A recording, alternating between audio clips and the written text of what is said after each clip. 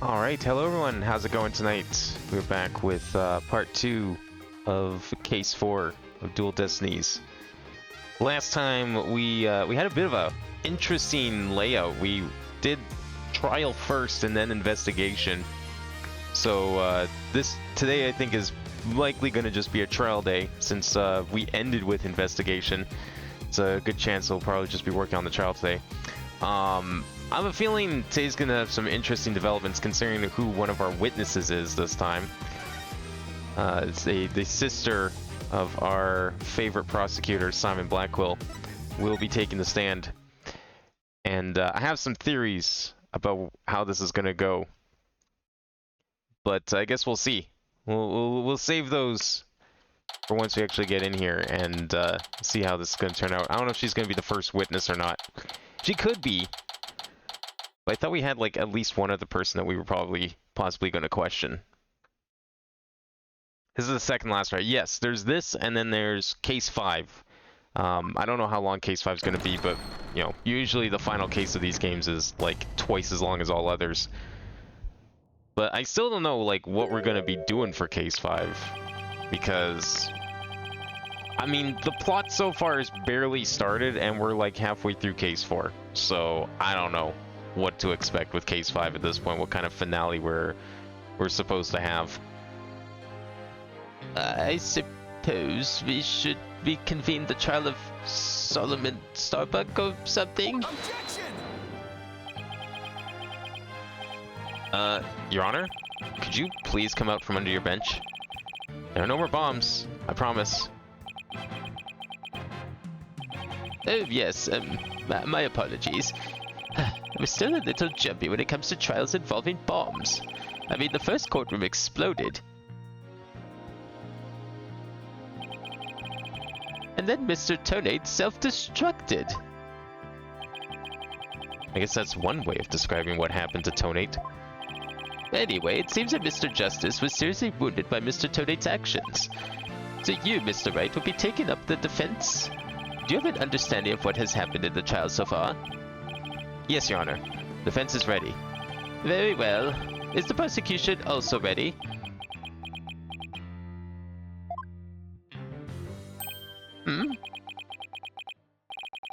I take it you'd like me to give the opening statement this time? Looks like the judge has become a pretty good mind reader. Well, he's certainly seen more than his fair share of colorful prosecutors. You could say he's something of a veteran of sorts. Let's see. In the previous part of this trial, we learned that the victim, Clay Terran, escaped from Launchpad 1 carrying the defendant, Solomon Starbuck. There were explosions on the second floor of the Space Center and on the rocket itself. The two astronauts used the Launchpad 1 corridor to reach the boarding lounge. And? How could the victim climb down the ladder if he was carrying the defendant? That was the mystery that needed to be solved. But Mr. Justice proved that the victim was killed in the boarding lounge. Prosecutor Blackwell, were you able to discover any new facts related to this point? Upon further investigation, we discovered an oxygen tank fragment in the lounge. Surprisingly, it would appear that Justice Dono's argument was correct. So that means the testimonies of the first two people on the scene are suspect. There were two people who claimed to be the first on the scene, but can we truly trust their statements? Let's see. The two people were Detective Candace Arm and Yuri Cosmos, right? You think that one of them might have given a false statement to the police? Yeah, it's certainly possible. Might have to do a little more digging. And just as our team was about to cross-examine Detective Arm, the courtroom bombing incident occurred, and the trial was put on hold. That accursed fellow. He killed my witness. He killed Detective Arm. Definitely put the kibosh on anyone asking her about what she saw. Exactly. In other words, the question of who killed the victim in the boarding lounge has once again become the main focus of this trial. It's obvious Prosecutor Blackwell still thinks it was Mr. Starbuck. Fulbright said that Blackwell has a thing against the astronaut. Nevertheless,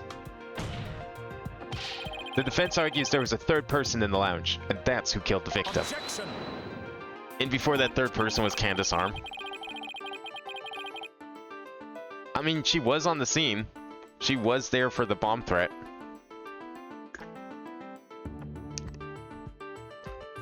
We would never be able to prove it, though, since she's dead. If only Maya was here. I know, right? Like, we could totally... You know what? Honestly, if Maya was here, it's probably a good thing she isn't, because if Maya was here, I'm sure she's, like, super experienced now. Half of these cases would be solved in, like, half a day. Because all we'd have to do is just get the victim up here, ask them who did it, and case solved. That's how we did 3-5. That would be every single case, so maybe it's a good thing she's not here. To make such a reckless claims in a courtroom takes a bold man. Or a stupid one. There was no third person in the boarding lounge. Or have you gone dotty already? Old man. Objection! Actually, that's true. Phoenix, I think, is older than Simon. Not by much, though. Isn't he, like... Where's Phoenix? He's 28. Phoenix is, like, what, 31? 32? It's not that much older. Can that just be every case in every single case? I mean, it could, but I would give Maya the benefit of the doubt in, like, the first 3 games, since she was still young and inexperienced when it came to spirit channeling. But I would imagine now she's probably, like, a master. So she would just have to walk into the courtroom, channel the victim, and then we would just, like, solve the crime instantly. There's no excuse for it anymore. We'll see who's the dotard after I trounce you with my years of experience, little boy. In any case, Mr. Starbuck claims he saw someone leaving the lounge. Furthermore, a Space Center employee also saw a suspicious figure at the scene. They saw a third person? I see my sister has been running her mouth. That's right. I almost forgot that Aura is Prosecutor Blackwell's sister. No matter. She didn't see this mystery person's face clearly. Therefore, there is no evidence to indicate that this person was not the defendant. I guess the possibility that the figure was Mr. Starbuck is still there. In brief, we need to determine if a third person was there or not. To this end, we should hear the testimony of one of the first people on the scene. What are the chances the third person is somehow Simon Blackwell? Like, I'm just throwing that out there right now, because we haven't, it's not something we've even considered. Is there a reason we haven't considered this as a possibility? Like, what if it was him? Going back there to take revenge on whoever wronged him like 7 years ago, or whatever.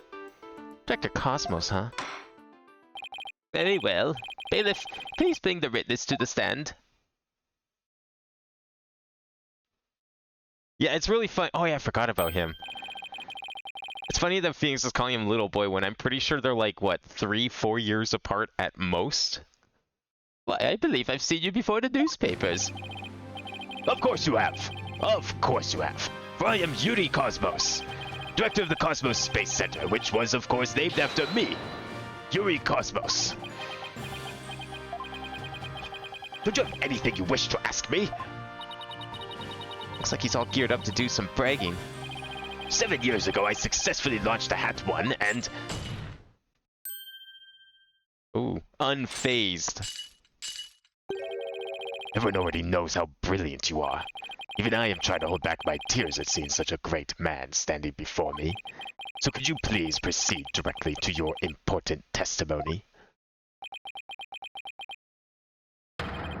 I see this fine young lad as a proper appreciation of greatness. Then allow me to begin my epochal testimony that would be recorded in the annals of history. That speech of Prosecutor Blackwell's just now sounded more like he was poking fun on that Director Cosmos. It's probably for the best that it sailed right over the director's head. Now then, Director Cosmos, the condensed version of your illustrious testimony, please. Let's get a t-shirt that says I'm only here for the Fulbright Blackwell Yowie. I don't know if we're going to get to see Fulbright today. We might. Depends if he like has something to do with if we want to delve more into the whole bombing thing, but I have a feeling we're probably not going to get to see him today. And FaZe are pissed off. Has Blackwell ever interrupted a witness before? That's strange. Nah, he does it all the time. He's interrupted plenty of witnesses, I'm pretty sure. Wants them to get to the point when they're blabbering off on God knows what. Detective Arm and I rushed towards the boarding lounge together. We went via the control room and peeked in from there to see what was going on inside. We saw a figure standing in the middle of the lounge and tearing light on the floor. Hate to say it, I can only imagine the standing figure must have been Starbuck. I see. So in your testimony you claim you arrived on the scene after the two had already escaped from the launch pad to the lounge, and just after the victim had been killed. Oh, the horror, the humanity! But what I said is what I saw, and what I saw is what I said. Courageous action had taken the face of such terrified explosions, would you say? To save my men, I went personally into the epicenter of danger, risking my own life for theirs. Well, what do you know? Sounds like the director really cares about his men. Yeah. Although it sounds more like he was scared and just had a peek from far away. Is the defense ready to cross-examine the witness? Yes, Your Honor. Director Cosmos' testimony is pretty vague. I'm gonna have to press him and draw out more information before I do anything else.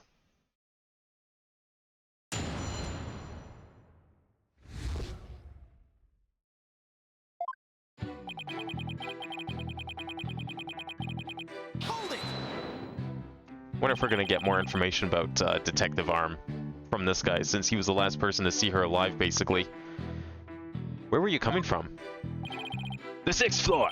We were making sure any stragglers made their way to the 4th floor. It was then we heard about Starbuck and Terran, and hurried to the 3rd floor lounge. On my galactic scooter here, of course. Why do you keep calling it galactic? Does it have something to do with space? Of course! It's specifically designed to be used on galactic battleships. I see. Then I take it works in 0G too? Sadly, no. With the current safe technology as it is, I'm afraid it would just float around and be galactically useless. Well, that's a galactic bummer. I see. So you rushed to the boarding lounge on your space-age pogo stick. Okay. And when you got to the scene, what did you see?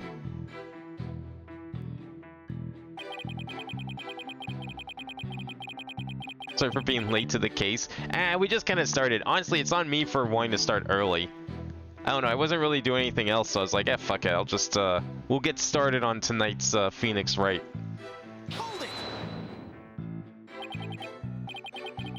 You went to the beach, and you fucked up your knee. Oh, jeez. Sunburned your feet, fucked up your knee. Sounds like an amazing time. Almost sounds worse than the time I almost drowned at the beach. That was cool. Got pulled out to sea once. That was the last time I ever went to the beach. Let's see. According to this diagram,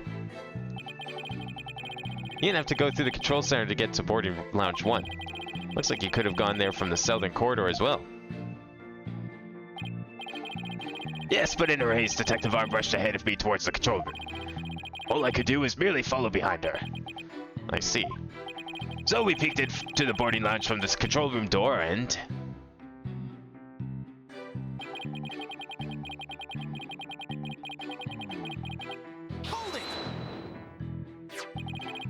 So you couldn't see who that figure was clearly or what they were doing. Sadly, the only thing I could tell was that it was a person, standing motionless. The defendant, no doubt, staring aghast at his deed. What other explanation is there? So close, but without evidence, I can't prove that person's the third party. I don't relish in this, and...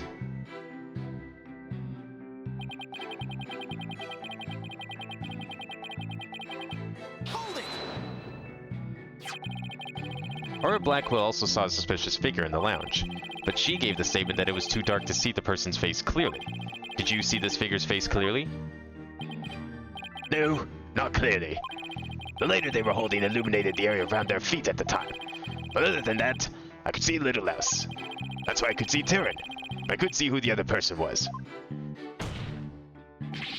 So for all you know, it might not have been Mr. Starbuck. Isn't that correct? I would like to believe that. Starbuck isn't the type of man who's capable of murder. Objection!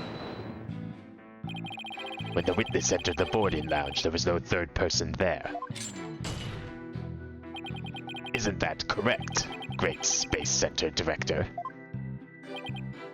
Seems like a leading question, but alright. Yes, that's right. Only Starbuck and Terran were there by that time. After we peeked in, the lounge suddenly went dark and the figure vanished. So wait, it wasn't dark? Wait, hang on. You could only see because of the lighter lighting up Terran's face on the ground. But then you said that it only just turned dark after when you were about to leave? You mean they disappeared? That's odd. Objection.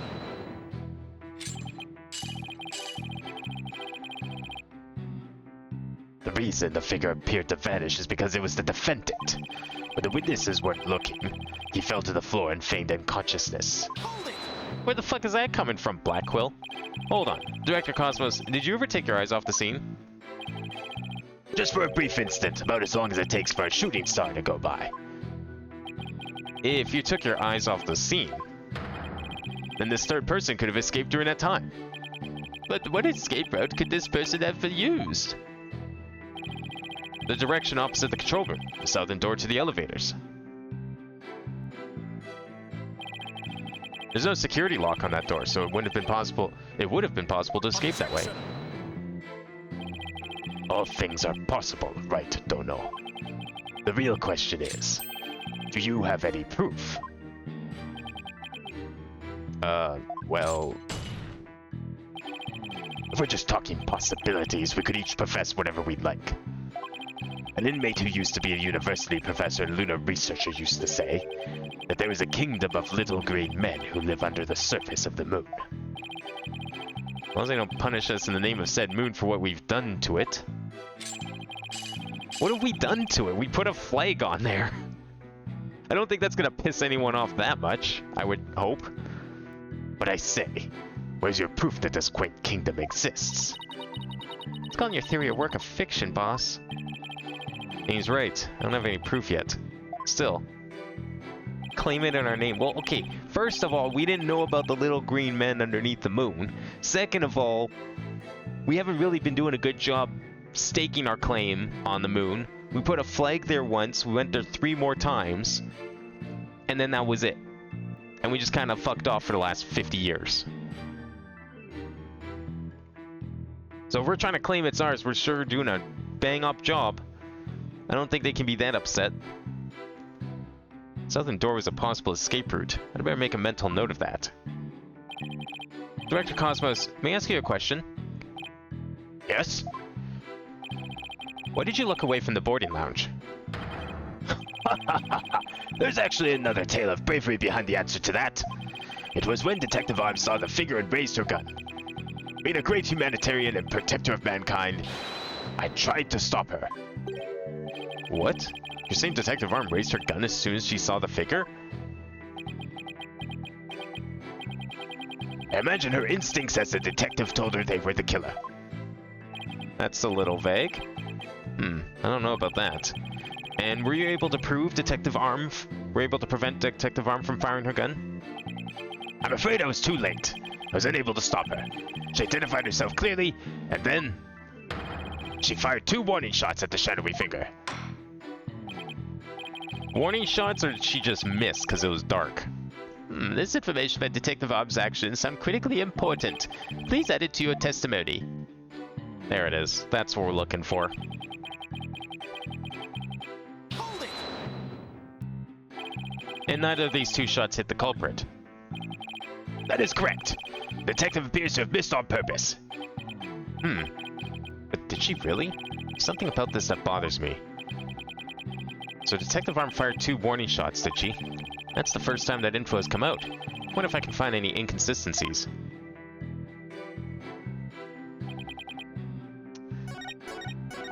Alright, that's what we're looking for here. So we do have evidence of bullets being present at the scene. There's the bullet hole, and then there's the bullet. But we only ever found evidence of one being fired, right? So where's the second bullet? Objection. Oh, maybe I need to do the hole, because the hole is evidence that it was fired.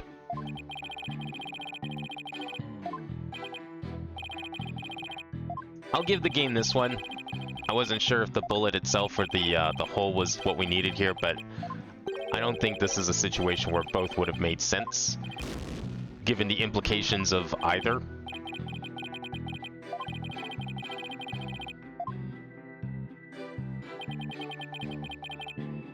So we'll go with the hole. It's got to be the hole. Objection! Are you sure you were really paying attention to what Detective Arm was doing? You doubt my words? Words that will someday be written down in the history books? Somehow, I don't think that those exact words will ever be written down in any history books. Mr. Wright, could you please explain yourself so that we can all understand? You say Detective Arm fired 2 warning shots, and yet only 1 bullet hole was ever found at the scene. What? Only 1 bullet hole means the gun was only fired once. And yet Director Cosmos is saying Detective Arm fired 2 shots. No editor would allow such a glaring contradiction into a history book. Objection! Unfortunately for you, the witness's words are true. We confirmed that 2 shots were fired from Detective Arm's gun. Objection! So where's the second shot? But there was only 1 bullet hole at the scene. Where did the other bullet hole vanish to? I mean, it doesn't necessarily have to make a hole. Maybe it'd be a little implausible, but I could think of a couple places where a hole might not be found in a room. You should know the answer to that already. I should? During the previous trial, a certain oxygen tank was presented as evidence. We've already discussed that it was ruptured in the lounge, have we not? Well, it appears that the thing that ruptured it was a bullet. A bullet that was found near the tank, to be precise. This bullet was fired from a .38 caliber gun.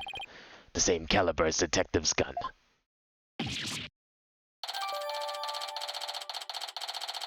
Okay, so she shot the oxygen tank then.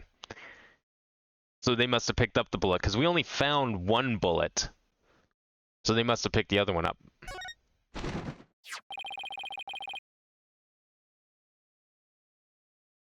The rifling marks also match up. What info do we got so far? Okay, so I don't remember how much. If you were here for last stream, I don't know how much you would have seen of last stream. We started with. We were already kind of working on this trial a little bit. Like what was interesting about this case is that we started with the trial portion of day 1, and Apollo was in charge, and we were working on figuring out who killed Clay Terran. Didn't have a lot of information to go on at the time, so it ended up we had to suspend the trial for another day of investigation. We went back to Space Center. We did more investigating of the main room. We got evidence of a bullet being fired and hitting a holographic screen. We got a witness statement saying that they were working outside and they saw, like, on a ladder, and they saw into the window and saw a shadowy figure with a lighter that had the picture of the Earth on it, standing over the victim. We also know that the defendant who carried out the victim from the explosion, because apparently there was a bomb threat that someone made a promise on, and they blew up the rocket ship. So the defendant and the victim both walked out, the victim carrying the defendant, hence why the defendant became the defendant. They walked into the lounge where somehow, we still don't know exactly sure, but somehow this person was killed. Well, we know how they died physically. It was, stabbing. Stabbing was the cause of death, but we don't know exactly the events leading up to that stabbing, because both of them were alive and well as someone can be coming from an explosion, coming into the lounge. Power goes out. Victim is now dead. They assumed the defendant because, according to security footage and everything, last person to see the defendant alive was, or the victim alive was, the defendant. But now we're starting to see that there might be more to this. I mean, with the detective firing a gun and a possible third party, according to one of the witnesses that we have yet to question in court yet, there's a chance that someone else might be involved in this case. But we need to try and figure out everything. There's no question that the bullet was fired from Detective Arm's gun. Bullet found near the victim's oxygen tank was fired from a .38 caliber handgun. Rifling marks. They're like a gun's fingerprints on a bullet, correct? And examining the rifling marks on a bullet can tell us the gun it was fired from? One of the bullets the detective fired found its way to the holographic image display. The other bullet came to a stop near the victim's oxygen tank. The evidence confirms the director's statement that the detective fired 2 shots. My beautiful contradiction. Gone. All gone. So the bullet hole was fired from a .38 caliber, huh? I'd better update the record.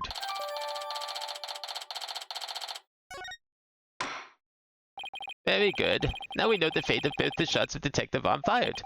Mr. Wright, does that clear up all of your questions? Detective Arm fired 2 warning shots. One hit the holographic display and the other hit the oxygen tank. Does that really clear up everything about what happened at the scene? Well, it certainly makes sense, except where did this gun come from then?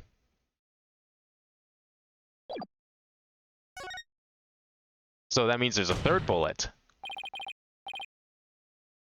No, Your Honor, it doesn't. Detective Arm fired 2 warning shots from a .38 caliber gun. But that doesn't explain the existence of a certain piece of evidence found at the scene. A piece that points to the existence of a third person. Oh? Very well, but it won't do to keep us waiting, Mr. Wright. What piece of evidence suggests the possibility of a third person at the scene? Take that! And what is this metal pellet supposed to be? Just a little something of great importance we found at the crime scene, Your Honor. You found it where? In a floor gutter at the crime scene. It looks like the police and prosecution both missed it. Furthermore, this is a .1 caliber bullet, making it much smaller than one of Detective Arm's .38 calibers. And that means... Exactly. One more person must have been there in the lounge. A third person who had a gun that could fire .10 caliber bullets. Don't tell me this guy has a gun that fires .10 caliber bullets. And if that's true, it explains why Detective Arm fired warning shots. This third person fired at Detective Arm and Director Cosmos with their gun. And in return, the detective fired her warning shots. Isn't that how it really went down, Director Cosmos? It looks like you've deduced my miraculous tale of survival. Yes, you're absolutely correct. The mystery person fired upon us. What's this now?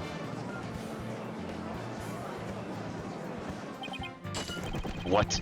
You never breathed a word of any of this to me before. Well, all great men have a secret or two, don't you know? Foolish old geezer. So Director Cosmos really has been hiding the presence of a third person all along. Director Cosmos, I want you to testify to the court about what you really saw. You may be a very great man, but in my courtroom you're just another witness. You won't receive special treatment here. Now, please give accurate testimony.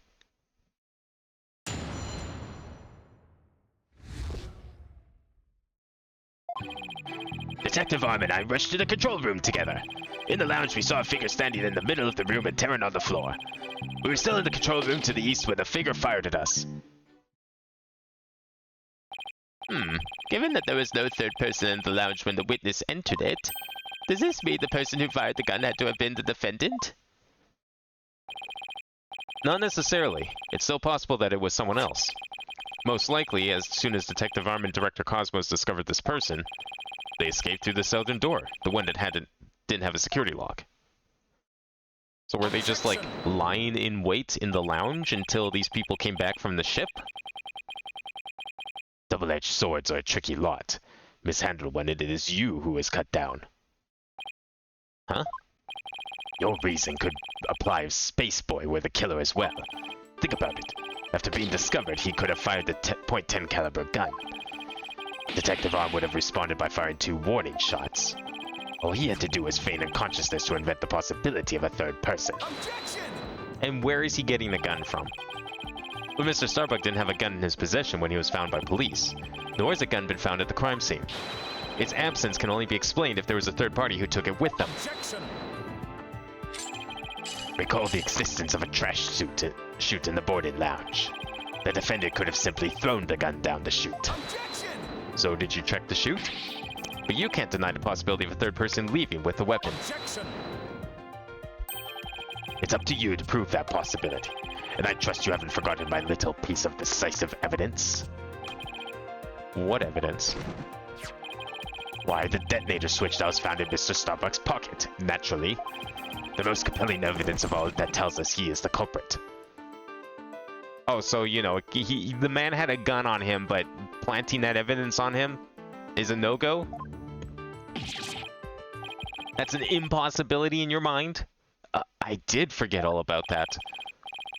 Look, your baldness. How deliciously obvious it is that they lack the evidence to rival mine. Wow, he sliced our third-person theory to ribbons and served it to us just like that. Yes, well, I have a question of my own, actually. That bullet that the mysterious figure shot, what did it hit exactly? It hit me. So that means you're a ghost? I was wondering when you would realize it, your baldness. Director Cosmos is an authentic bona fide ghost. He can even pass through walls.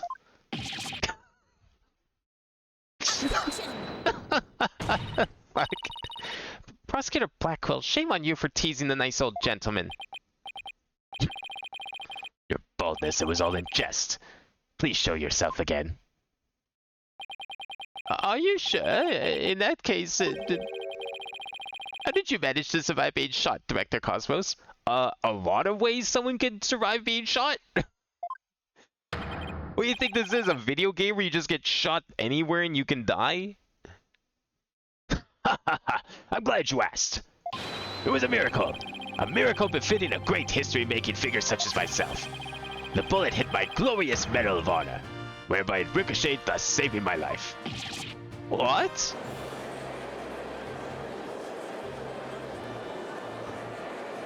Yeah, sure. Understandable. That's unbelievable. I have to check this out. Oh, wow. Look at that. There's one extra Yaxa star. That's a little astronomical. I guess it really was a miracle. It's beginning to really feel like the Cosmos is watching out for Director Cosmos. But why did you conceal this information, Director Cosmos? A great man such as myself has to hide things on occasion, no matter how much it hurts. It is the plight of the truly great. It may be hard for this generation to understand. I don't know, but it sounds fishy to me. What else is he hiding? Let's just cross-examine him and see what we can find out. Now then, Mr. Wright, your cross-examination, please.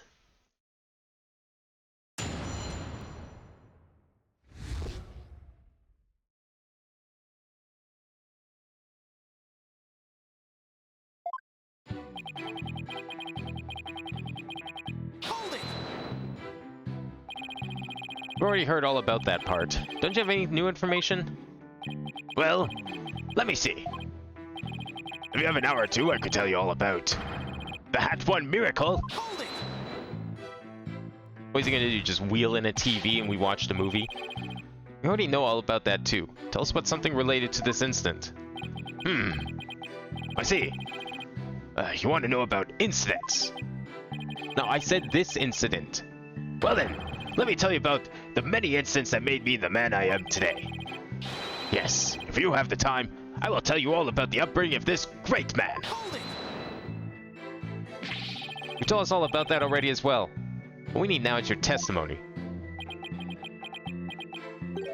Did I really only tell you already about my upbringing? I don't recall doing so. Director Cosmos, perhaps you could save your boastful tales for later. If I must. Well, we peeked through the door in the control room and...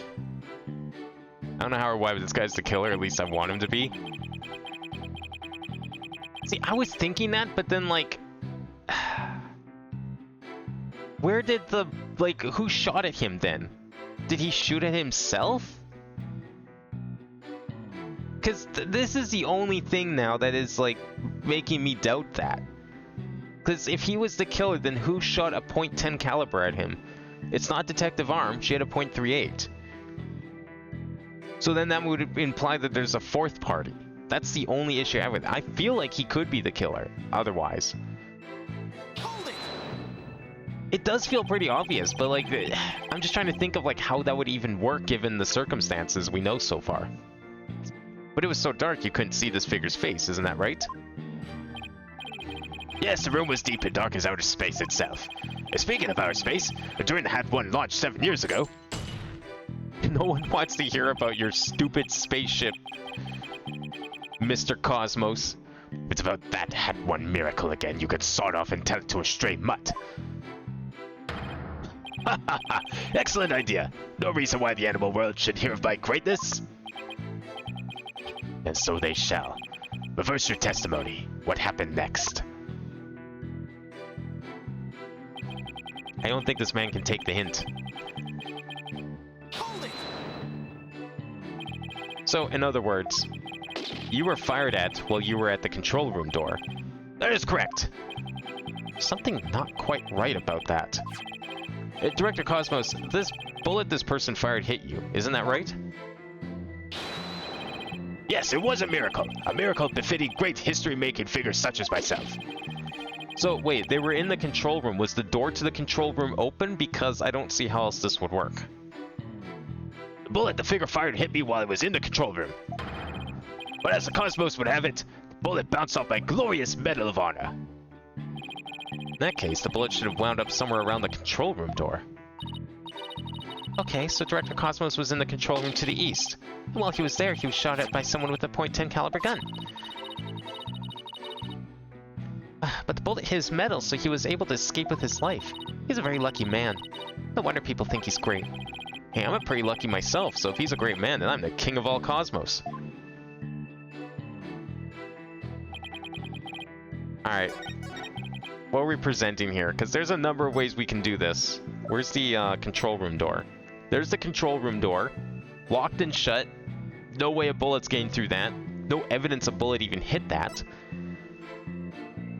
South wall of the boarding lounge is fired from a .10 caliber handgun.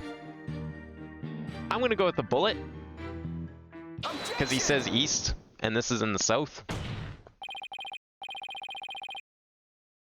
Well, he claims it was this bullet, but yeah, I don't see either it wasn't this bullet, or he wasn't where he said he was. One of those two things is incorrect here, because they both can't be correct. Director Cosmos, I believe you're telling this great court a glorious lie. A great man like me tell a lie? Have you ever heard such a thing in all of history? Yes. My accusation is based on the positions of the people who were in the lounge. According to your testimony, you and Detective Arm were near the control room door, and the mystery figure was standing in the middle of the boarding lounge. If, as you say, the figure fired a gun at you from this position, then the bullet would have traveled in this direction. However, we found the .10 caliber bullet here. Oh. This trajectory and where the bullet was actually found contradict one another. Director Cosmos, where were you when you were being shot at? Well then, maybe he is the killer after all. But then who had the gun? Ladies and gentlemen, I present to you the human merry-go-round. Objection. Don't tell me you've forgotten already. Didn't the witness himself just tell you the bullet hit his metal? Of this, there is no mistake. Objection. Right, so that means he wasn't in the control room then. But in that case, the bullet should have been found near the east side of the room. Are you trying to say that you can explain this inconsistency? Of course. I didn't think so. What? Oh, great Director Cosmos. Yes? Is there something you'd like me to expand upon? You were in fact not in the control room to the east, were you? You were looking into the lounge from the door to the south. Is that not right? Well, that makes the bullet position a little more believable. What are you getting at?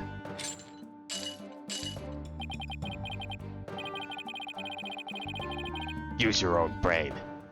Your head must have some other use other than housing that bird's nest. Bird's nest? Why does everyone pick on my hair? Dr. Cosmos and the detective witnessed the scene from the southern door. The killer fired at them there, and that is why the bullet was found in the south. That makes some sense, actually. Also, the witness being at the southern door is rather favorable for the prosecution. Huh? I've got a bad feeling about this. How about it, Director? If you don't tell the truth this time. Here we go. Yikes! His handcuffs! You will become but rust upon my sword. I relish the chance to cut down a great man. All right, I'll tell the truth. Just put your sword away. You are correct. I, the great Yuri Cosmos, was looking into the room from the southern door. Why would you lie about this? What purpose does this serve? That's the complete opposite of all the testimonies given so far. And now you have lost your possibility that a third person was in the room. I have? How? Joke's on you, that means there's actually 4 people in the room. Checkmate. Director and the detective were near the southern door. Meaning the killer could have escaped through there. Because the killer was one of those 2 people. The western door required print recognition. The corridor beyond was filled with smoke. The only escape route left was the eastern control room door. And the only way to get through there was with Director Cosmos' fingerprints. So he must have done it then, right? If the only means of escape was that door, that's making it a lot more likely he did it. But again, how did he get shot with a second gun? Who had the second gun then and shot at him? Did he shoot it himself? Someone wrestled it out of his hands and shot at him? In short, there would be no escape for any third person had there been one.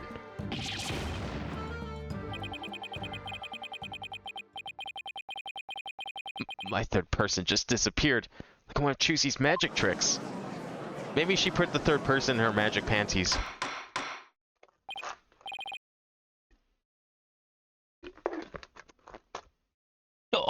Order in the court. Director Cosmos, why did you tell such an outrageous lie? You were covering for the defendant. Isn't that right?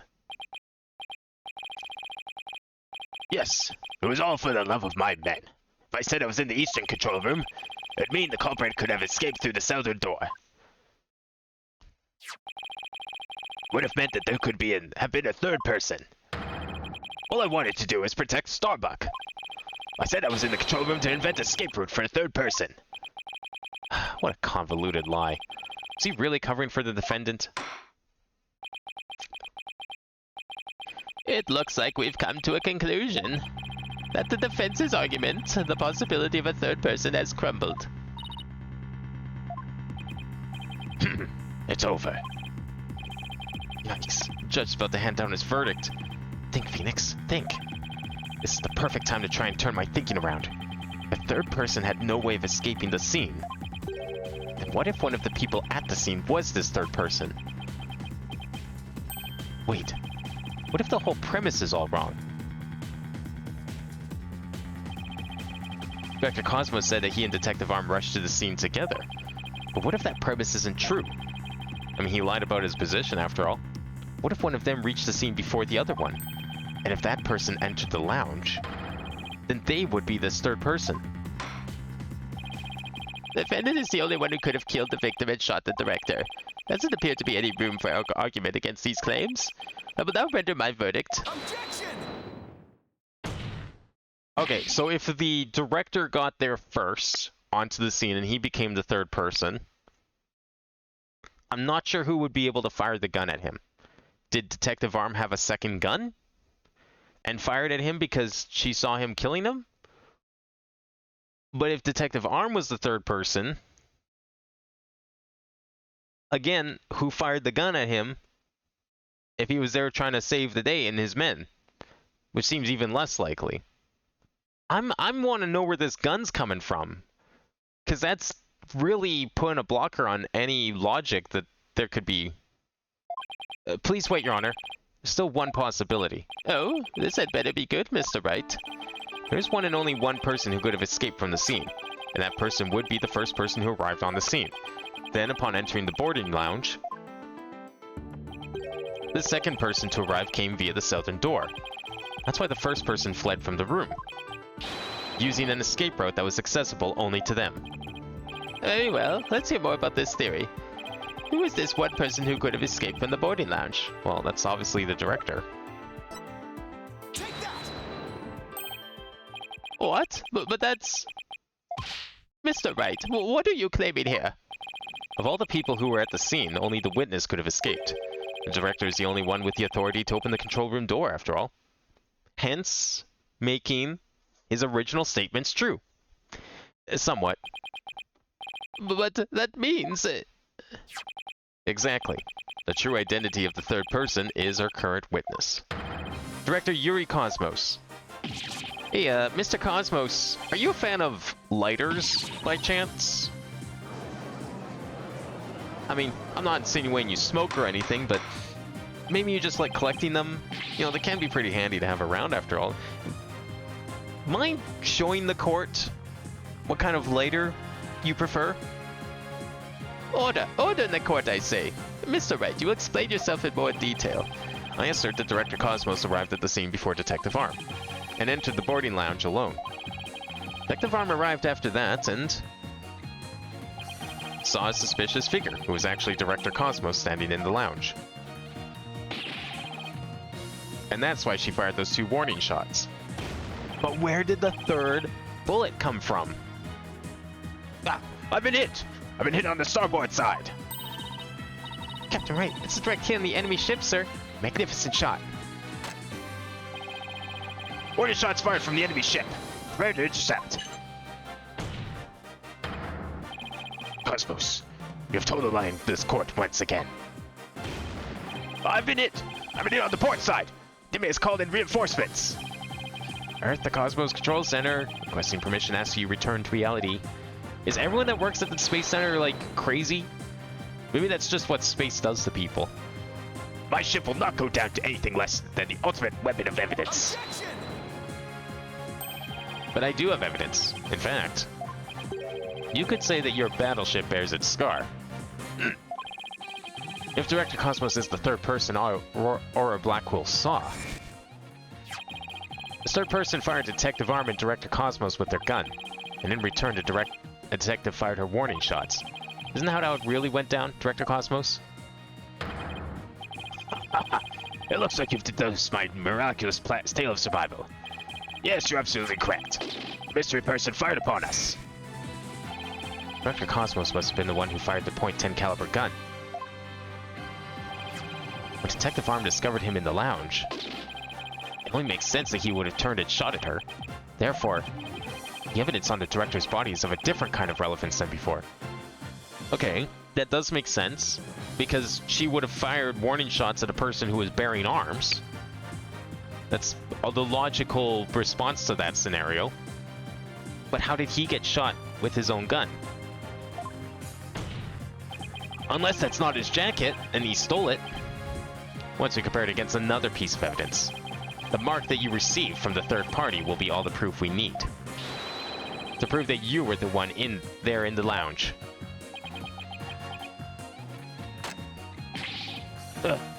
Brace for further impact. Comparison against this piece of evidence will prove that you were the one in the lounge. Okay.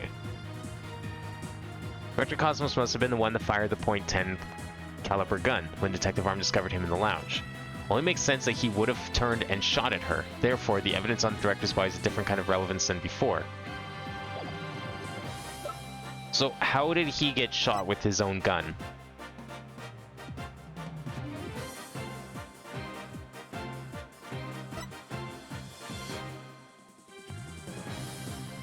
Are we bringing out the statement? Do we want him to pull out his lighter? I wasn't being serious before, but I'm wondering if that's actually what we want to do here.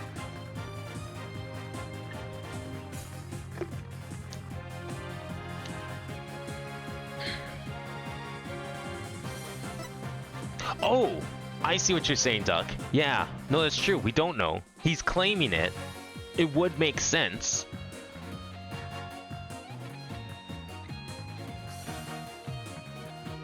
What if we compare it to this bullet?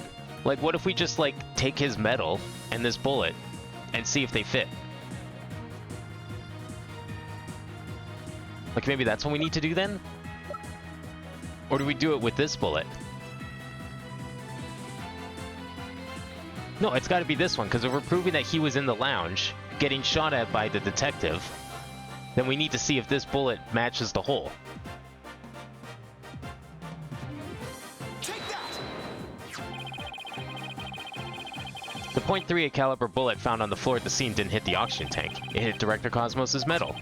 If we have that ricochet mark on the medal analyzed, I'm sure the caliber will match up.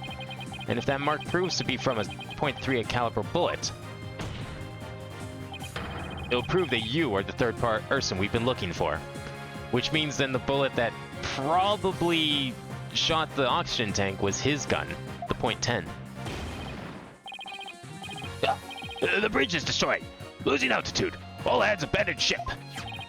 That's true, then what about the bullet that hit the oxygen tank? It was the .10 caliber bullet. In other words, it was the bullet fired by Yuri Cosmos. Isn't that right, Director? You've got it all wrong. What? The engines have started again. It's a miracle. I'm not going down yet. Witness, stop this at once and confess the truth. If you don't want the history books to say that a great man was a great liar, Then accept your fate and tell the truth. Are you giving me orders? Me? The great director of the Cosmos Space Center? The Cosmos revolves around me! if the cosmos revolves around you, why are you the one spinning? Someone get me off of this thing!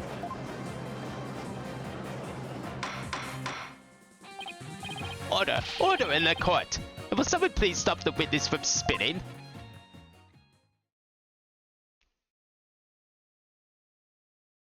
Yeah, he's not looking too hot. Thank goodness we were able to stop him from spinning off the face of this earth.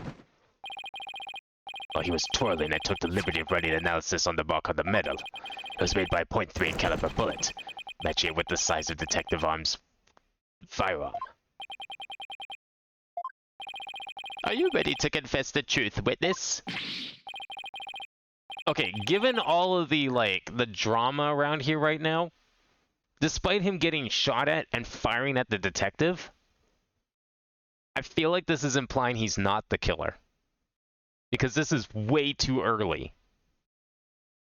No, you've got it all wrong. It's just a misunderstanding. Is he going to start piling on more lies? Looks like it. No matter how many lies he tells, I'll just expose them one by one. I'll make that big liar tell the truth. Actually, might start chapter 5. Is this like... Oh, wow. Are we... Is this short? How short is this? Usually day 2 is like pretty lengthy. I mean, I know we're not doing an investigation, because we did that last time, but... this one.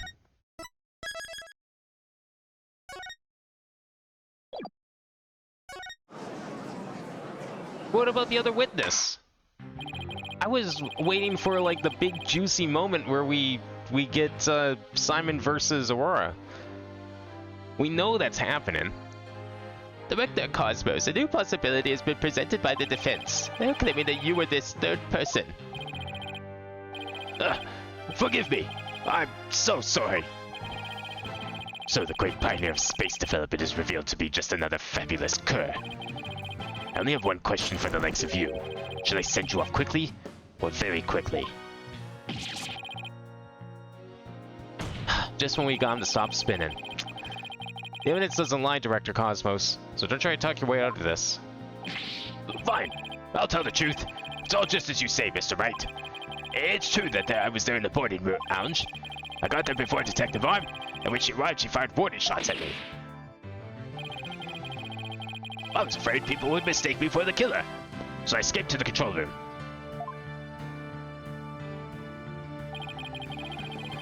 I then went past the elevators and all the way around to the boarding lounge one again. Oh, I see. Because the room was dark, he was hoping that she didn't know who she was shooting at. So he just, like, ran through the control room, back around, and then hoped no one would notice. I came up behind Detective Arm and pretended to be the second on the scene. What a troublesome old man you are with such convoluted deeds and thoughts. I see. So then, are you still insisting that you did not kill the victim? Oh, of course I am. When I arrived at the lounge alone, I saw the true killer. The great Yuri Cosmos was a history-making witness. Hold it! Now hold on just one moment. We just proved a few minutes ago that the third person that Mr. Starbuck and Miss Aura Blackwell saw was you. No, it wasn't me. I saw the person as well. If I were the killer, I would have lied to cover for Starbuck. I would just leave him to take the fall. Actually, that's a really good point. Because we know so far that the killer probably tried to frame this guy. So yeah, why wouldn't he just leave and let him take the fall? That is an excellent point. All I wanted to do was protect Starbuck, as I was in the control room to invent an escape route for the third person. Well, it makes some sense if he told these lies to cover for Mr. Starbuck. Still, a lie's a lie, Athena. So Director Cosmos claims he's not the culprit. But where's the proof? Ah, I just remembered. I have an alibi. Miss Blackwell said that she saw the killer at 10 a.m., correct? Yes, and? Well, I was on the 4th floor helping the evacuation effort. Ask any member of the staff you'd like. They'll corroborate me. The director's not fibbing to the court for once. I confirm that he has an alibi for the time specified. One more trial section for Chapter 4, but the end is super juicy and want to finish at least that far. Yeah, I was planning to finish Chapter 4 for sure. I just didn't think that the rest of Chapter 4 was this short. Like, last week's stream already was going on pretty long, so I'm glad I stopped when I did. But I kind of thought we had a little more case left. But I mean, hey, you know, if this ends up being really short, then yeah, sure, we can start Chapter 5. Worst case scenario, next week we do like half of Chapter 5 and start Game 6. I confirm that he has an alibi for the time specified. So, you're claiming that Miss Blackwell saw the killer commit the crime first at 10 a.m. And that you arrived at the lounge after that? Yes, but I believe the person I saw is the same person that Miss Blackwell saw. Although, it was pitch black, so it's more of a shadowy figure and less of a person. I couldn't actually see their face, but it was definitely the silhouette of an Earthling. Well, I'm glad we got that covered. That really narrows it down to about 8 billion people. So, good job, Mr. Cosmos. As long as he has an alibi, we can't very well claim Director Cosmos was the killer. No, we can't. Then again, maybe we don't need to yet. Wonder if he was really covering for Mr. Starbuck. Your Honor, the defense moves to have the director testify about the person he saw. Very well. Director Cosmos, your testimony, please. Deltarune tomorrow? Hell yeah. We're gonna finish Chapter 4 tomorrow. Hopefully. Unless it ends up being like another 8 hours. Nah, will probably just be a two-parter chapter, for sure. As I tried to enter the lounge, the true killer inside fired a gun at me. I had to avoid getting shot. But when I tried to get another look, they vanished into thin air. Alright, how much you want to bet the person escaped down the trash chute? Like, no one's even considered that possibility. They literally vented. They killed the guy and vented into the trash chute. How is this not possible? That thing looked pretty big. I think a person could fit down there. It might be dangerous, sure, but you just killed a man. What do you have to lose? I was near the elevator side door, and, well, the launch pad 1 door. And the control room door should have been shut tight to the killer. It should have been? Are we implying there's a reason it might not have been? So you were shot by the killer as well, and then they disappeared? Yes, though luckily no harm came to my glorious body. Unfortunately, the bullet hit Terran's oxygen tank. I know because I heard a pang. That must be the sound of the tank being ruptured. Wait. Is he claiming the killer?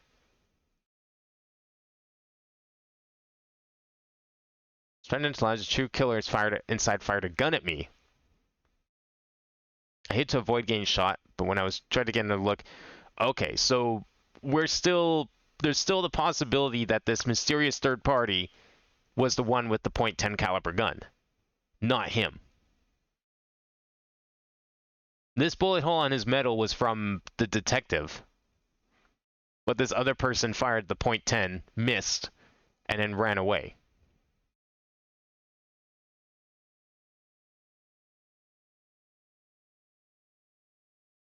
Okay. But that was the bullet that hit... Wait, okay. No, I guess that makes sense. Okay, so the detective fired 2 shots. One at at Mr. Cosmos. It hit his medal. The other one hit the holographic monitor. Which side of the room was the monitor on? Because I find that hard to believe. Didn't we have, like, a map of the room? Oh, it was in here, right? No, that's just this map. Where was the monitor? Was the monitor back here? Because I thought the monitor was on this side, near the elevators. Because we found the bullet hole, like, on the left side of the monitor. And I'm pretty sure it was over here. So how did the detective fire a gun, miss, and hit this, fire another gun, and hit him? How did that first bullet or second bullet, whichever one did, how did it hit the monitor if it was over here? That's what I'm trying to figure out now. Because, like, okay, so the .10 caliber hit the oxygen tank, bounced off, and ended up here. Fine. So far, there's nothing saying that it's not possible. But then if the detective was down here at the south entrance, while he was in the room over here somewhere, how did it... I'm pretty sure the monitor's on this side. It's on the east wall. It's not up here. Because if I remember the room layout correctly, there was, like, pods and stuff out here, right? Something's off with the bullets here. They're making this sound confusing on purpose to mess with you, but I'm seeing through it. Wait, but I thought the bullet hit his medal. That was Detective Arm's bullet, remember? Right. What a mess this is turning into. Alright, so let's see. Director Cosmos is claiming that when he found Mr. Terran and his killer, the culprit shot a .10 caliber bullet at him. Right, but it actually hit Mr. Terran's oxygen tank and ruptured it. And then the killer disappeared, and then the director went to the boarding lounge when Detective Arm caught up and fired those warning shots at him. Judging by his medal, it looks like one of them almost took him out, too. Good summary, but that doesn't explain where our mystery killer went.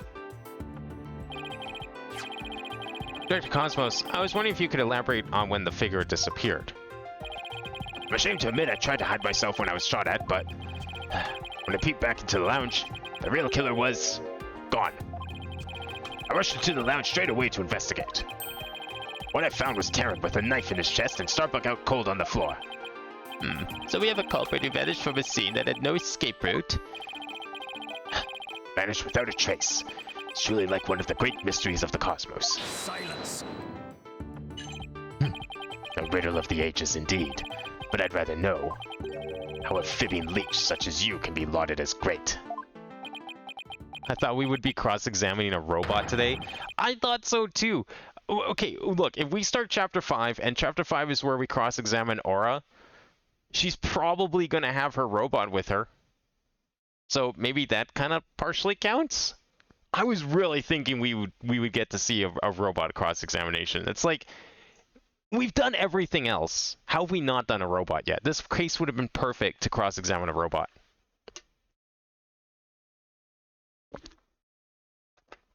Off the metal into the tank? I guess it could have ricocheted like that, but then what about the second bullet? Where did Detective Arm's second bullet go? Because she fired 2 shots. The gun proves that she fired 2 shots.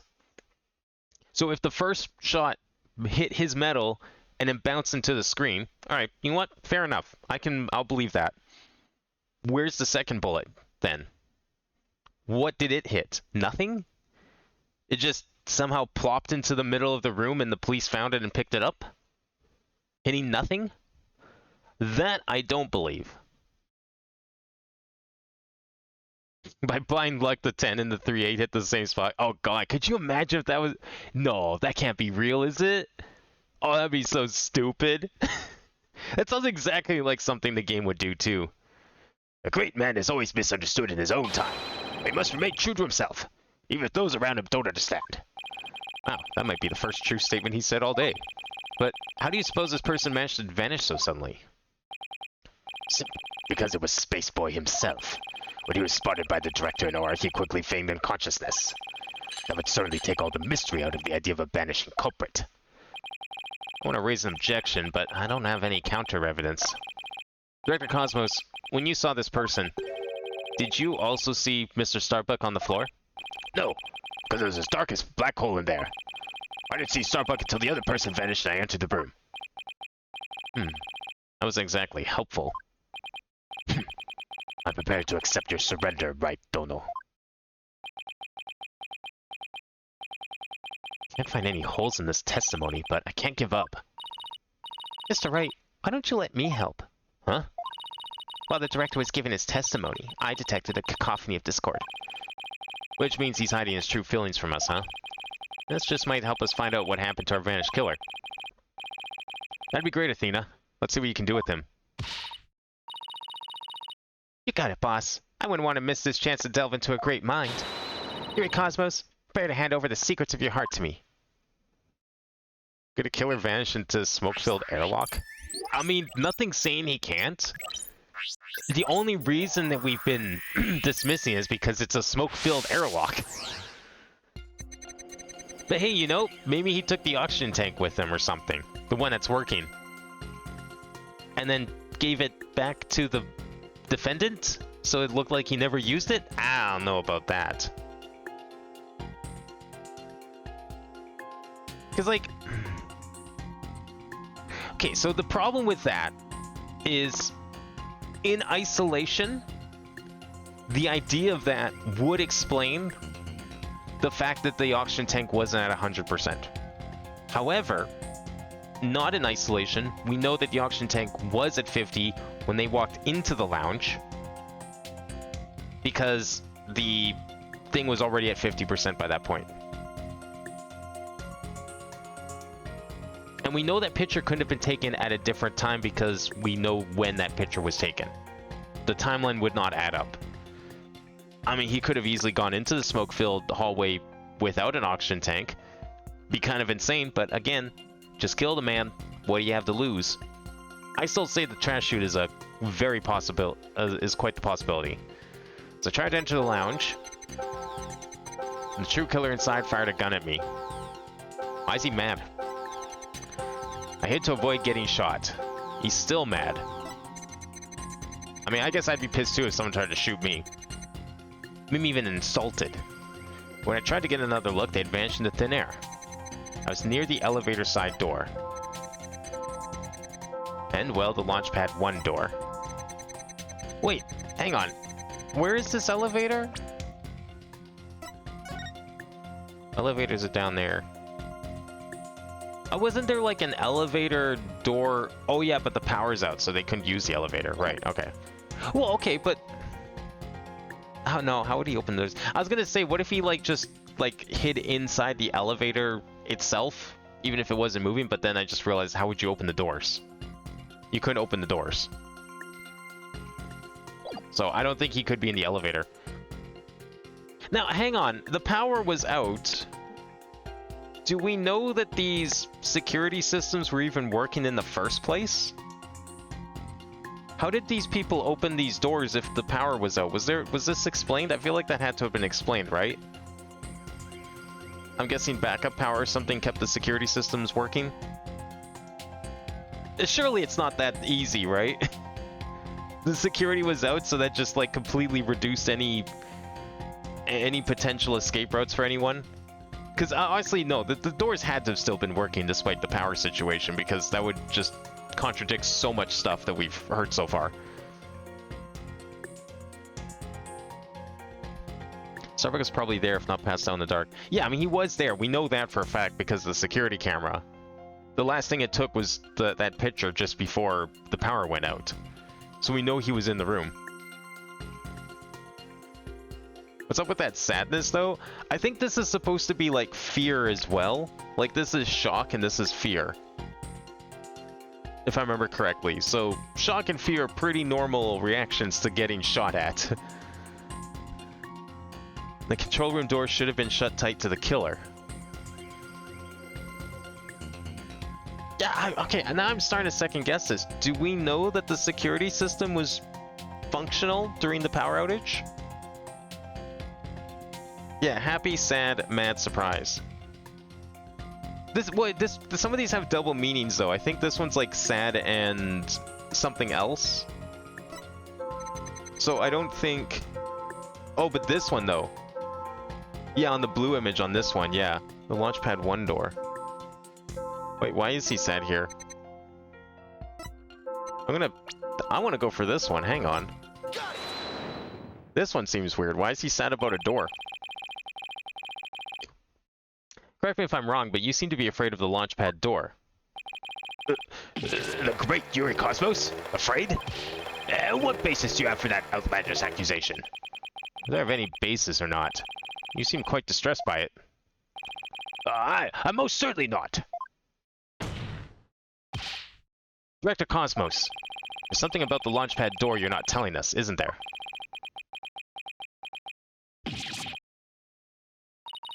Wow, he's speechless. Looks like you hit the nail on the head, boss. It's working, boss. One more punch and it'll be a knockout. Seems to be one more emotion that's at odds with his testimony. Go get him. Alright, back to the Matrix it is. Time to pinpoint our way to victory. Any new information here? Had to avoid getting shot. Try to get another look. They had vanished into thin air. I was near the elevator side door. Launchpad 1 door. And the control room door should have been shut tight to the killer.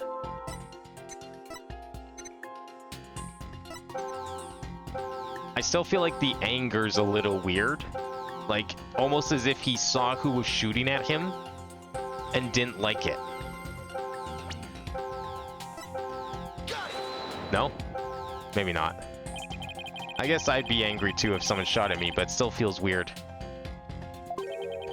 Yeah. Are these always so obvious? Because it's a new feature. I mean, again, the puzzles in this one definitely not as hard as the previous games. Definitely a little more handholdy.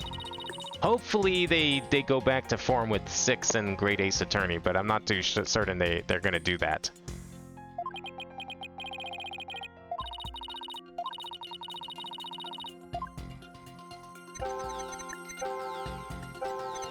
Okay, then it's got to be one of these, like, lack of emotions.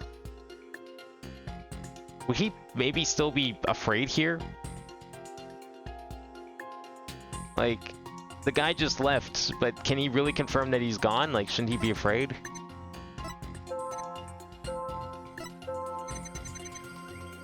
And the controller door should have been shut tight to the killer.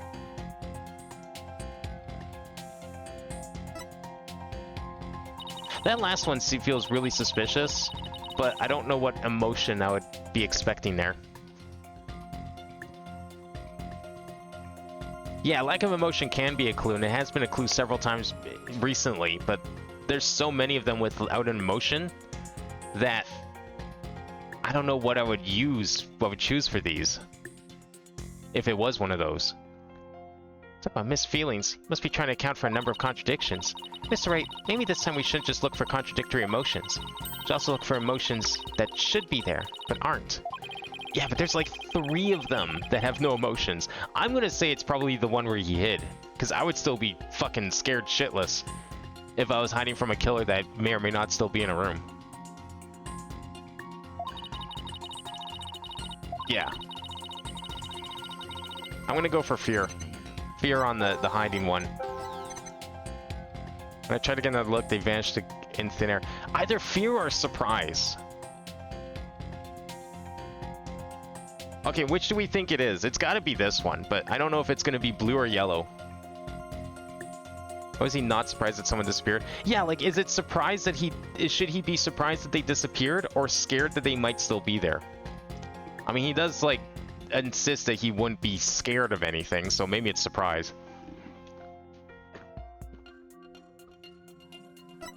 I guess we'll go with that one. Mm-hmm.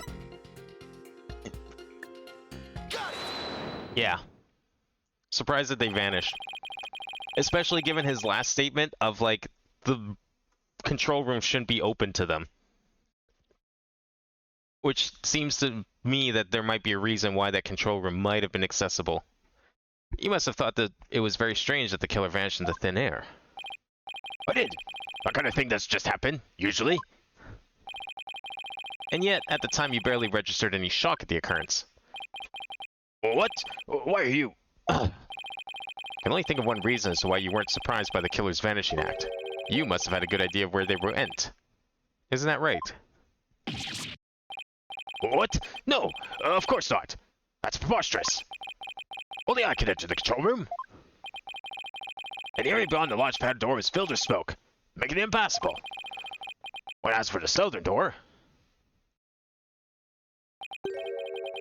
I was standing right there. So there was nowhere for the killer to run to. Maybe, or maybe not. You went into the room to check on Mr. Starbuck and Mr. Terran, yes? What if the culprit took that opportunity to silently slip out through the southern door? I highly doubt it. As you recall, right after I entered the lounge, Detective Arm came rushing towards it herself via the southern hallway. Anyone trying to escape through there would have been caught by her. And yet the director wasn't surprised the killer vanished. So you're absolutely certain there was no escape route for the culprit to use? I'll just input those two pieces of data and... Yes, just what I wanted to see. Rest of Chango, less Discord. Looks like we're on the right track. Thanks, Athena. Now to make sense of what we've learned. I'm telling you, it's gotta be the trash chute. Like, we haven't even considered the trash chute as a possibility, and it's sitting right there. It's huge. Director Cosmos wasn't surprised that the culprit suddenly vanished from the lounge, which points to the possibility that he knew where the killer had escaped to. Furthermore, talking about the door to the launch pad made him uneasy. In other words, he's probably hiding something about the launch pad 1 door. But that door should have been locked, like, unless it was still open. Did the door shut behind them when they came out of the hallway? How do we know it's shut? I mean, I guess we're just assuming that the security systems were functional despite the power outage. Which, okay, fair enough. That kind of makes sense to me. But then why was he scared of it? Does that mean that the killer might have had access to that hallway somehow? We put these two pieces together, only one solution to this puzzle comes to mind. Director Cosmos, did the real killer escape through here? Well, the trash chute is not a possibility at the moment, so I'm gonna go with the door. Hopper went through the Launchpad 1 door to escape, didn't they? Yes. I mean, no. Disaster starboard. We're going to crash into an asteroid. Master Tactician, you are not. That area beyond the door is filled with smoke, wasn't it? So did they take, like, the oxygen tank with them? I guess, yeah, if this all happened after the fact. Did they not find... Well, no. Wait. Yeah, no, they must have taken the oxygen tank. But we found the oxygen tank, or, like, the police found the oxygen tank in the lounge. So, either A, they didn't take the oxygen tank and went into a smoke-filled hallway, like an idiot, or they took it, went there for a bit, and then came back and put the oxygen tank back. But but it was part of the spacesuit, which means that the killer might have already been wearing a spacesuit. That can't be it either, because that would mean Starbuck is the killer. True, but this is still the only logical answer there is. And if we could just figure out what the director's hiding about Launchpad 1 door, we should be able to iron out the logical inconsistencies. But that door requires fingerprint recognition. Only Starbuck, Terran, and I have access. I don't see how the killer could have opened that security lock. Do you? That's an easy one. The killer was right there in the boarding lounge, meaning there's a way he could have easily gone past that security lock. Yeah, just drag your victim over to the thing, slap their hand on it, and in they go, right? Come to think of it, we did examine the prints on the fingerprint recognition device. I propose that the killer used this person's fingerprints to get past the security lock. Who had their glove off? Well, it's probably Clay, right? Or was it Starboard? Starbuck. We don't have... Yeah, we do have Clay. Did we... No, we didn't ever find out whose prints those were. The victim had their glove removed. And that was their right hand, but that was by the police. So I don't think we need to assume that. That would be kind of stupid. Probably Clay as they were dead, yeah. Okay, so where was Starbuck during this? Oh yeah, he was unconscious, right? I'm guessing if you dragged an unconscious person over to a fingerprint panel to use them, they might notice that. They might wake them up. But if you drag a dead person over, then, you know, you can get through scot-free. I'm thinking it's Clay as well. It's one of those two. It's a 50-50, but, like, it seems more logical to use your victim, since you'd be closer to their body than this guy, who's, like, knocked out on the floor. Take that! No? That person's fingerprints were not found on the device. Sounded so sure only to produce this nonsense. What were you thinking? Well, I was thinking my crow could use a trim. I'm actually shocked it wasn't the victims. That's enough. For your cancer to be gotten on your own time, Mr. Wright. I like how we never actually meet Clay. He gets all hyped up all game and then kicks it before we can get a word out of him. Yeah. Like, I thought we were going to get to meet him, so I figured this would have been the case where he died. However, I figured we would get to see how he died. But we don't. We just get thrown straight into his murder trial. And then we just never see him.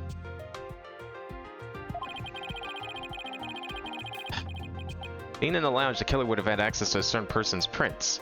Yeah, he would have had access to both of their prints, no?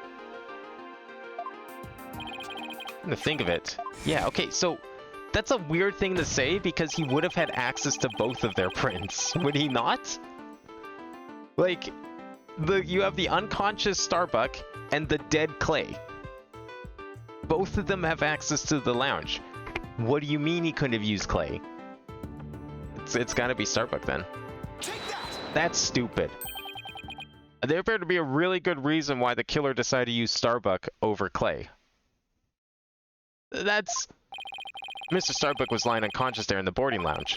Anybody could have easily gone past the security lock by using Mr. Starbuck's prints. But apparently not Clay's, for some reason.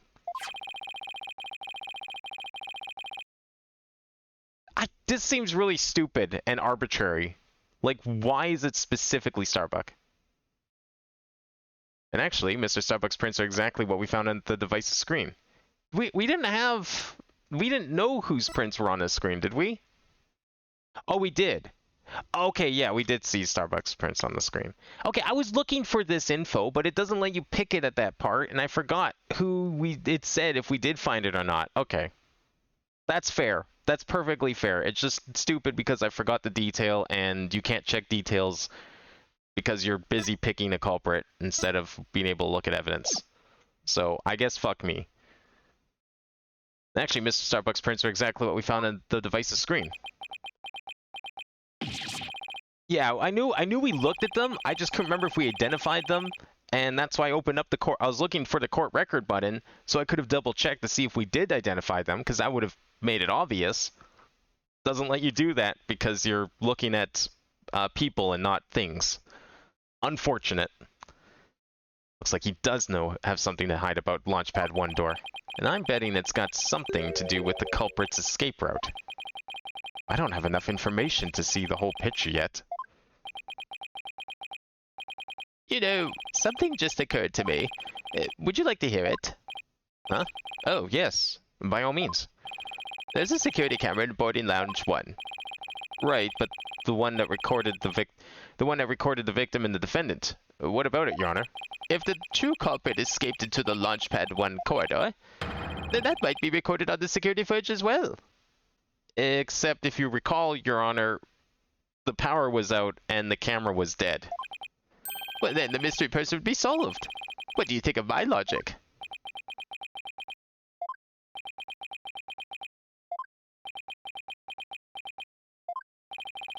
I hope you didn't strain your faculties too much for that, your baldness.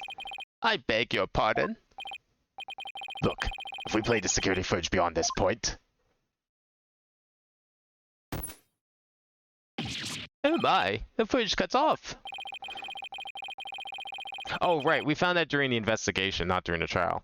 My bad. So he wouldn't know. Fair enough. Camera is running on backup power, but apparently the power cables were damaged. Most likely by the after effects of the explosion. There's no footage after this, be it of criminals or space aliens. And I thought it was such a good idea too. Just because your grandchild is watching from the gallery, it doesn't mean you should try to show off too much. Grandpa baldness. Prosecutor Blackwell, how did you know about my grandchild? I guess grandchild just learned a little about the harshness of the adult world. I want that game. Do we get a game where we can meet like more of the judge's family? He's just this enigmatic figure who just sits in the courtroom all day. We've only ever seen him like once walking around. Staying aside the issue of grandchildren, I'd like to have the witness continue. Director Cosmos, could you tell us more about when you entered the lounge? I mean, that's why he passed out, is from smoke inhalation. Yeah, it's a good possibility. I just assumed that he possibly used his oxygen tank to get through the smoke-filled corridor. It was at 50% after all, which is quite a lot, but, you know, I mean, whatever. We don't know what it was filled at before, but we know that the security footage said that it was at 50% at the moment he walked through the door before the power went out.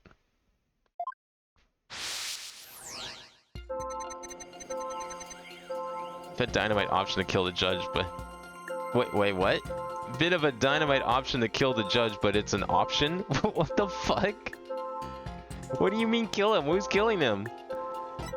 Okay, it avoided being shot. After the killer vanished, I went to the lounge. Ah, okay, and this is what caused the misunderstanding, because that's when Detective Arm appeared from the elevator side door. And then the detective shot at me. Wait, so if the detective shot at you, you were brandishing a weapon? What the fuck? Why would you do that? Wait, did she just mistake the scooter for a gun? So you see, the killer could have only escaped to the launch pad, right? Yeah, totally. There's not like 4 other places for the killer to possibly escape to somehow. No, these are all proper emotions here. That one's good. Detective Arm appeared from the elevator side door. Well, that seems normal. I'd be surprised too. Okay. Okay, he was worried about them escaping through this door. I hid to avoid getting shot. Yeah, I'd be scared too.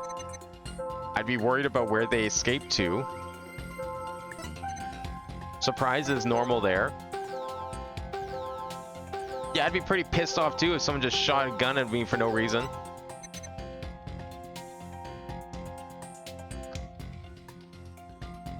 This one almost feels correct, but I don't know what emotion we're missing here.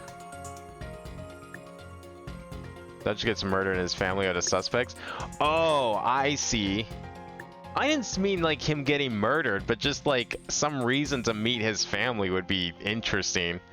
I was thinking like if there was ever an Edgeworth 3, you know? Or like another investigations game, even with like a different prosecutor. And we got to meet the judge and his family. You know what I want? I want to see the judge meet the Canadian judge. That guy that we had for like 1.5 cases in game 3 and never saw again. Probably like the least remembered character in the entire series right there is Canadian judge. It's normal at the shop, but bigger when she shows up. Well... Oh, I see what you're saying. Yeah. That's true. Okay, I feel like the surprise here is fine because she wasn't expecting her to come running in like that, right?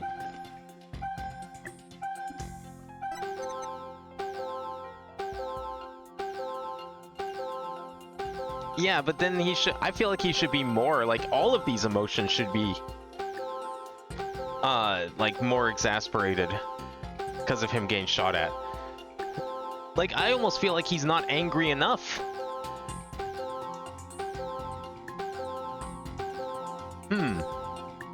Okay, so maybe this one then, but then, like, what emotion are we thinking? Because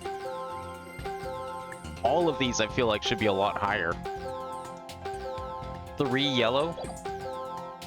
Really? Why was he surprised to see her? Well, I mean, why wouldn't he be surprised to see her? Alright, I'll pick it. I'm surprised it's that one. Why wouldn't he be that surprised to see her? Why would he be surprised to see anyone, for that matter? I don't think I ever would have thought it was that one. Director Cosmos, why were you so surprised when Detective Arm found you, and again when she fired? Why wouldn't he be? He was there alone, checking out where the killer went, and she just comes running up behind him. No fucking shit he would be surprised. And of course he'd be surprised if she shot at him. The fuck is this coming from, Phoenix? Isn't that a bit unnatural? What do you mean that's unnatural? Oh yes, you know, if someone comes up behind me and shoots me, I shouldn't be surprised. Alright, lesson learned. I'll remember that when I get shot next time. Why would he not be surprised? Exactly! What is this weird? Was the surprise emotion weird? It makes perfect sense. I mean, yeah, okay, maybe the ones where he gets shot, all 3 of those emotions should be stronger. But if we're thinking, like, relatively and they're all, like, balanced out, then sure, okay. That's fine, and that explains why they don't look so big. Why is it weird that it's surprising that he was surprised that she came at all? Like, I don't understand why that's the weird one here. What's the logic here? Sadly, even great men such as myself have ordinary human feelings. Our bodies are bound by the forces of gravity and emotions. Even a great man such as myself experiences surprise on occasion. Yes, I'm sure you do. My real point is not the fact that you were surprised, but rather what you were surprised by. Pardon me? Also, getting shot, the last part had the exact same set of emotions. Yeah. No, that makes sense. First, you were surprised when Detective Arm found you in the lounge. And just after that, you were of course again surprised when she shot at you. But, considering what you were surprised about, a strange phenomenon occurs here. Director Cosmos, what is strange about your surprised reaction is the fact that you were...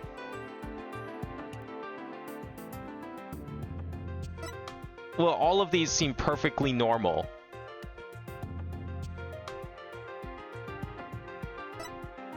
Except maybe this one.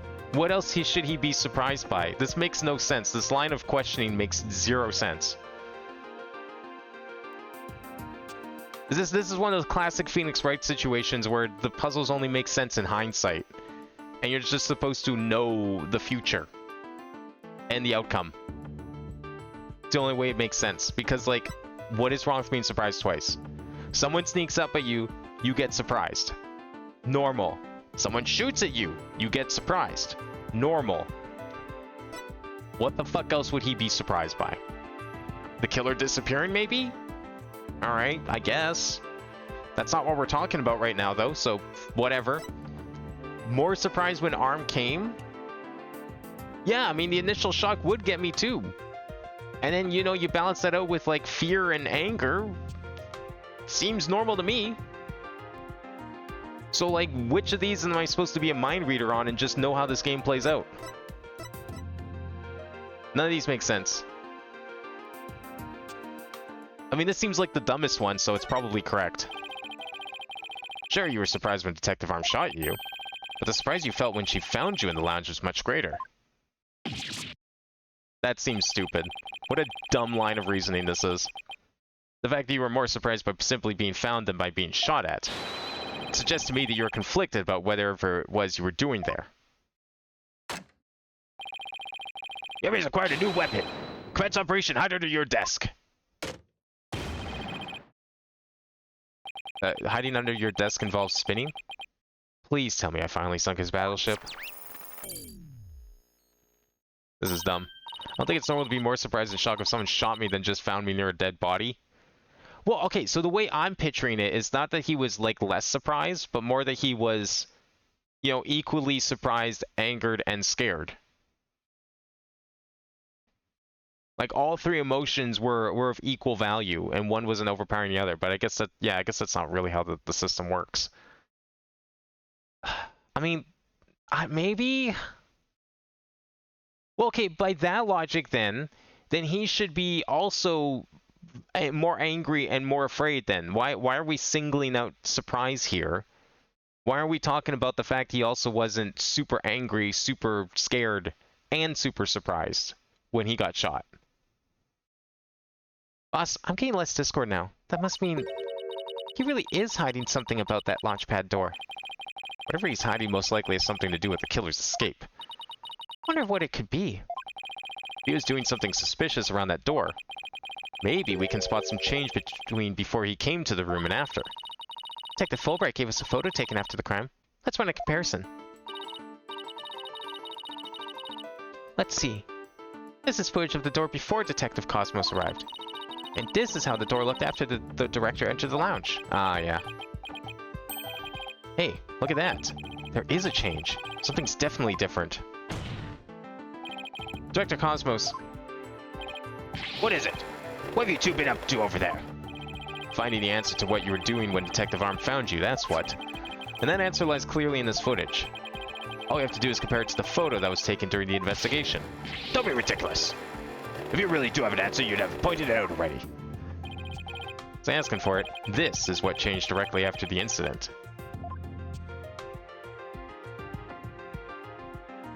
Take that! The answer is this knob. Let's... Your Honor, please take a look at this footage. Let's see.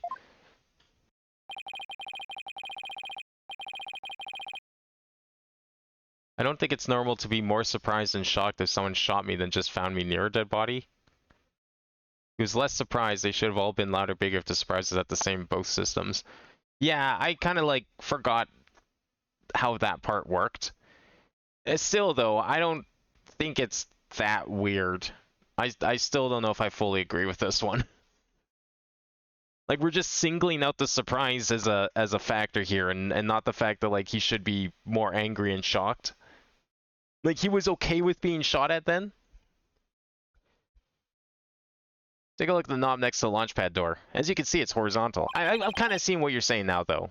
Because, like, he really, yeah, he should be just as angry and afraid to be shot at as he was surprised in the previous step. Yes, it is, isn't it? However, When we investigated the scene of the crime yesterday, the knob was vertical. And what does that mean? It means that sometime between before the director arrived and after, someone turned this knob. My god, someone turned a knob! After the scene was discovered, you were the only one who could have turned the knob. Yeah, the fucking oven knob thing. Yeah, wasn't that like a valve or... Well, no, wasn't that like a... Did we know what that knob did? No, I guess we didn't. I think I have some idea of what it does, though. Come on now, Director Cosmos. Let's see what you have to say. What were you trying to do by turning that knob by the door? It's probably some sort of fire suppression system or like a ventilation system. Either way, it's probably what got rid of the smoke so someone could safely hide in there. Fine, I admit it. You're right, I did turn that knob. That knob is a safety lock meant to keep the launch pad in place. Oh. Okay, that's not at all as what I thought it was. I'm afraid there'd be more explosions. So I wanted to move the launch pad away. You wanted to do what? Hey, didn't Ponko tell us something about how they prepare for launch? She said that once the launch pad's fully assembled, it's moved to the launch site.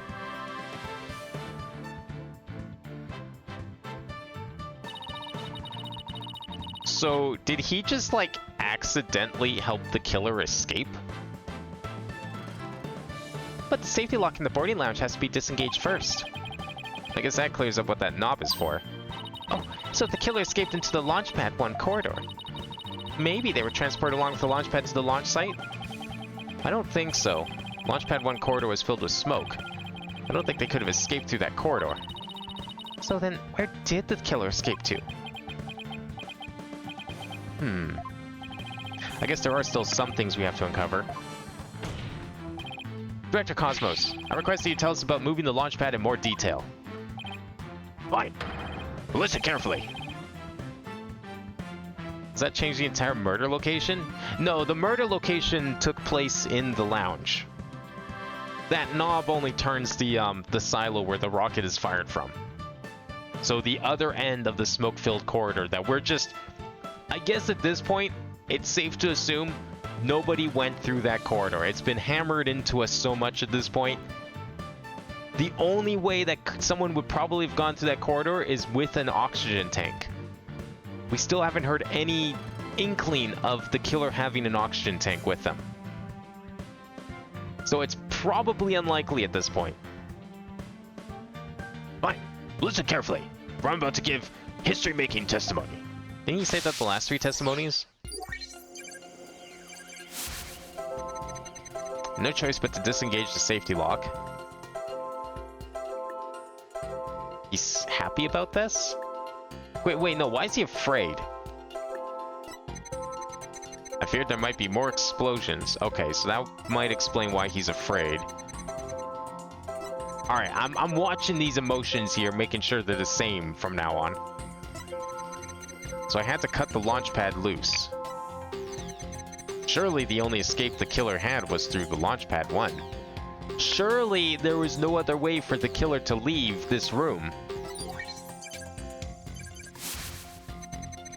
But that area was a sea of smoke. Found it. Where on earth could they have gone? Alright, so he's angry here, but he's not angry here? Well, okay, I mean... He's just thinking about the smoke in the room on this one. Which, yeah, he knew that was there. He's more upset that they may not have gone there.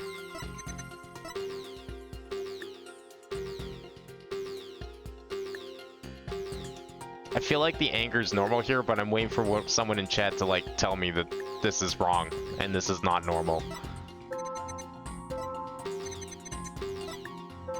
Why is he happy? Well, where was it? I mean, I was kind of thinking about that too, but, like... I think he was happy because he was preventing an explosion, right? Because that's the whole reason he turned a knob in the first place, was to move the launch pad. It's like, oh yes, good, no more explosions. I can save the launch pad from further damage.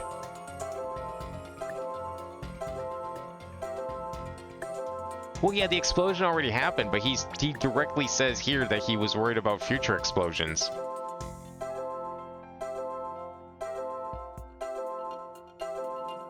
Where was it? It was like way up here. Yeah, I was afraid there would be more explosions. Oh, okay, alright, are we taking this literally here? He was afraid there'd be more explosions, therefore why is he happy? Alright, fine. Fine. We'll take it literally then.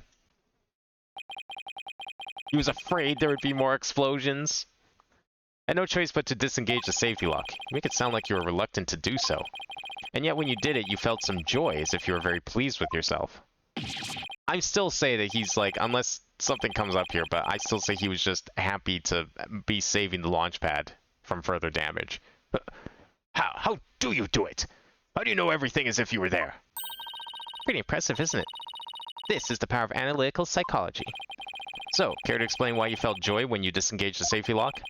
When I think back on the facts we've discovered up to this point, I have to believe that you were trying to fulfill some hidden agenda.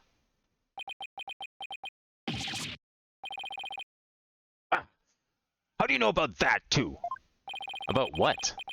Because I'm more or less a pro? Guessing. But you have no proof that I have a hidden agenda. And even if I did, I would never, ever tell you. So there. I know they say people regress as they grow older, but you, sir, take the cake.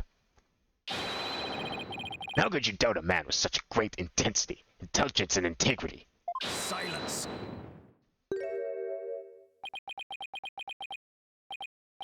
You, a man of integrity? Don't make me laugh. Prosecutor Blacquill? Came over him all of a sudden. You've spouted nothing but falsity since you stepped up to the stand. You're not the kind of man that will be glorified in the annals of history. Not for greatness, anyway. Unless you consider greatest barefaced liar an honor. Liar? Swords fight harder than his blade. You moved Launchpad 1 after the explosions? My, how naive you were.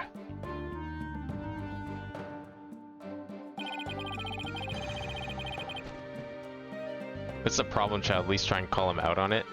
It's the power of your funny tech, Athena. Well, okay, it's her tech plus, like, her training. Like, it's very, it's clear that it's implied that she's doesn't have any superpowers like Maya or Apollo do. You fail to realize how even the facts themselves have betrayed you. You know, just a thought, but modern English can be your friend. And here's a thought for you. Immediately following the bombing, Launchpad 1 was on the boarding lounge one side. The police confirmed this on the scene. So then, but the knob was clearly turned, so what did it do? So that means the director didn't move the launch pad? Or he moved it back. Curse my judgment for calling history's greatest liar to the witness stand. Let us leave him to indulge in his lies and war games to his heart's content. Wait, but no, that doesn't make any sense either, because if he moved it back, then where the fuck did Starbuck and Clay come from? They had to lift the rocket somehow. Or are you telling me we've had this whole location completely wrong, and somehow it took place on the other side, but that doesn't make any sense either, because the museum's on the other side. So what did turning that knob do? Is he lying about what the knob does? I think the knob was just a fire suppression system. Let's leave him to indulge in his lies and war games to his heart's content. Liar? Objection! That doesn't make sense. You can't deny that someone turned that knob. And once the safety lock was released, I'm sure the pad must have went somewhere. If we chase down the truth of this issue, we just might find where the killer escaped to. You're sure it must have went somewhere? We just might find out? Your arguments are nothing but conjecture, bluffing, and wishful thinking. Stop chasing your fantasies and see reality for what it really is. Or you not man enough too, boy. Oh, that got him good. Talk about hitting below the belt. Youngins these days. I don't understand it. I'm sure Director Cosmos must have moved the launch pad. Knob was definitely turned after he came to the lounge. The launch pad is right where it's supposed to be. Wait a minute. Maybe I have it all backwards. What if the director turned the knob, not to move the launch pad away, but to bring it back to where it was supposed to be? Again, though, how does that work given the timeline of events? What are you blathering about? What if the launch pad was at the launch site before the incident? And then, after the incident, Director Cosmos moved it back to its usual spot. Everything could have been cut and nothing been lost if the knob is a fire suppression system. This has to be an important part of the case, which mentioned like, well, yeah, but I'm just trying to think of like how this works, because this feels like a contradiction of the like millionth degree. Because how did they get from the ship to the lounge? Did someone come and move it back? And then like this guy moved it again or something? Like did this thing would have had to been turned like 2 or 3 times then during the timeline of events for the killing? Because they came out of the ship, escaped to the lounge, killing happened, and then you're telling me that somewhere in between that, this ship was moved to the launch site, only for him to move it back? So someone else turned the knob. Director Cosmos moved it back to its usual spot. All you had to do was turn the knob to call the launch pad back. And it would have been right where the police found it.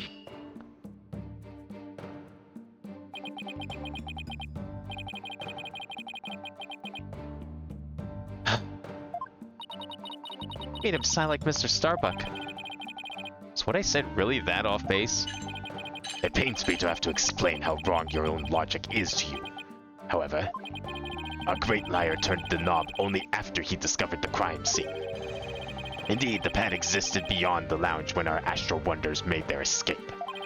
A fact that has been recorded for posterity on filmless film. Oh, right.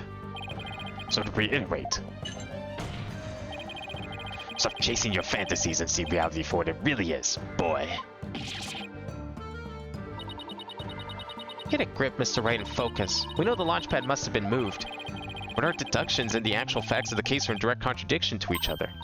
Well, maybe the 2 astronauts never actually boarded the rocket. This footage could be fake, taken with the body doubles after the incident or something. On second thought, that's too far-fetched even for me. We know that's not the case because the camera went out. Unless someone like went and destroyed the camera too.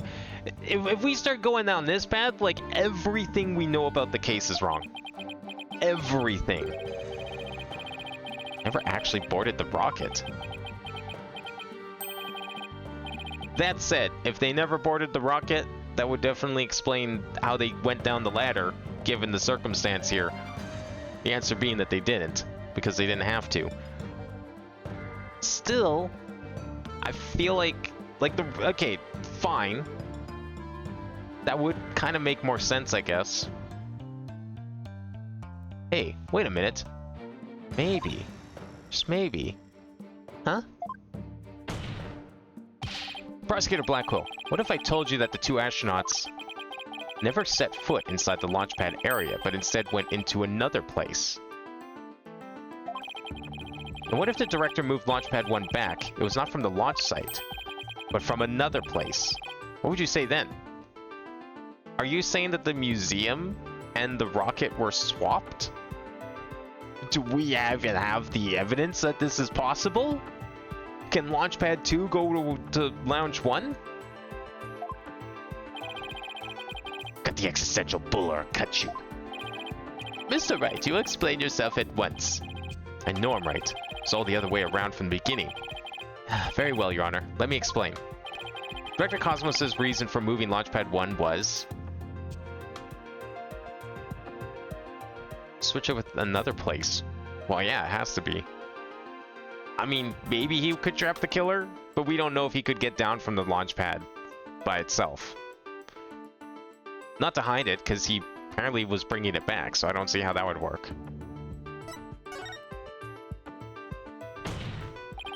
Because he wanted to switch it with some other place. I'm sorry, but did you say switch it?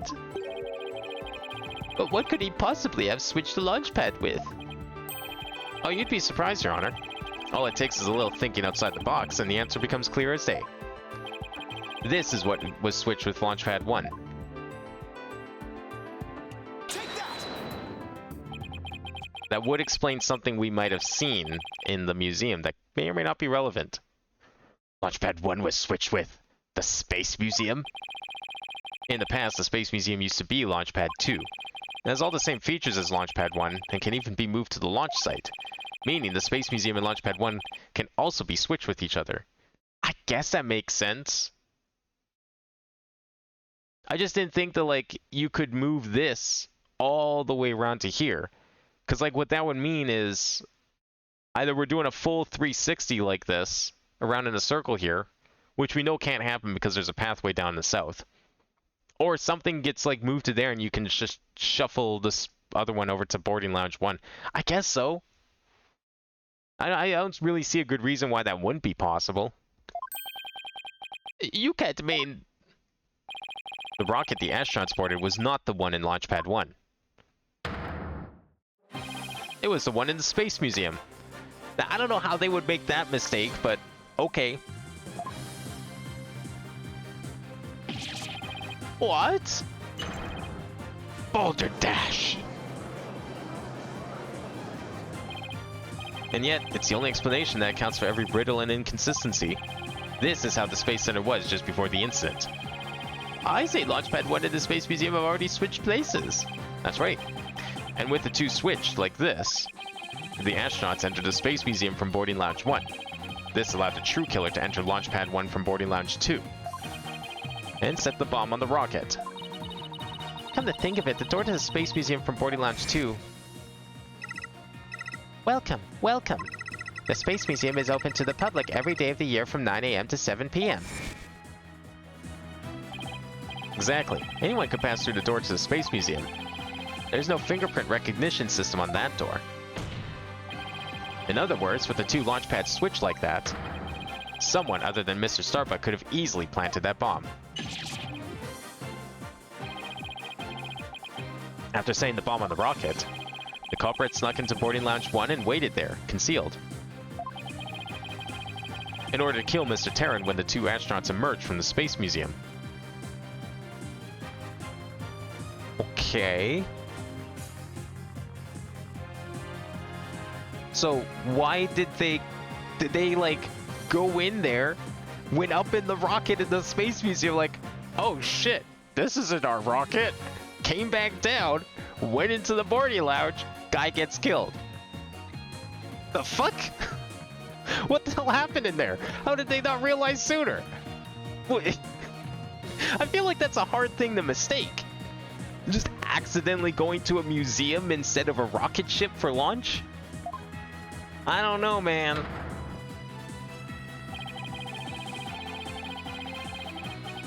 I mean, I guess we never knew what side the rocket was on when it blew up. That's fine. But everyone in the control center, surely they would have known if people were in their rocket or not, getting ready for launch. Recall that Ms. Blackwell, Mr. Starbuck, and the director all saw a suspicious figure, who we can suppose, after killing Mr. Terran, made their escape into the Space Museum.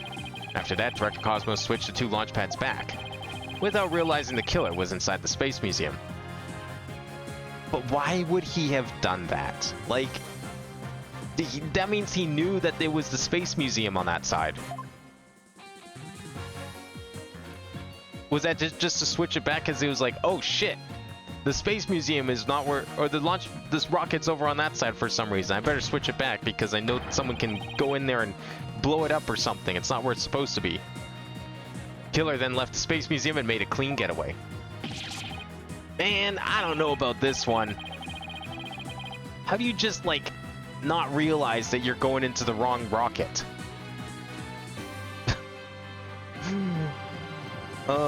This could also be an explanation to the space rocks being brought along with them.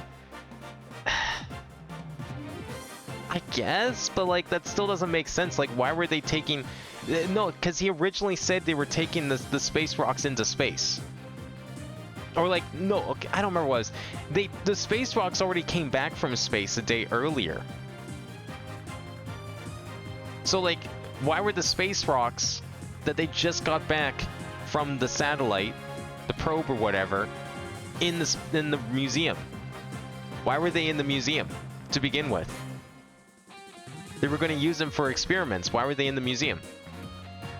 Like, there's so much about this that requires the two people involved, the astronauts, to just be completely oblivious to the fact that they were not in the launch pad at all. Did nobody notice that the Space Museum was on the wrong side? Apparently not. Like, apparently the two astronauts certainly didn't. Maybe Cosmos did, but like, he did it too late. And then, like, that was what he was concerned about then? Killer's on the loose. I better switch back to this museum and the rocket. So wait, okay. Hang on a second. If he knew the museum was swapped with the rocket, and he knew it was a possibility that the killer went down the corridor into said museum, did he not realize that by swapping the rocket back with the museum, that this would allow the killer to get away? He should have realized that his actions just gave the killer an escape. And maybe he didn't, and maybe that explains all his emotions during the last couple scenes here, where he realizes that he just allowed the killer to escape this whole time. It just occurred to him. That I could kind of see. We said that the rocks are going to space. The Starbuck did. They were supposed to take the rocks with them into space. I don't remember why exactly, but it was one of them. Like, I remember someone saying that they were taking the rocks into space. It wasn't Yuri. Yuri didn't even mention the rocks. This was information from the previous day, and I think we also got a little bit out of it during the investigation. But if it was anything from Yuri during the investigation, it was corroborating statements made by Starbuck. So if Yuri's lying, then that means Starbuck was lying.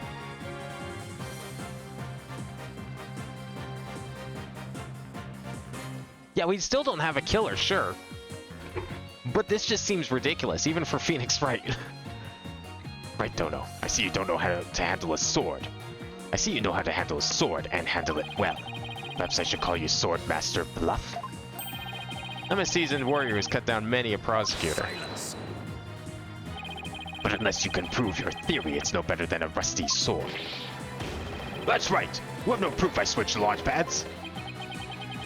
Somebody needs a better anger management counselor. Launchpads really were switched. There might be a record of it somewhere. By this point, Launchpad 1 and the Space Museum were switched with each other.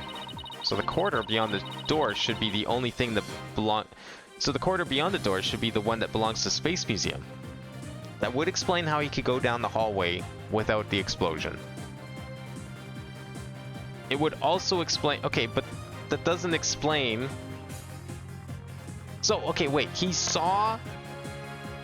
Did he didn't see smoke. He stated there was smoke in the hallway. Yuri stated there was smoke in the hallway just now. And I'm pretty sure that was before he turned the knob. Or was that after he turned the knob? Maybe he turned the knob first then. In which case, fine. But I thought he said it was after he turned the knob. Or before he turned the knob that he saw smoke. Or was he just assuming there was smoke in there because he thought it was Rocket 1? But if he thought it was Rocket 1, then why is he turning the knob in the first place? This doesn't make any sense. The corridor beyond the door should have been the one that belongs to the Space Museum. Let's see. This is an image of the Launchpad 1 corridor. You see anything different when we compare it to the security footage? Huh? That number on the floor. Yeah, the number is different. That's making this theory really true, and I don't understand how that's possible. How can the two astronauts, two trained professionals, not know what rocket they were walking into and just accidentally go to a museum? Like, at no point they didn't think to contact control and be like, hey, this isn't the rocket. They didn't think that for 1 second? Like, well, what do you know? Looks like we have proof after all, Prosecutor Blackquill. And if this is just another bluff? Oh, don't worry. It's all right here. Right in this footage. Proof that beyond this door is the corridor to the Space Museum. Very well then, answer this for me if you would. What in this footage proves that the corridor belongs to the Space Museum? Take that!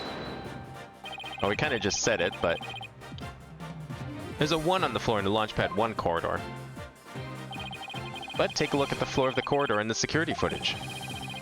Do you see the number on the floor behind the astronauts? Doesn't look like a 1, does it? That's because what you see is actually part of a 2. What? Why is it a 2 and not a 1? That's because the corridor you see is the one to the Space Museum. Look, I'm looking straight at the facts here. I see them. I believe them. I don't like what I'm seeing. Because it still doesn't make any sense. And so that means the corridor in this footage was not filled with smoke. That's right, because the explosion didn't occur in the Space Museum. So what the fuck happened in the Space Museum for this guy to be like this? Did he just... Was it the medicine that he took? Was it really that bad? I mean, it seemed pretty bad the other day. The explosion occurred on Launchpad 1, on the side opposite the Space Museum. Now that we know the 2 astronauts escaped from the Space Museum, the mystery from the previous trial of how they got down the ladder is cleared up. Mr. Terran, carrying Mr. Starbuck, simply took the elevator from the upper level down to the middle level. Just incredible. The 2 launch pads were actually switched. But you'd think someone would have noticed an event of this magnitude. Thank you! Everyone was down in the basement shelter when the launch pads were swapped back. There's no way anyone could have known what was happening on the surface. Everyone was down there except the person who swapped them, Director Cosmos. But again, that's not that's not what the judge is asking here. Because how did the astronauts not know that they were in a museum and not a launch pad? Well, if the astronauts went to fucking Pizza Plant, do they think they would be going to space?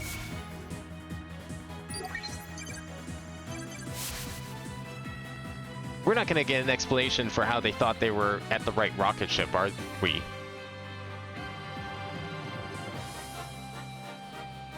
This is dumb. They didn't go into the rocket. They were in the museum the whole time. Yeah, exactly. This makes no sense. How do you not realize this is a museum and not a rocket? Please explain this game, because if you don't explain this, I'm gonna be very upset. I will take anything as an explanation for this. I don't want to ask that yet, Doug. I want to know how they didn't realize they went to a museum. I don't care who was in the Space Museum on the day of the murder.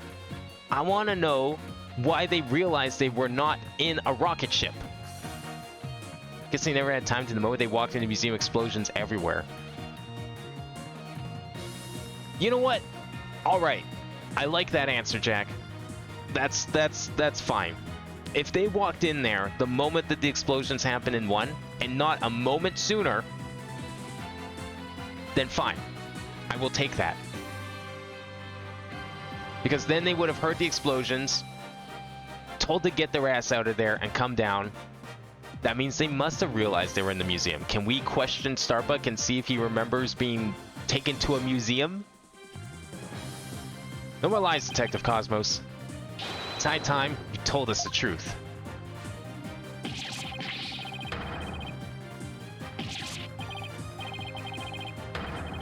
He must have known that these things were swapped. Oh, you're not going anywhere, Cosmos. You're staying here.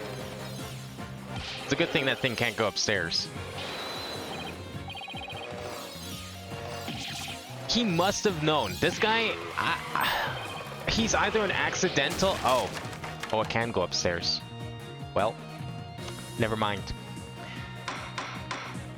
He's either an accidental accomplice to the crime, or he's a knowing accomplice to the crime. There is no getting out of this at this point. Maybe he didn't actually shove the knife into him. Although at this point, maybe he did. Bailiff, understated after that witness.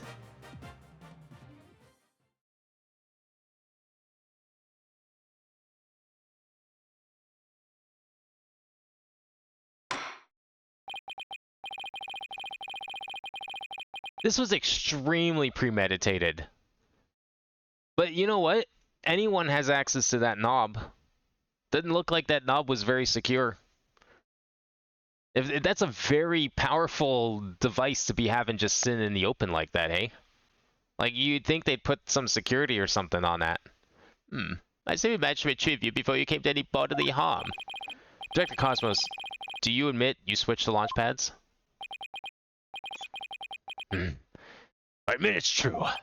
I switched Launchpad 1 for the Space Museum. It is good to hear words I can believe for a change.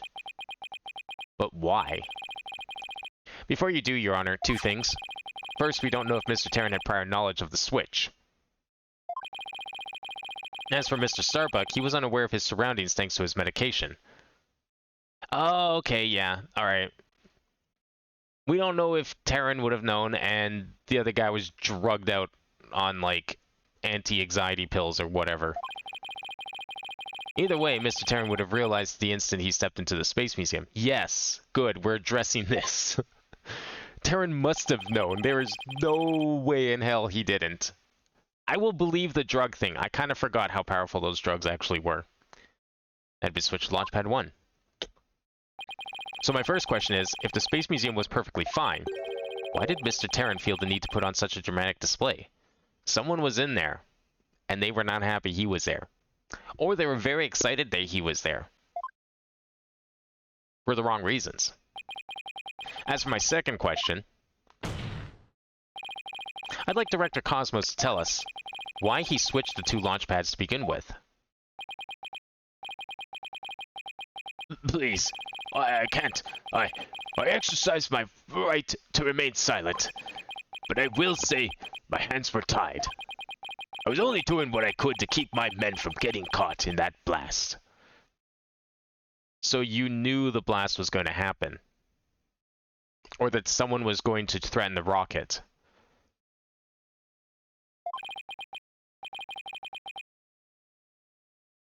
Very excited. What do you mean by that? Well, I mean, clearly someone might have been there to try and kill him. If he got punched like that or like knocked out or something. Yeah, because like, okay, where was it?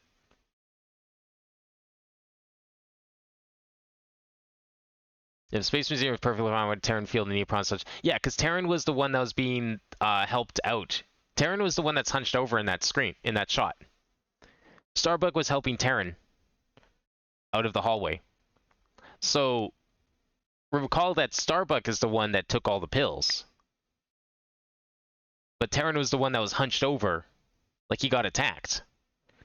But if they went to the museum, I mean, the museum was perfectly safe and fine, right?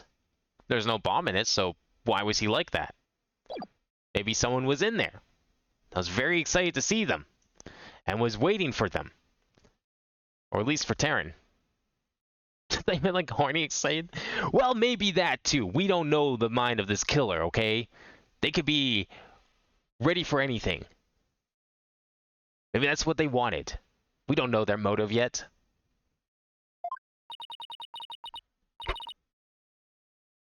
Director's terrified. He must have one heck of a reason for not wanting to explain why. Probably not a good time to try and pry it out of him, huh? Excuse me, but would you mind if I picked up my stars?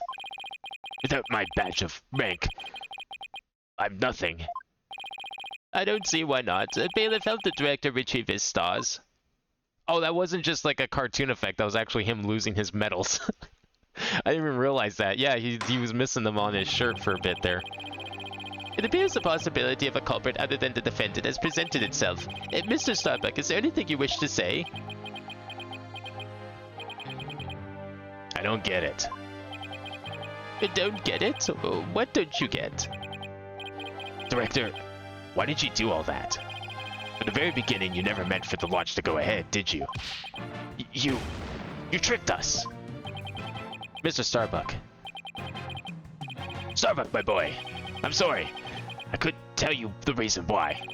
I had to do it to protect the space center.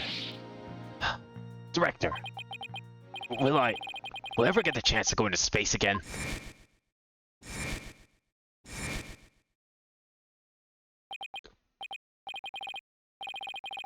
Yes. Yes, of course. I won't rest until it happens. I will get you into the space again, my boy.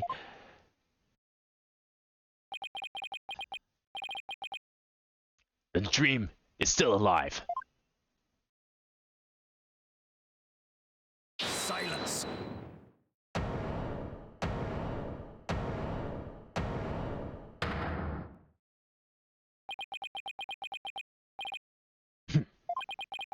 You're not going into space, Starbuck, but prison. I won't have it any other way. Why are you so hung up on him? Yes, except the launch pads really were switched. And if there was a third person at the scene, I suppose they could have escaped. But I've yet to see proof of this third person's escape via the Space Museum. Oh, that's a good point. He's right. I don't have any proof.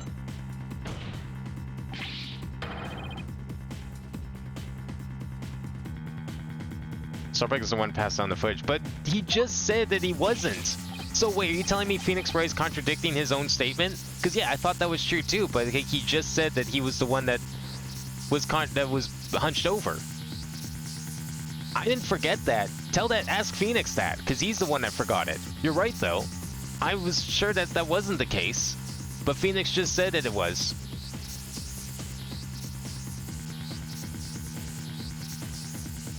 Yeah, he was the one he hunched over, putting on dramatic display, same thing. Why did Phoenix say that then?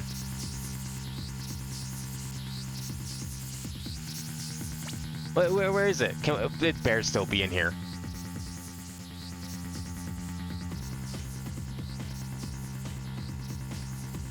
It's not in here. Yeah, okay. Why did Mr. Terran feel the need to put on such a dramatic display? What the fuck is this referring to then? This was said with the security footage in the background. That is implying that Phoenix is talking about the guy hunched over. Why would it be talking about the guy not being hunched over? Exactly. So this is implying that Terran is the one hunched over.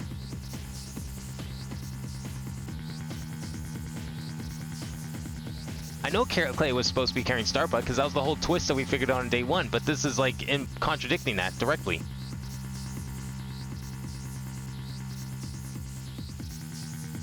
Him heroically dragging his friend? Really? That doesn't seem very dramatic to me. Dramatic to me would be hunched over, pretending to be in pain for some reason. Not the opposite. At least not to me. But hey, I'm the guy that doesn't understand emotions, so maybe I don't understand why someone would do that. Where did you get these bombs? Tell me now.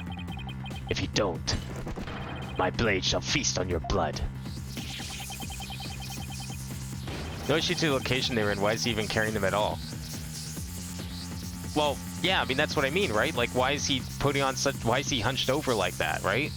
Like, okay, but why did Phoenix say that? Why did he contradict himself? Did he forget who was carrying who? He is hunched over. How is this not being hunched over? Where's the picture? How is this? He's hunched over.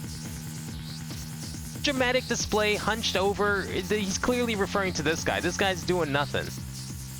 Yeah, I know Clay is standing, but Phoenix saying the opposite. Phoenix is contradicting himself. How is dramatic display referring to this guy here? On the right. That doesn't make any sense to me. That's not dramatic at all. This is being dramatic.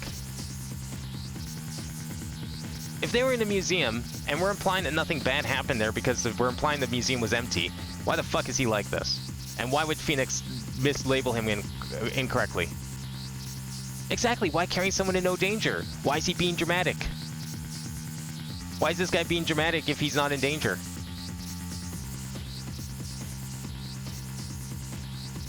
So why is Phoenix contradicting himself? I know this is supposed to be Starbuck and he's passed out from drugs, but why would Phoenix say that Terran is the one being dramatic?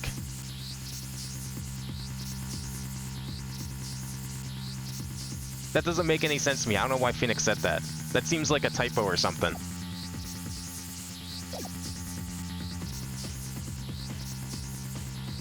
Yeah, well, because he was passed out on drugs, but I'm not worried about what actually happened. I'm asking why Phoenix said the wrong names then. That almost feels like a typo or something. Like they meant to type Starbuck, but they typed Terran. He did. It says right here. Oh, I keep going forward. It's gonna go off screen. Why did Mr. Terran feel the need to put on such a dramatic display? It says right here. This is what I'm getting hung up on here. He never said the wrong names at all. How is this dramatic to you? How is this being dramatic? This guy on the right, how is this being dramatic? This looks like a guy helping a friend who's hunched over, but if he's not actually, you know, hurt or anything, I would call this being dramatic. But we know this is Terran, this is Starbuck. But Phoenix is implying this is the guy being dramatic, but this is not Terran. So there's a contradiction there. Dramatic display of saving someone in zero danger? What? Okay, but then, like...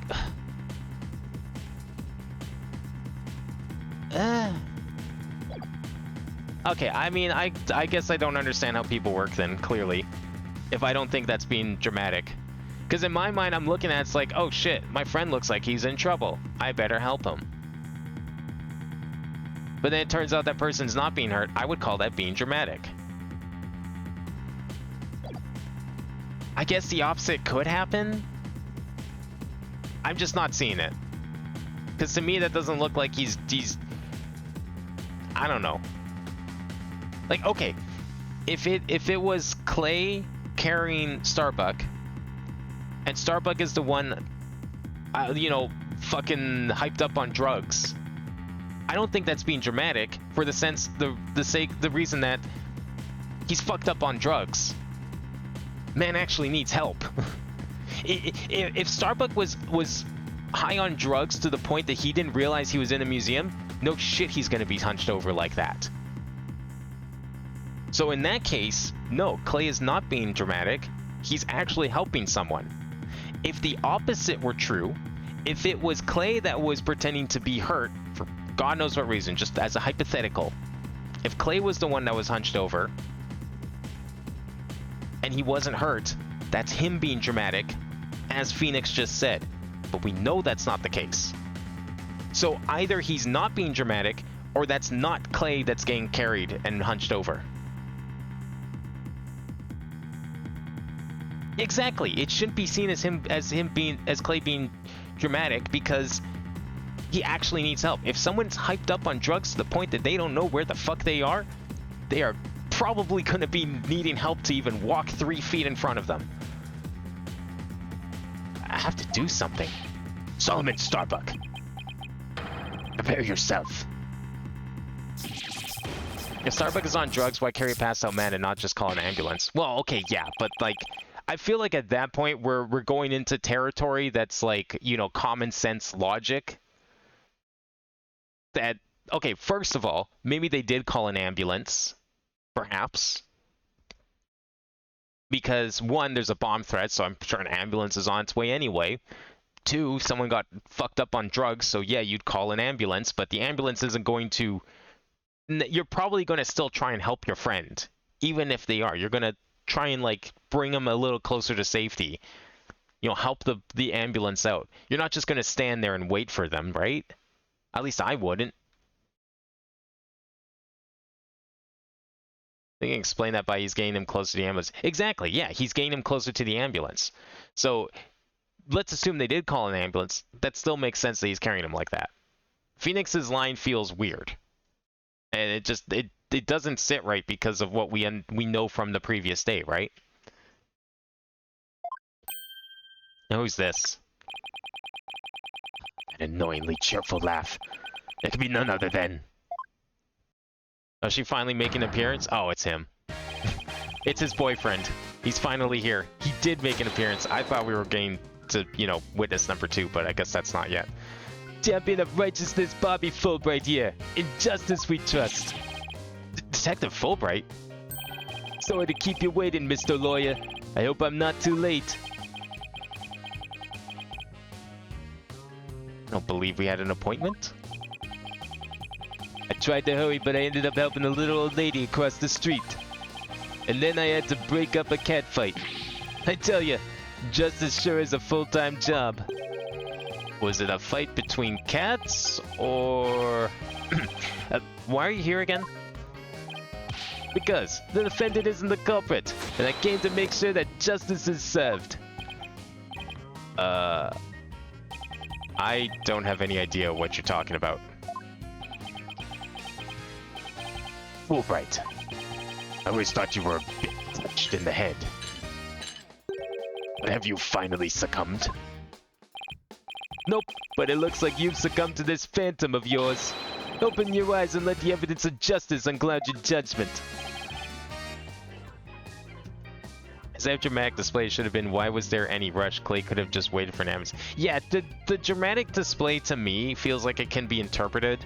I mean, clearly, as we saw here, I interpreted it in a very different way than I'm sure the game expected someone to interpret it in. But I just can't see the opposite being true, because it makes perfect sense to be assisting someone fucked up on drugs because they can't walk. Like, getting them to a chair or something, getting them away from, like, whatever danger. So to me, someone was in the museum there. Either someone was in the museum or they were just helping him get out of the museum because of the drugs. Like, only 2 options as to why he was hunched over like that, was Starbuck hunched over. It's likely the drugs. The drugs seem like a very common sense and logical reason for that. What evidence? Come to think of it, he did say something about finding us some evidence. Thanks, you two. I feel a lot better now that I've been able to get that off my chest. I'm gonna work extra hard to find that perfect piece of evidence for you. I didn't think he was serious, though. So what is it, Detective? Is it something that'll prove Mr. Starbuck innocent? It is indeed. Have a look at this. He found the lighter! Why is it a tennis ball? What is this, like some sort of like... Is this the Space Center's tennis club? Oh, what's this, a lighter? That's right, a lighter thought to have been used by the culprit, no less. The Space Museum's cleaning robot picked it up. It has the victim Clay Terran's blood, along with his killer's fingerprints on it. Wait, really? Wow, that's like... perfect! Well, okay, whose prints are they? Wait, is Fulbright the killer? I mean, can we say for certain he's not the killer? Dear God, don't you dare fake any evidence, Fulbright. Oh my God, wait, what if he did? Oh no. I could see him faking evidence. Like, in his naivety to, like, bring people to justice, he just ends up, kind of stretching the truth a little. Order! Order! Detective Fulbright, can I assume that the fingerprints don't belong to the defendant? You bet! Mr. Starbuck is totally innocent. This is it. This is just what I needed. Later found on the floor of the Space Museum. True culprit's fingerprints are on it, and in the victim's blood. Your Honor, this is decisive evidence that supports the defense's earlier claim. Explain yourself, Mr. Wright. With pleasure, Your Honor. Recall where this lighter was found. Based on that, we can extrapolate that after the killer murdered Mr. Terran, they escaped with lighter in hand into the Space Museum, where they dropped it. Switching of the two launch pads occurred. Then, finally, the killer left through boarding lounge 2 and made their escape. Meanwhile, Mr. Starbuck was found in boarding lounge 1 after the murder. Fact that Director Cosmos has testified to. Therefore, Mr. Starbuck couldn't have possibly been the one to drop the lighter there. Silence.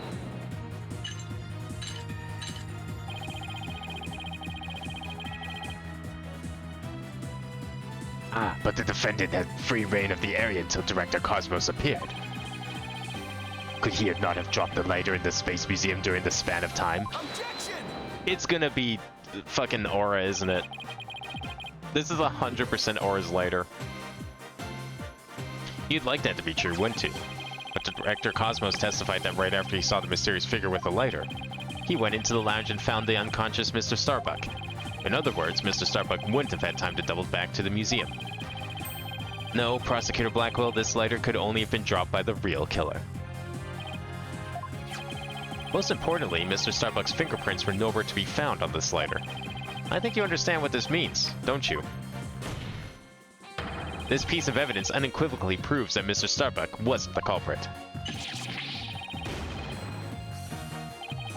This doesn't seem to be a decisive evidence that proves the defense's claims.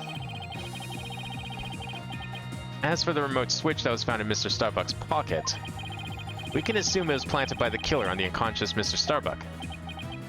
No. There must be some mistake. Frankly, Prosecutor Blackwell, I've been worried about you. You've been chasing this phantom for 7 whole years. I understand your urgency because tomorrow... Silence. Statute of limitations. Classic. I think we do this pretty much every game. Fulbright, you promised never to speak of that. Huh? Tomorrow? What about tomorrow? Well, isn't it usually 10 years? I thought it previously was 10 years for statute of limitations. Maybe they expedited it. Given the body of evidence, I think it's safe to say the defendant is innocent, in light of the fact that it was impossible for him to have committed the crime. A few unanswered questions remain, so I look forward to seeing what you two uncover. But for now, this court finds the defendant, Solomon Starbuck.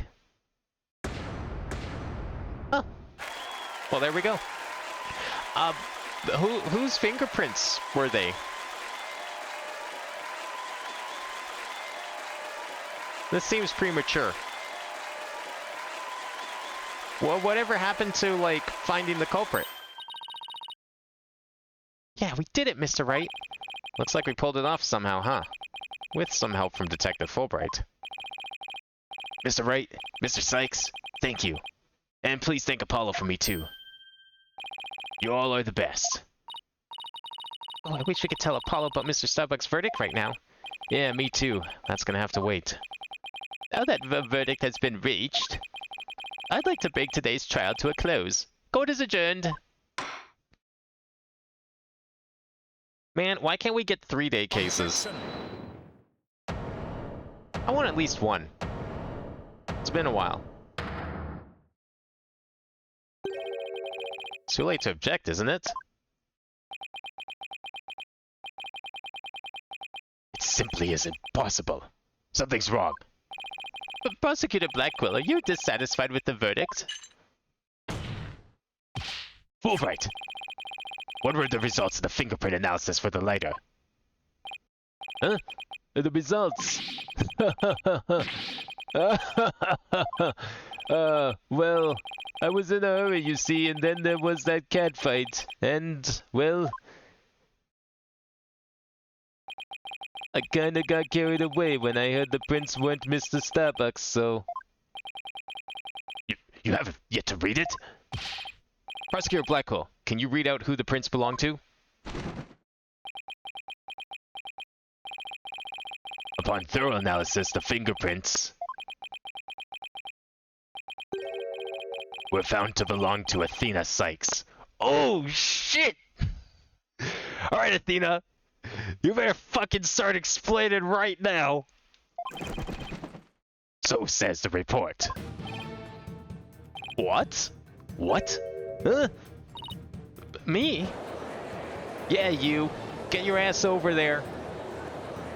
We're putting you on trial. Unless you want to explain how someone could fake your fingerprints. Hmm? Order, I say, order. Miss Sykes, telling me you have an explanation for this? We just finished proving that this letter could only belong to the killer. So finding your prints on it can only lead us to one grave conclusion. I don't know how they got there, but I know I'm not the culprit. Do we, though? Is this why we didn't get to see the lead up to the murder? Because we can't prove with certainty as a player that she wasn't involved. This can't be happening. We built up our argument piece by piece. I don't think any of our reasoning was faulty. Maybe a little out there, but not necessarily faulty. Clearly I have a thing or two to learn about emotions. It's not gonna have led to this.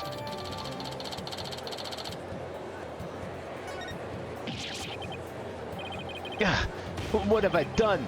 Please forgive me. I'm sorry. Order, order! Detective Philip Wright, stop your crying. What in the world is happening here? It's like the world's gone mad. Order, order! I will have order.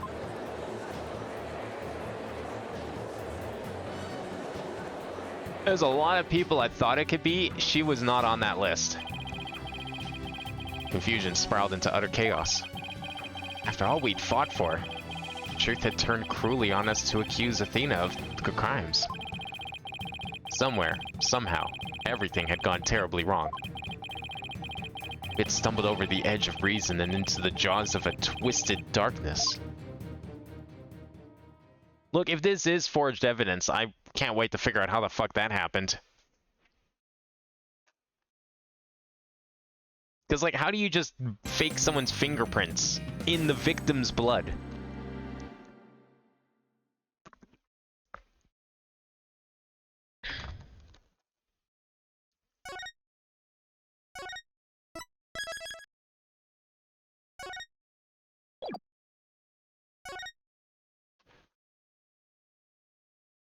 Like, oh, it's probably gonna be faked. Like, at this point, let's be real. They've been foreshadowing the fabrication of evidence so much. It's likely fake. Because it's not gonna be her, right?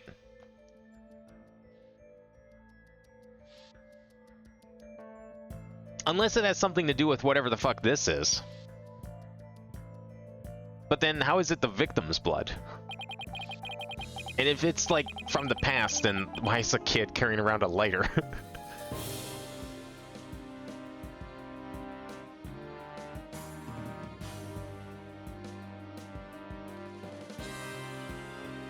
Has this ever been a case spread over 2 chapters turnabouts? I feel like I want to kinda say 3-4, 3-5, but not the same way. Also, Apollo Justice kinda did it. A little bit. Not this directly, though.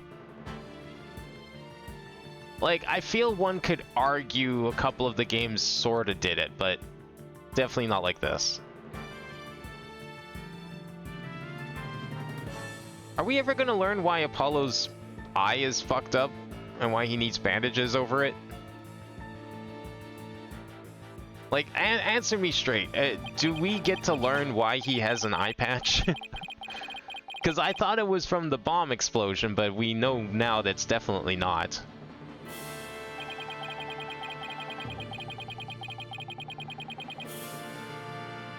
Maybe honestly forget? Damn. That one just seems out of nowhere. And it seems like a very glaring detail to give him an eye patch before the courtroom bombing. Well, I guess we will find out for sure. Because if it's not in this case, it's not going to be in this game. It took Athena from the courtroom straight to the station. She's probably being questioned at this very moment.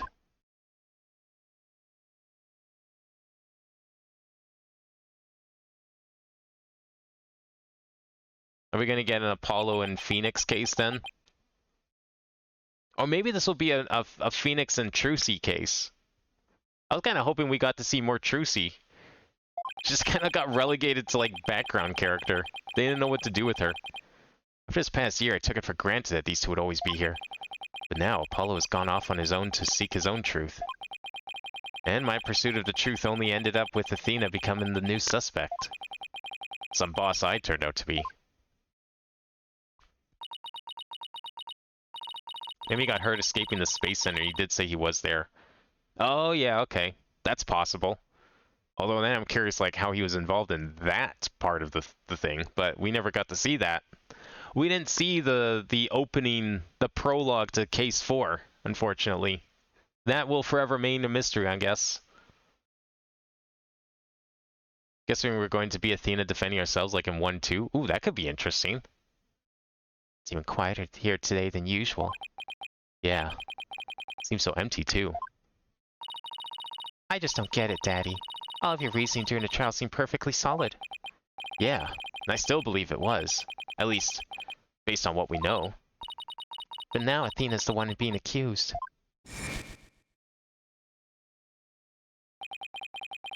During the trial for the bombing and the murder that occurred at the Cosmos Space Center,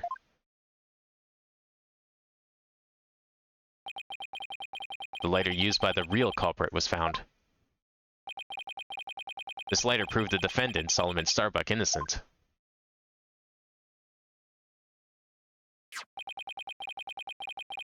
But Athena's prints were found on it instead. And she was subsequently arrested for the murder.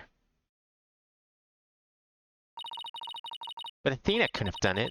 Just doesn't make any sense. No, none of it does. I've been racking my brain, but I just can't figure it out. Ugh, where's the flaw in my reasoning? What have I got wrong in this case?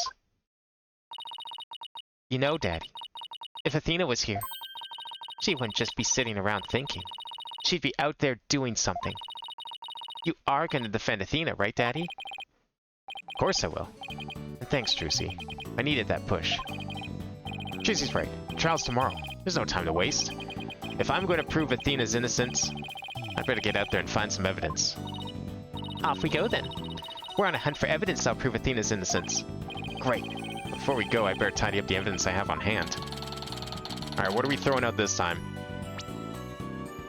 It's probably not the knife. Maybe it's the knife. We haven't really talked about the knife.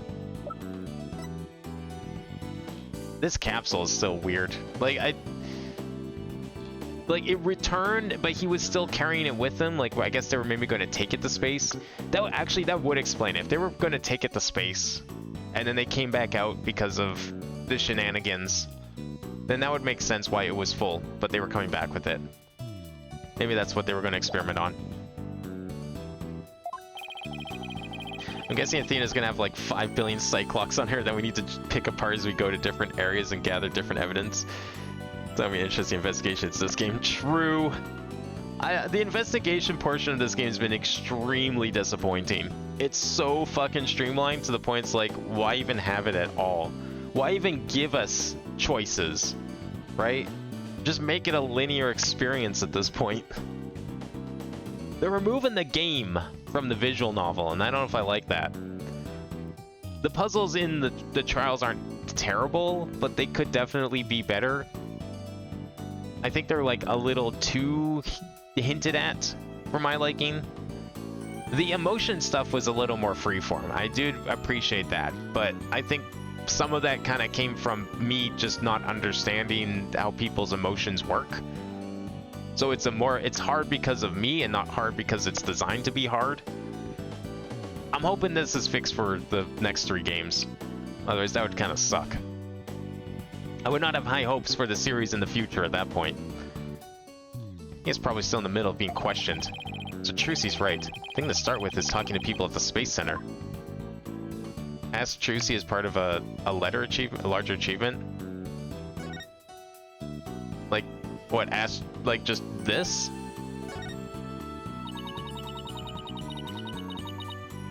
Do I have access to that achievement still, or have I fucked it up, do you know?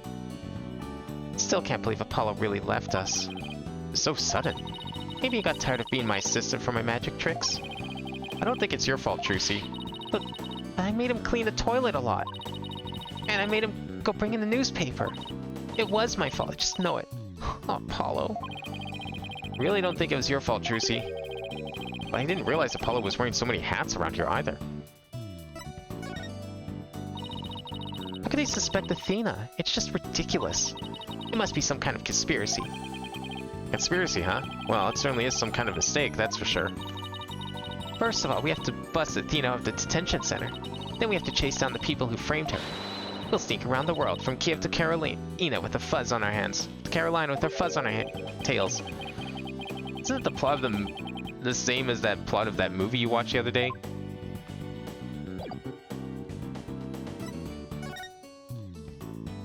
Alright, so she's still in questioning, so we won't even bother with that. The only improvement that I do like... There's two improvements. There's two things I like about the investigations in this game. One, you're not locked into some weird, like, branching movement path half the time. Like, you can just go to any area at any time. I don't have to go back to the office just to go to the detention center. I love that. The other one I like is, because it's in 3D now, we get to have, like, we can investigate entire rooms instead of just, you know, one single camera angle. Except we never get to really take advantage of that because we only get to do, like, 7 investigations in the entire game. I guess they just didn't want to model entire rooms, but I don't know, it's not as fun when you can't just look around a room, even if it's irrelevant to the case.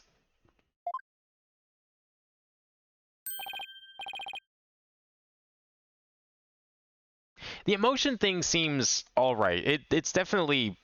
I don't know, I liked it. I liked it enough. I think it feels like there's room for expansion on it. I have a feeling we're not really going to get that because this game's almost over, and I'm assuming that we're probably not going to get very much of it in the next game. Just, it feels like one of those one-and-done things, but yeah, it definitely feels underutilized, is how I would put it.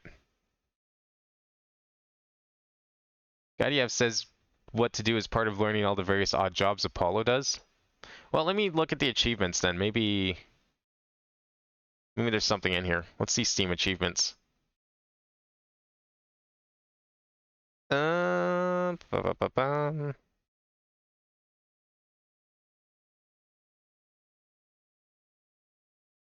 We've got the ladder one. We've got Mr. Charlie still undone, but we have one more game left, so those could still be there. Yeah, man of many hats for having heard all about Apollo's situation at work. It has not been achieved.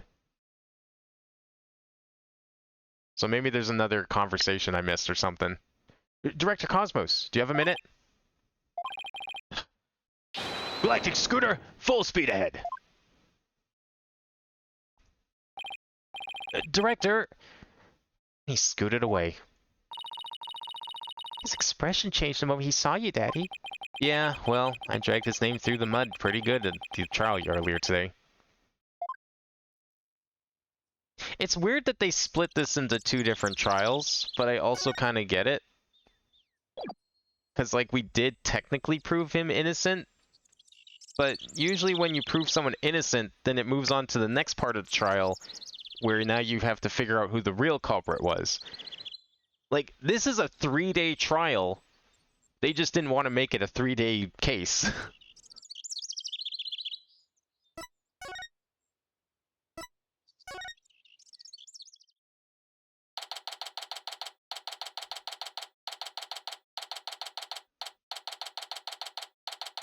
That's not a thing in the early games. You can't just go to every single room and investigation where yeah, you can. In the first 3 games and Apollo Justice, you could examine every single room, even the detention center. I didn't really do it because a lot of the time it was just the same dialogue essentially, but you could talk to the you could click on and check the security guard that's like standing in the detention center room. Every single case, every single game from 1 to 4. You could click on the camera as well. You can examine everything in Phoenix's office the few times you go there. Every single scene had an examine button. This game is the first one that does not have it every single scene. And my guess is probably because that means they would have had to model a full 3D environment for every single scene. And they didn't want to do that. It's a very long investigation saying you need to come here and leave the detention center for like 3 times progressing. That doesn't seem that bad. I feel like I've definitely done worse.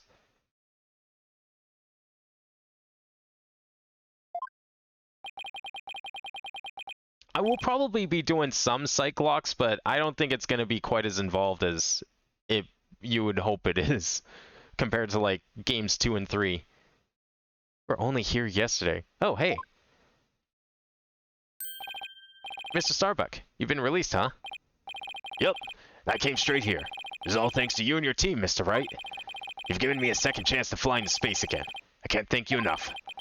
Except... Well, what's wrong? I thought he'd be happy to be acquitted. As I was coming out of the detention center, I saw Miss Sykes. You saw Athena? I was at a loss for words. I didn't know what to say to the poor girl. But then, you know what? She flashed a peace sign at me. Congratulations on your acquittal, she said.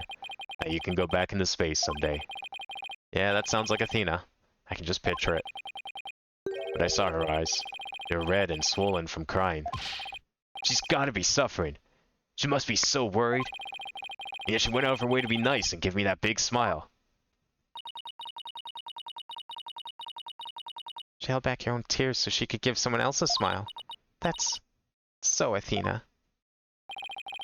There's no question about it. That girl's innocent. Please, Mr. Wright, you have to make sure she goes free. And then they can put me in prison instead. I don't mind. Can't have that either, Mr. Starbuck. Don't worry, Mr. Starbuck. I'm gonna give her the very best defense I can. I promise to get her acquitted. Just like I did for you. I know she'll be alright with you in her corner. I know you'd never give up on her. Apollo has a fine boss to look up to.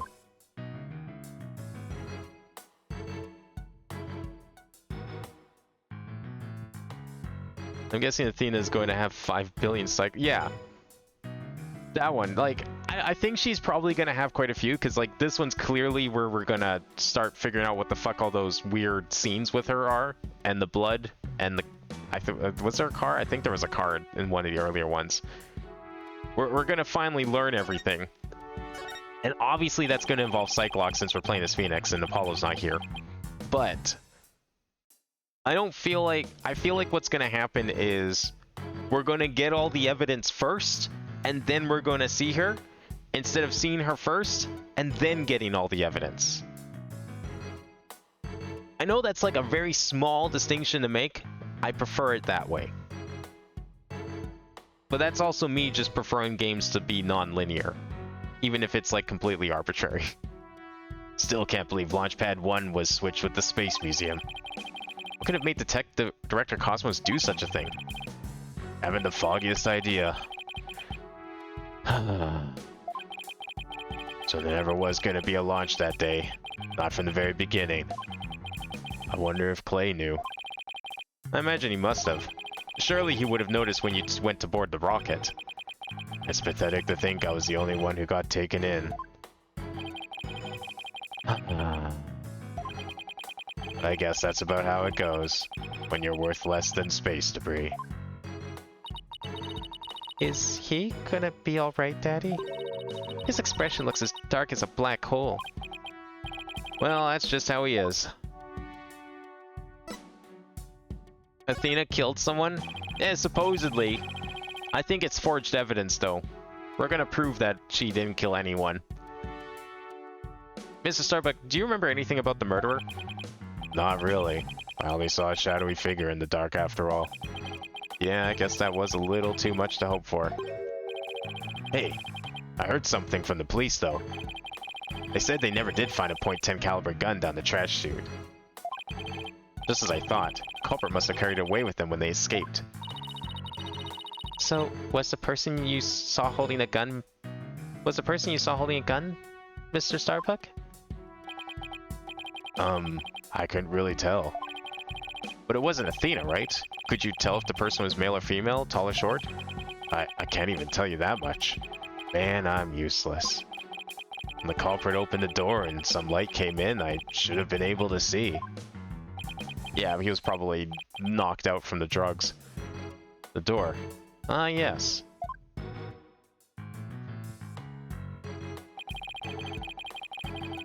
As I recall, they opened this door here as they made their escape. The door to Launchpad 1, right? Yeah, except right now the door leads to the Space Museum.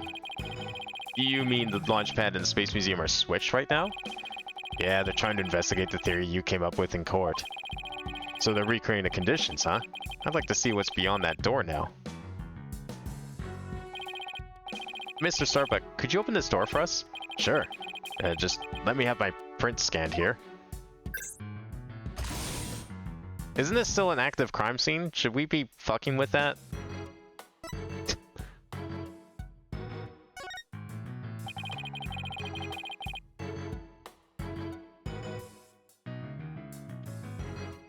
Did the launch pads get switched back and forth a lot? Well, back when the Space Museum was Launchpad 2, they used to switch the pads around at times. But these days Launchpad 2 is only used as a tourist attraction, right? Right. Because, quite frankly, the Space Center needs the money. I hear you. Times sure are tough. Daddy, let's go check out what's beyond that door. Sure, let's go. Hey, why don't I come along? I can show you around. You think we can investigate that weird tattered cloak that we saw? Or jacket that we saw in the museum? Huh? Wonder what these dead leaves are doing here. Maybe they were stuck to the bottom of somebody's shoes. There are lots of trees around the Space Center. Yeah, she's right. It's a modern state-of-the-art building, but surrounded by trees. But I don't know, if they were stuck to the bottom of somebody's shoes, wouldn't they look more crushed up? These don't look like they've been stepped on. Maybe there's some kind of secret hatch in the corridor, and they came in that way? Not everything is set up like a magician stage, you know. Maybe that's from the transition? Because, like, if these things were moving around, maybe somehow? I don't know. Possible. So this is another one of those devices for opening the door, huh? Yep, but this one doesn't require fingerprint verification. You just hit the button and open sesame. Is that because it's part of the museum? So when you and Clay went through here, you didn't need to show your prints either? That's right, Trucy. Just like how the culprit didn't need to scan their prints when they escaped back out of the Space Museum corridor into Boarding Lounge 2. Print authentication is required from the launchpad side. Oh, I guess this is still attached to the building and not part of the bridge. I thought, like, this side would have been part of the bridge. Like, wouldn't it make more sense if the launchpad... It would make more sense if it was like this, because this is the museum side. And so the museum doesn't require prints. Like, I pictured this like an elevator. You know, this bridge retracts, the pad switches, and then it connects to the other door, right here, on this seam. So this would be part of the Launchpad 2 bridge, right?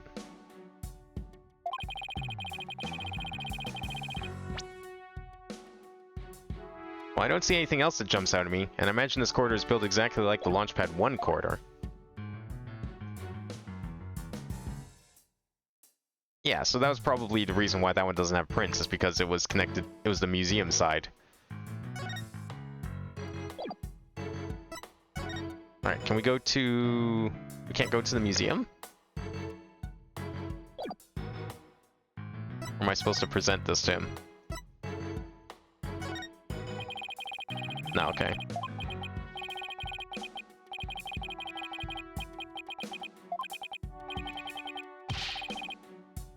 Are we thinking that the killer was in the museum before all of this? So did they start in, go out to kill Clay, then go back in? So I think they were definitely... we didn't really figure out why they were swapped in the first place, right? Because Phoenix's theory was that the killer, who is likely also the bomber, went into Launchpad 1 because it was on the museum side and therefore didn't require any fingerprints or security to get into. So they just walked on into the launch pad, planted the bombs, and then I guess they waited in there? Oh, wait, okay, wait, what was the exact timeline of events? The two pads were swapped, so the space shuttle didn't require any security to reach. So a person just walked in, planted bombs. Bombs blew up. So then while he was in there, Cosmo swaps the two, putting the ship back on the west side, on the left side where Lounge 1 is. Killer comes out, kills the two, and then, like, goes back in? Or does he just leave at that point? I'm not sure. There's, like, still a part of that I'm thinking about. Like, it just doesn't quite make sense, the whole swapping everything.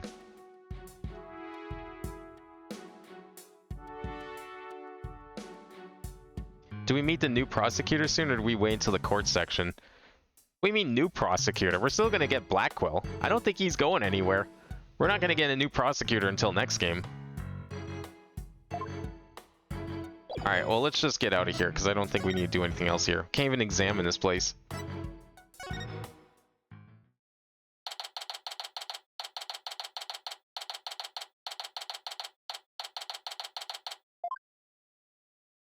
Oh, you're back. Curse the wretch who sullied my good name. First course at full speed away. Director Cosmos, wait. I'll handle this, Daddy. Take that. Ah! The mobility system has been compromised. Truzy's knife throw was a direct hit to one of his tires. Why is she carrying around knives? What the fuck? What do you mean you just carry around knives like that? How do you know how to throw those? What the fuck is going on here with you? This is what happens when you let, like, a 16-year-old work in a brothel. This is what she learns to do. This is how she develops. This is why Phoenix is a terrible father.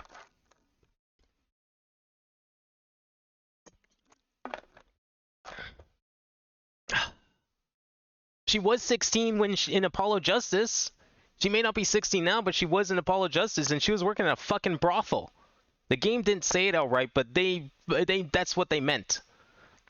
They just couldn't, because the game wasn't rated M. She was working in a brothel, or like a cabaret or something, and that's not a place for a 16-year-old to be working. Whatever, like, Japanese equivalent you want to go with here. That's not where you put a 16-year-old to work.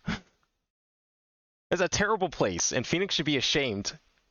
Whether or not she's adopted or otherwise, that's a horrible place that you bring someone to be working. A kid like that. Yeah, she's 18 now, but she was 16 when she started working and doing her shows in a brothel. And now she knows how to fucking throw knives and, like, take out people's tires? Are we sure she isn't the killer? What if she knows how to get bombs or make one herself? And the streak continues. She has a streak! She's been doing this for fun! Maybe I should have kept a closer watch on what tricks she's in practice. Yeah, you fucking should have! This is why he doesn't have any actual kids. My dear old battleship. We fought many a skirmish together. It has been an honor. Daddy, he's going to blow that thing up? Nah, I bet all that bun will do is make it go haywire again. Very well. I surrender. As a prisoner of war, I expect to be treated honorably. So it just took slashing his tires to get him to talk to us. That seems... Isn't that like coercion? Oh, God. Director Cosmos, when you were talking in court about switching the launch pads, you used your right to remain silent about the reason as to why. Yeah, this is the part that he didn't want to talk about, is why he had to switch them in the first place. I'd like Director Cosmos to tell us why he switched the two launch pads to begin with. Please. I can't. I exercise my right to remain silent. But I will say, my hands were tied. I was only doing what I could to keep my men from getting caught in that blast. So he knew the bomb was in there.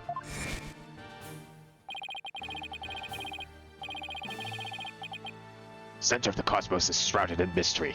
I don't have any secrets left. Now that my battleship has been destroyed, and I've been taken prisoner. Ah, here we go. Good. Ooh, 3. Not bad. No secrets left, huh? I beg to differ. Looks like I'll have to undo his psych locks if I want to get to the bottom of this. Well, let's see how far we can get. I have a feeling we can probably do all 3 of these because this game doesn't really set you up otherwise.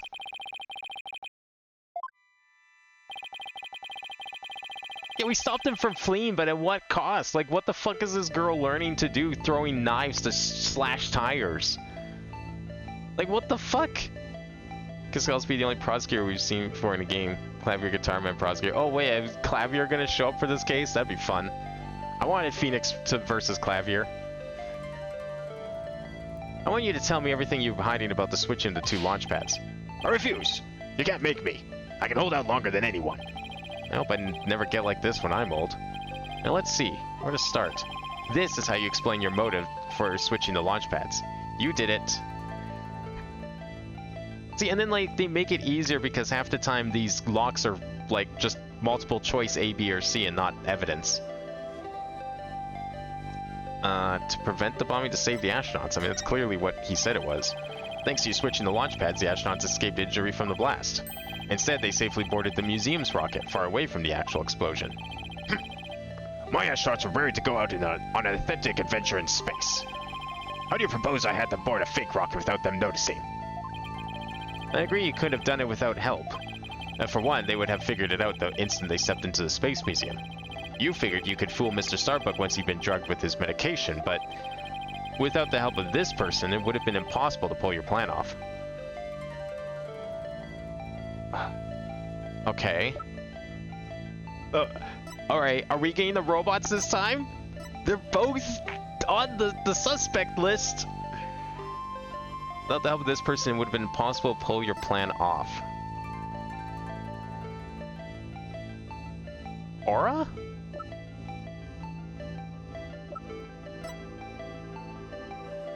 Detective who specialized in bomb cases was on detail at the Space Center, one of the first found by. Could it be Candace?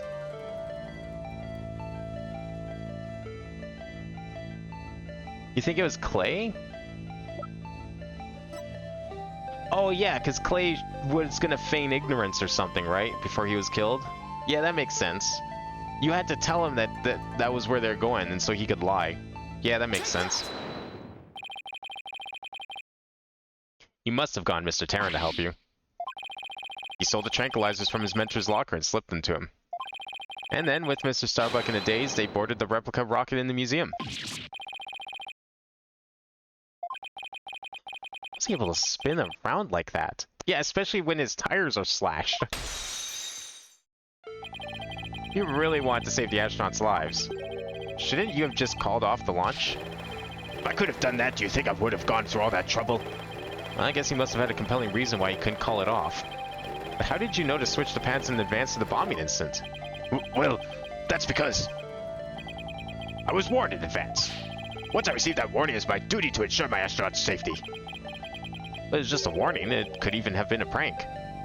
Phoenix, I hope you never ever work for the police with that attitude.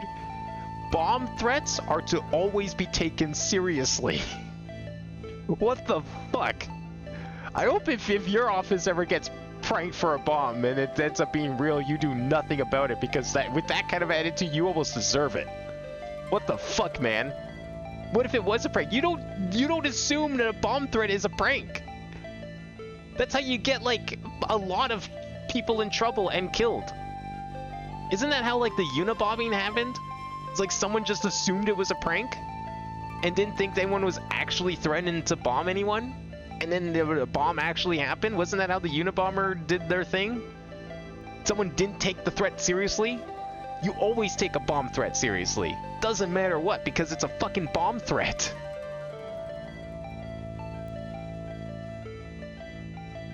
was just a warning. It could have even been a prank. Why did you believe in it so completely? Because I went to one of those mediums that everyone's been talking about these days. Oh, yeah, they've only been talking about them now. Oh, I didn't realize channeling was back in vogue. Besides, I thought it was you yourself that got the warning via telephone. It was probably like spirit telephone, like a Ouija board or something. Yes, that's right. The bomber contacted me personally. My battleship is equipped with a special advanced communication system, you see? Yeah, I mean, that's the next step up from spirit channeling is advanced communication systems like cell phones. AKA a regular old telephone. It's been a while. Playing another launch? I see you haven't learned. I'll never forget the terror I felt when I received that call. The bomber said it's been a while? And that was enough to make you take the threat seriously? Perhaps Director Cosmos took the threat so seriously because the Space Center had been involved in a bombing once before? Maybe. The culprit in the current case is the same person who was involved in this incident.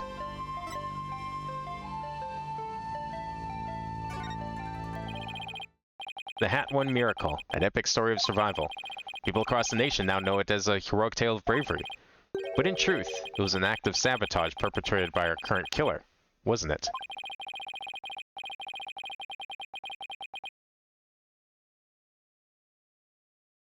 Yeah, he used a Luigi board. He was into Luigi boards until he learned about cell phones. Very few know about the previous plot, so when the caller said it's been a while, you knew beyond a shadow of a doubt that the danger was real, and it wasn't a prank. Did anyone ever tell you to go easy on an ex-serviceman? Yes, the Hat One Miracle was a really desperate battle against the act of sabotage. I even lost the life of one of my staff members in the fight. Sabotage, murder. So this is the ugly truth behind the Hat One Miracle. I let my guard down. I thought the saboteur had been caught, and that the case was closed. Huh? Wait a minute. The murder at the Space Center 7 years ago. This must be the person Director Cosmos thought was the culprit.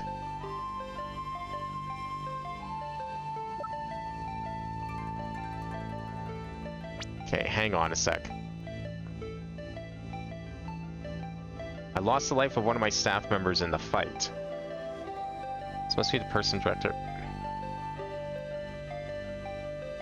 Thought the saboteur had been caught and the case was closed. Okay. So we know he didn't suspect him or him. Because he tried to keep them... Because they were boarding the rocket.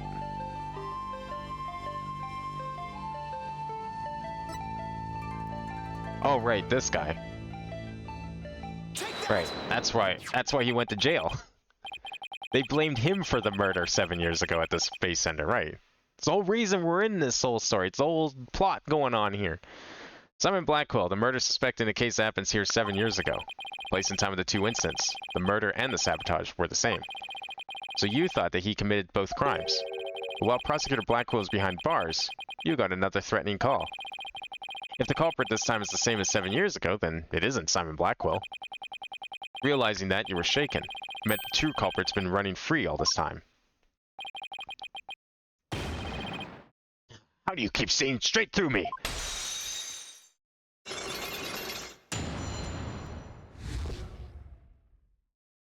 I didn't realize the Blackwell's murder charge happened in the Space Center. Yeah, that's the whole reason Simon was put in jail for murder. But what we learned last week was that he may have been falsely accused of murder. And so this entire time for the last 7 years, he's been trying to figure out his ghost, so to speak. The one who framed him for murder, I guess. Or whoever the real culprit was. And I'm thinking, because we also learned last week that his sister does not like lawyers. I'm thinking that it might have something to do with the reason why she doesn't like lawyers. Possibly because the lawyer did a terrible job and got him, you know, accused of murder, perhaps? I would certainly do it. The reason why Director Cosmos won't talk about why he switched to launch pads is connected to the truth behind the Hat One Miracle. Sabotage and murder that happened at this Space Center 7 years ago. Director Cosmos, tell us what you're hiding. You really want to understand the reason I decided to switch launch pads?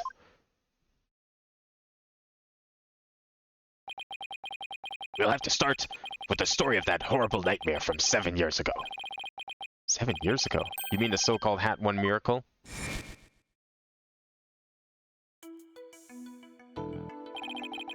Launch went smoothly, but once the ship entered outer space, then the troubles began. It was all the handiwork of a certain person and their evil scheme. So Mr. Starbuck's traumatic experience wasn't accidental. Isn't Simon on death row for murder? Yeah, he is. Murder that he may or may not have actually committed. Isn't that great? No wonder he's so upset.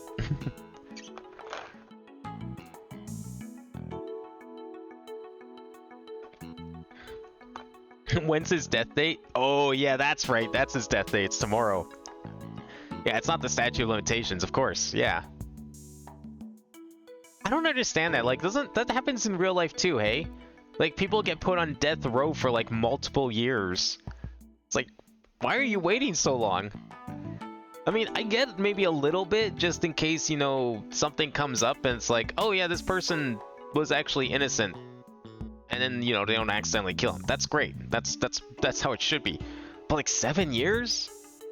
Like, at some point you gotta just be like, alright, no one's finding anything. If we're really gonna, if we're really thinking about killing this man for murder, we should just probably go through with it. Right? Like, why wait so long?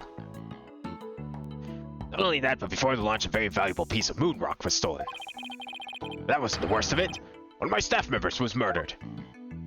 I think I know who. I can guess who. I have a picture of the potential murder victims, and I can point directly at who it is. We haven't even talked about them yet, but I bet I know exactly who it is. Where is it? Is it on here? No.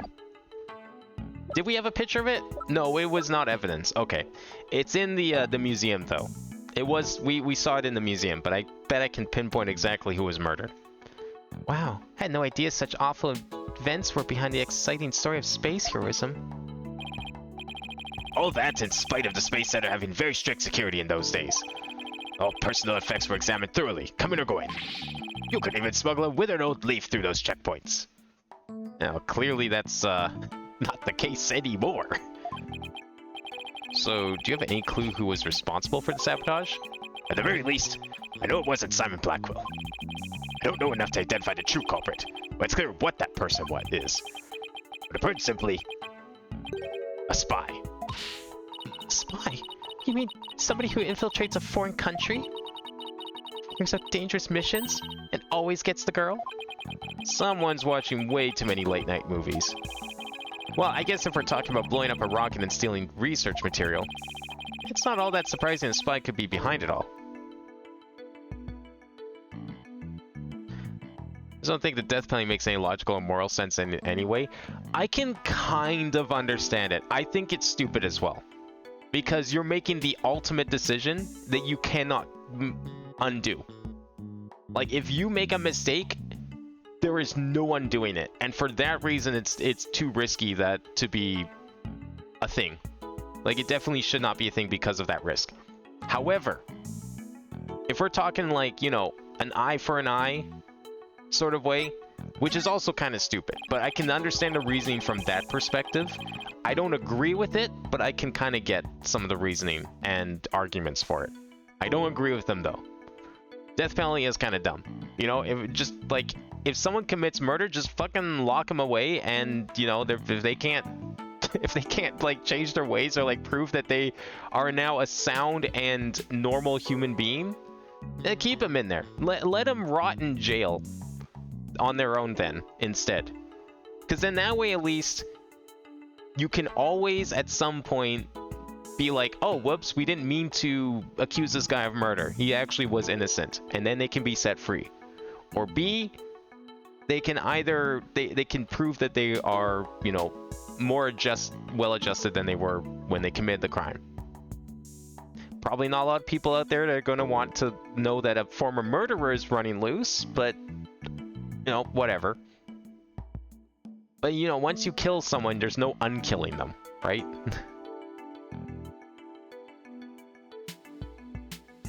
Make no mistake. There's cutthroat rivalry between nations in the space R&D race. Someone tried to outdo others by any means possible, even deliberate obstruction. 7 years ago, we got a call before the launch warning of us as sabotage. The same MO as this time. Yes. Here I thought the perpetrator had been caught. It looks like I was wrong. Prosecutor Blackwell seems more like a ninja than a spy, don't you think? Aren't ninjas and spies basically the same thing? I thought ninjas were more like assassins. There's a good reason we failed to find a real spy. A massive cover-up by the government. Government officials were too embarrassed to admit that they had allowed such a thing to happen in the hands of a spy. Don't tell me they made the police rush the investigation. They did indeed.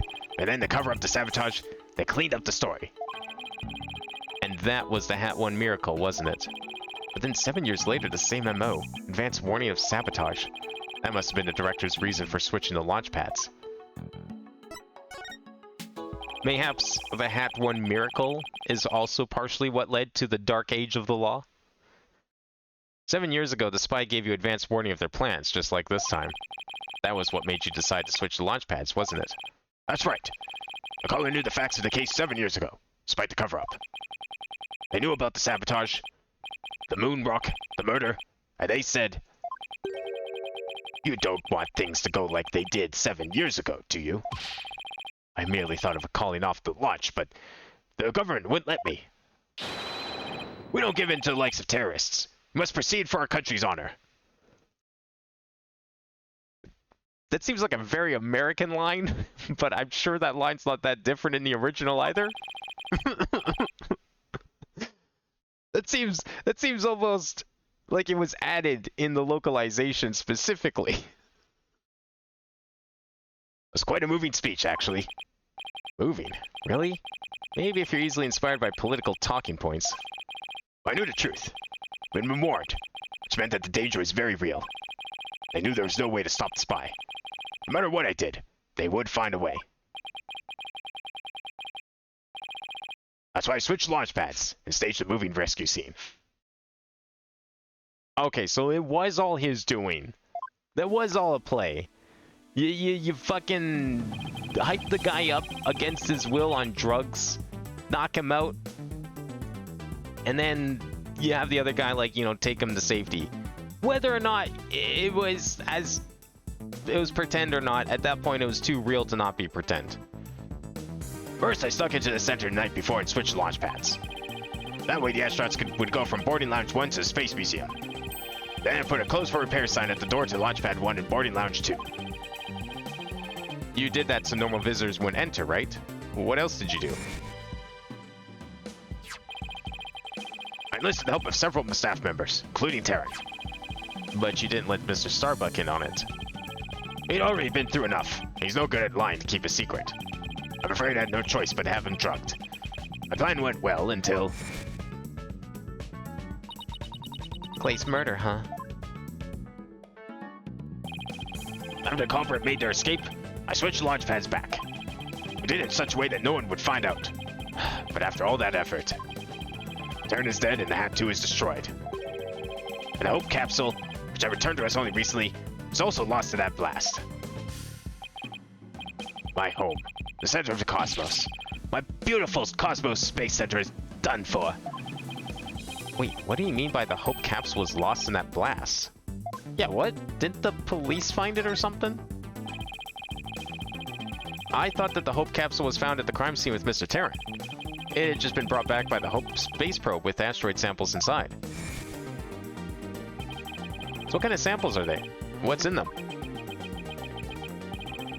Samples are scheduled for analysis in the near future. We haven't had time since they just came back the day before Terran's murder. The capsule is being held in a safe in Launchpad 1. I gave it to Terran before the incident so it wouldn't be destroyed in the explosion. The idea was that, with it safely in Terran's possession, he could make it look like he rescued it during the staged miraculous escape. But our precious research materials ended up lost to that explosion anyway. So wait, Capsule's being held safe for launch pad 1, but I gave it to Terran before the incident, so it wouldn't be destroying the explosion. Wait, what? How was it lost in the explosion if he had it in his hands? But I thought Clay was supposed to keep it safe? You misunderstand. Launchpad explosion wasn't the one the capsule was lost to. It was lost after the police confiscated it as evidence. Oh, I see. Metaphorically, it was lost to the explosion. It was a courtroom bombing from the other day. Oh. It was there. Right. Because that was day 1 of the trial, was in that courtroom. So it was there in the courtroom as evidence. It was blown to smithereens. Right, of course. That makes perfect sense. Yet another casualty of that blast. Ultimately, I think the culprit may have known about the switching of the launch pads. What? How? The police found a wiretapping device during their investigation today. A bug aboard my battleship. A tap on my advanced communication system. Dude, your cell phone looks like it's from fucking 1998. A wire on that phone? Yes, a wire on this very phone. I used this phone to give instructions to my staff about the launchpad switch. I just to a few select members who knew about the plan. Just before the incident, staff members were coming in and out of Launchpad 1. The culprit probably slipped in with them and amid the confusion. And planted the bomb then. Yeah, if they were tapping your phone, they definitely could pull something like that off. Do you really think the same spy is behind this incident and the one 7 years ago? Yes, I'm sure of it. Then the spy must be the Phantom Prosecutor Blackwell's been chasing. Prosecutor Blackwell told me once. The hunt I've been on for the Phantom of 7 years past continues even still. And for starters, that case happened right here at this very space center too. So if we find this Phantom... That's right, we can clear Athena's name. And then there's the matter of Prosecutor Blackwell too. What about him? Well, if the culprit of 7 years ago is the same person as in the current incident, it would mean Prosecutor Blackwell is innocent. That's still an if, though. I wonder how dangerous that guy would be in court without handcuffs. But if we're going on a ghost hunt, count me in. Now, if we're going on a ghost hunt, I feel like there's a certain someone that we should be calling here. I don't know, just a suggestion. It's all over for me. Spin, spin, whirl, whirl, I'm done for. Center of the cosmos is doomed. Do you think he's gonna be alright, Daddy? Well, at least he'll be in good company. There must be plants out there he can spin with. Which reminds me, I'd like to delve a little deeper into the Hat 1 mission too.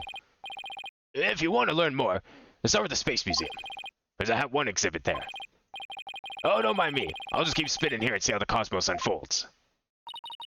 It's like he achieved spiritual enlightenment or something. I'm sure he'll stop when he gets dizzy. Let's go visit the Space Museum. He's still spinning.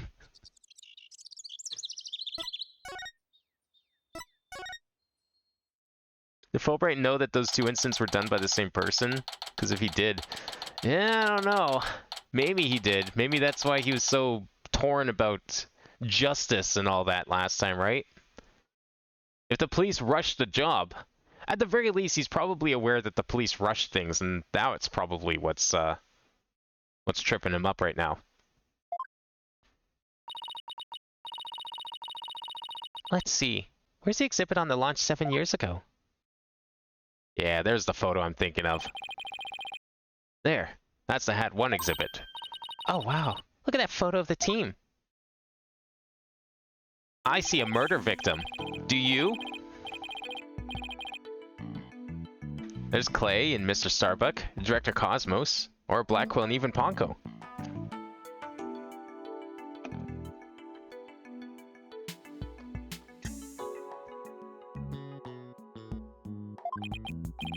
But I've never seen the woman on the right before. Everybody looks so happy. Well, except for Director Cosmos. Let's check out the newspaper article too. Hat 1 launch imminent. And there's a photo of the Hope space probe. I guess it's only natural that it doesn't talk about the murder or sabotage. They really were keeping a secret, just like the director said. Daddy, take a look at that jacket. Must be the Hat 1 team's uniform jacket. It's the same design as the one Apollo was wearing, the one that belonged to Clay. Actual jacket worn by a Hat 1 team member, it says. Not a replica, huh? I wonder if it was Mr. Starbucks. Why would Mr. Starbucks' jacket have a big slash down the side? I bet I know whose jacket that is. It's probably our murder victim's jacket. We're just gonna not mention the big rip in it? Okay, cool, sure. Oh, what are you doing here? Okay, yes, well, I mean, you're right. You're not wrong, Duck. There are two people that were murdered here. Oh, Miss Woods, what brings you here? I heard Thena got arrested, so I've been looking for you, Mr. Wright. I thought you might be here at the scene. You must be so worried, but rest assured, I'm doing my very best to defend her. She's going through such a hard time. I hope she doesn't lose heart. Even just coming back to this place must have been really difficult for her. Huh? You mean the Cosmos Space Center? What? You didn't know? She used to live here when she was a little girl. She did? No, I didn't know. No wonder she knew so much. Miss Woods, could you tell me more in detail? See, if this was like one of the 2D games, we wouldn't have just been walking over to that photo automatically and reading about the Hat 1 mission. No, we would have been given an examine button. I would have been able to click on everything in the scene, including the photo, and then that would have triggered this. If they just let me do that, that would have been fine. I would have liked that. But no, can't have you know, player interaction anymore, I guess. I'm a little disappointed. Thena's mom worked here. If I remember right, she was a doctor of psychology or something like that. But why was a psychology specialist working at a space research facility? I don't really know. But I do know that she lived and worked here, so Thena lived here too. So it was far from Thena's first time here. I wonder why she didn't mention it. She probably didn't want to talk about it. This place is connected to a very sad memory for her. I mean, do we even need to really explain it? A sad memory? Can you tell me about it? There was a terrible incident here. It was 7 years ago. Same time frame as the Hat 1 launch. Thena's mom, in the robotics lab. She was murdered. I think I kind of figured out this last week, gonna be honest. After it happened, Thena stopped coming to school. Poor Thena. And all this time, she never let on at all. I'm so worried about her. I came here so many times hoping to see her.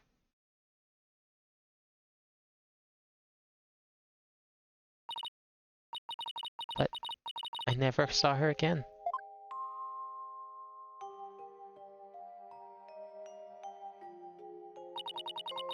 Murder victim's jackets look like... Hey, I said that last week and you told me that can't be his, and you're right, it can't be. I don't know why I thought it was his in the first place. That was stupid. Made no sense. After a while, we started exchanging letters. But I didn't get to see her face to face for 7 long years. And so the first time you'd seen her in 7 years was during Professor Court's case. That's right. And I was so surprised. She was like a completely different person. So cheerful and happy.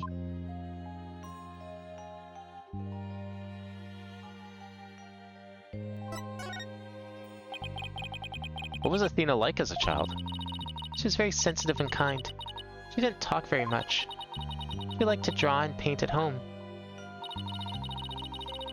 That's completely different from the Athena we know now. I can't even picture it. She never left the Space Center much because she was very sensitive to other people. people's emotions. When she went to the crowded places, she'd get dizzy from all the emotions flying around. It must be hard to hear people's hearts as well as their voices.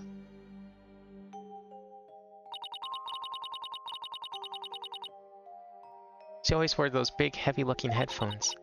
She said her mother made them for her, as part of her research. Huh.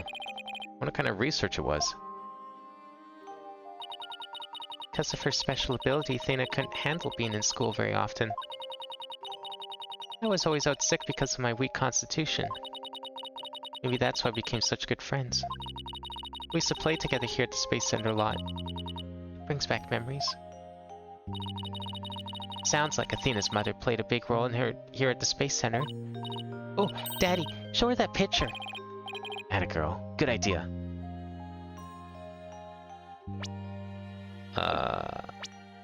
Was it added to the court record? Oh, I guess kind of. Oh wait, I have to go back.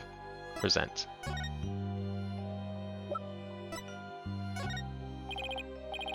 Miss Woods, could you take a look at this for me?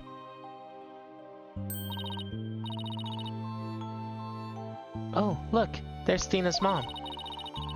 The woman on the far right, the one in the kimono. That's Dr. Metis Sykes. Metis Sykes. Metis Sykes? I feel like they made a pun for her name and then just gave Athena her name to fit well with Apollo. So Athena's name isn't a pun, but there's definitely feels like there's a pun in there. Athena's mother's murder. Did it by any chance have any connection to the Hat 1 launch? What? Why, yes, it did. As I recall, it happened on the day before the launch. Just as I suspected. That wasn't the worst of it. One of my staff members was murdered. So this is the murder director Cosmos was talking about. Does that mean that the crime prosecutor Blackwell is convicted of is the murder of Athena's mother? There's a chance her death is somehow connected to the current case. There is? Thank you for all your help, Miss Woods. And please, try not to worry. I won't let anything happen to Athena. Thank you, Mr. Wright. I know you'll take good care of her. So we need to investigate the robotics lab and also talk to Athena. You've got our plates full, Daddy. I hope we can fit it all in before the day is through. Attention Sarah first, then. We have to see Athena before visiting hours are over.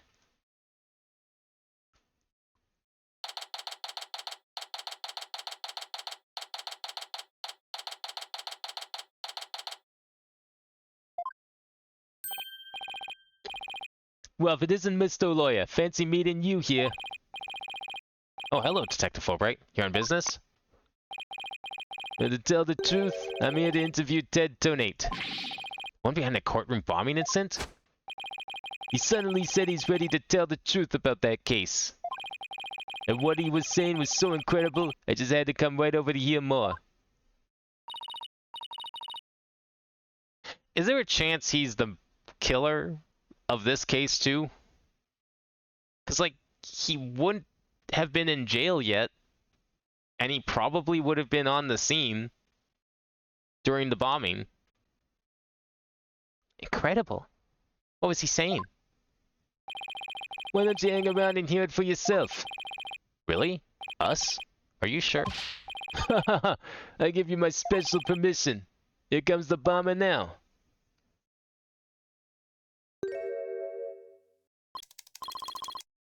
You, what nerve you have to come here?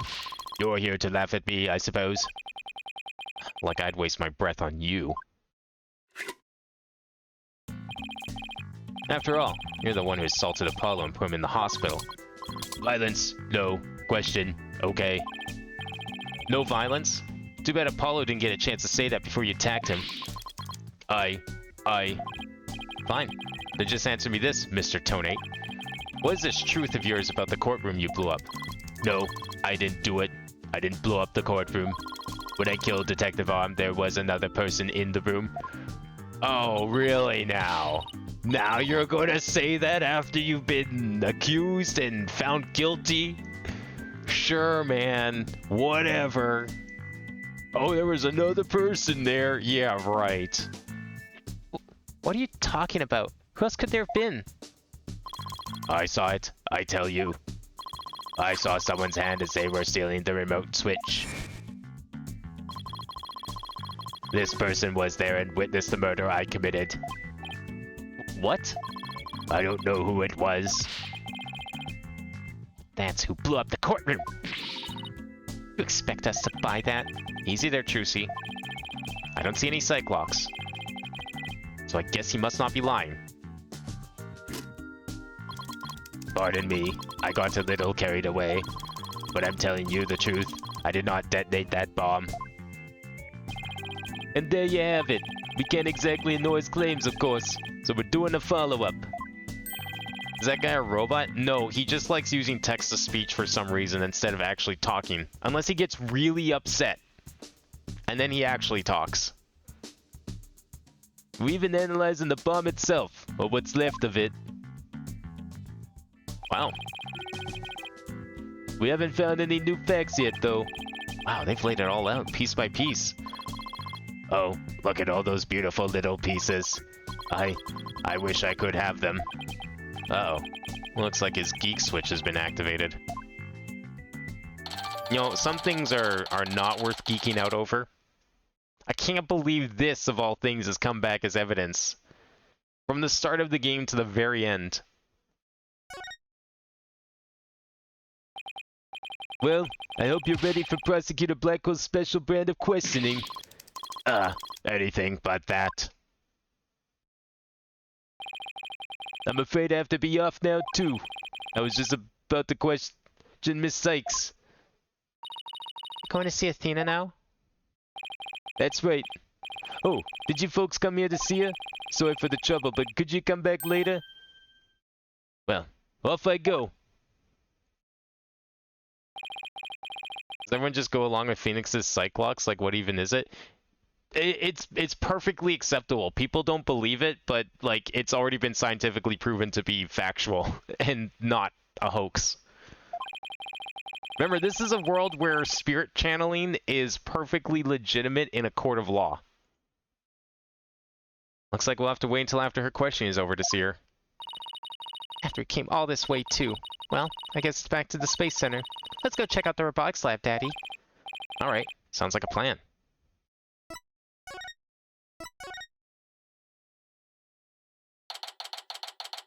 Judge Tron?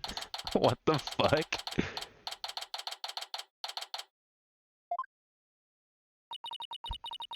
So this is the robotics lab, huh? Looks like it's exactly one floor above the boarding lounge. And where people were directed to evacuate from via the emergency ladder. Hence why Aura was looking into the window of the lounge during the murder. This is where Athena's mother was killed 7 years ago. And speaking of someone who works with robots... Daddy, look over there.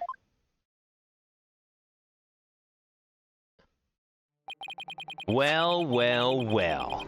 Look who's here. So they plan to use this bag to carry the capsule, is that right? Yeah, more or less. Say, why don't we stop talking about the case and have a nice cup of tea instead? Paula and Aura Blackwell. I wonder what they're talking about. Well, well. Come to spoil our fun. Just when I was enjoying our alone time. Trucy and Mr. Wright. I like that the moment Athena gets locked up, Apollo immediately goes and makes a new girlfriend. Smooth move there, buddy.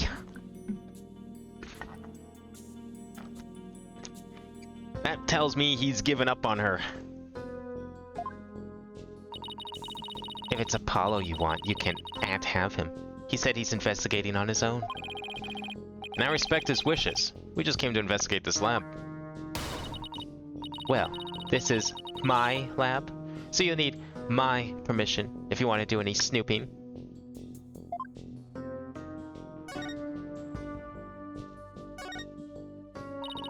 Look, it's better than the alternative of Apollo and Trucy, okay? But you know what? Knowing Phoenix, I don't think he would be against it. Even though the fact that he knows the truth, I don't think he would tell them. If it really came down to it and Paulo wanted to go out with Trucy, I feel like Phoenix would say nothing. Absolutely nothing. He'd just be like, okay. And not even think it's even weird. The man who sent his daughter to work at a brothel at the age of 16, they've been like, okay, that's fine. Heard about the trial. You made mincemeat out of the director. And suddenly Starbuck was out and your little subordinate, the princess, was in. Case closed. And they all lived happily ever after. Eddie, say something to her. And I suppose you're going to defend the princess in court, am I right? The princess, huh? Guess she's talking about Athena. Of course, Athena is innocent. Oh my, such loyalty and trust. She seems pretty suspicious to me, though. The emotionally unstable princess. There's your culprit for you. Don't you agree, Apollo? I don't know yet. Well, how could you? What's wrong saying I don't know if it's true? It's a very scientific approach. Your subordinate is more level-headed than you. Or should I say, former subordinate?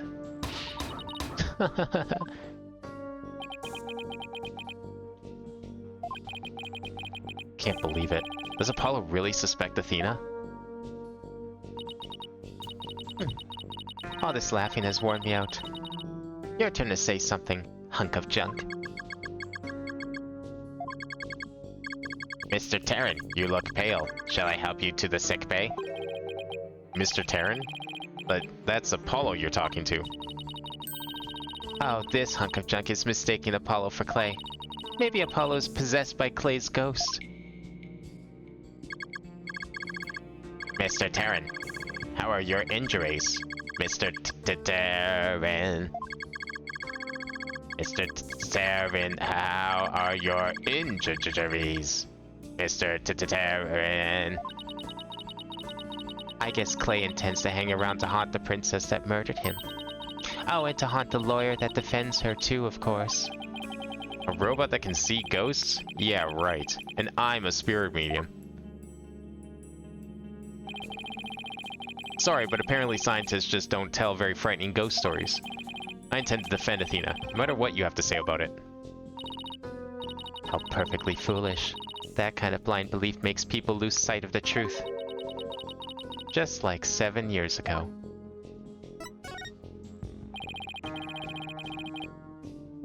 Could you tell me about the incident 7 years ago? Why? Do you enjoy trampling on people's feelings and rubbing salt in their wounds? Or do you just want me to talk? In that case, what should I ask for in return? I'd like to hear about that incident too. It'd help me understand the current case better. Huh? Apollo knows about that case too? Well, if you're the one who's asking, Apollo, come on, hunk of junk. You tell the story. But Miss Aura, that's private information. If you won't talk, I'll just have to make you talk.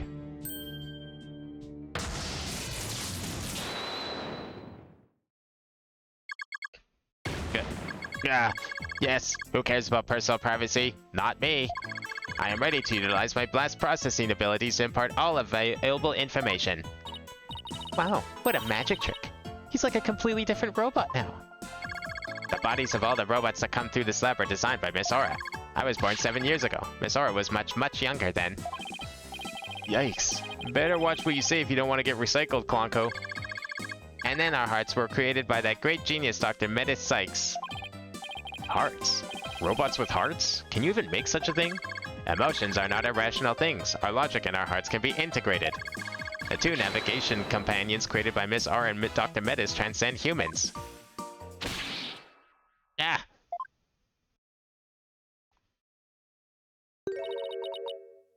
Metis. Huh? She just glanced over at her desk.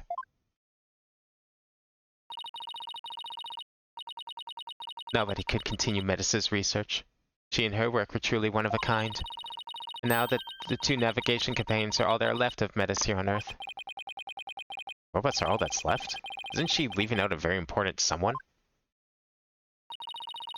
We built the ultimate creations together, but now she's gone.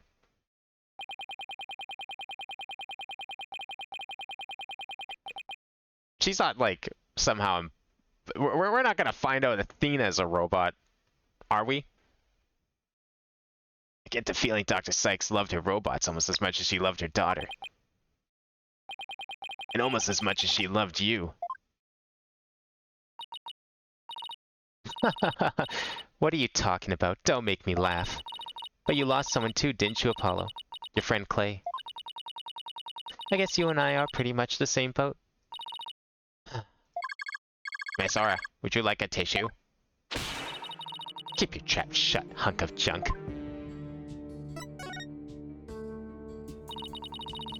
Clonko's an important keepsake of your time with Dr. Sykes.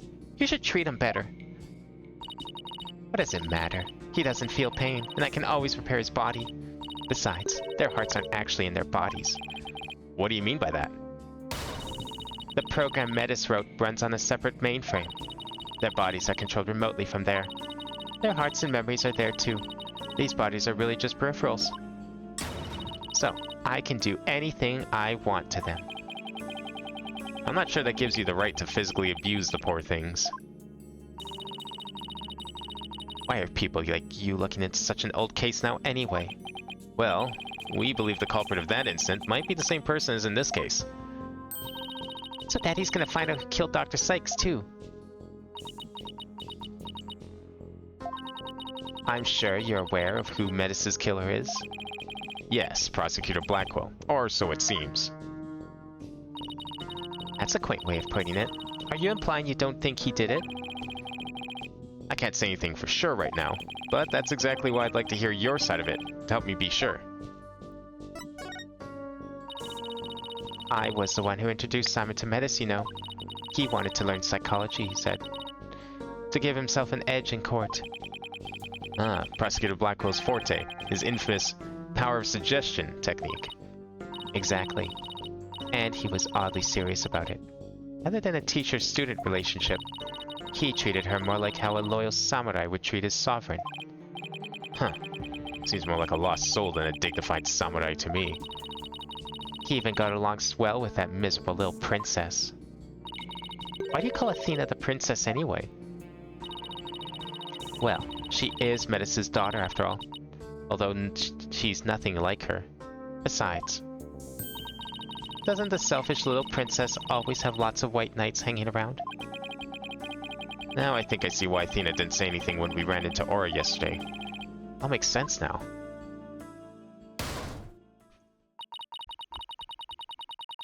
So the culprit behind the two cases could be the same, huh? That settles it then. What does it settle?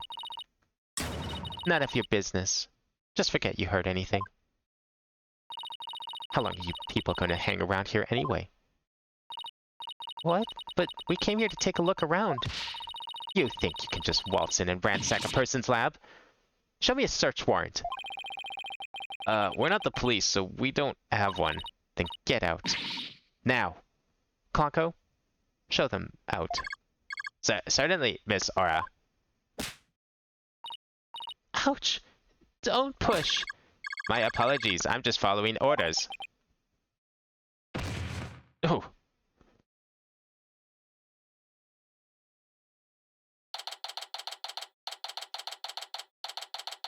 I'm gonna lie, I was expecting the Cyclops to appear over the robot. That would be amazing. I would love to see that. What a way to get shown out. The nerve of that woman. What's with that horrible attitude? Guess that's just how she is. And why was Apollo going along with her? I guess it's because they have something in common. Apollo lost Clay, just like how Aura lost Dr. Sykes. Really worried about him.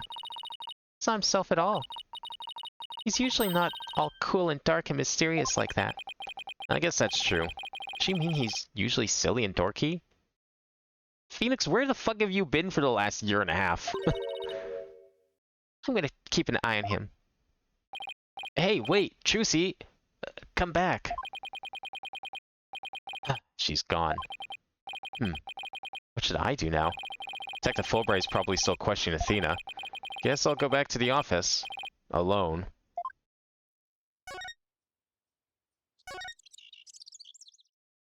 Well, if everyone else left Phoenix, you'll always have Charlie.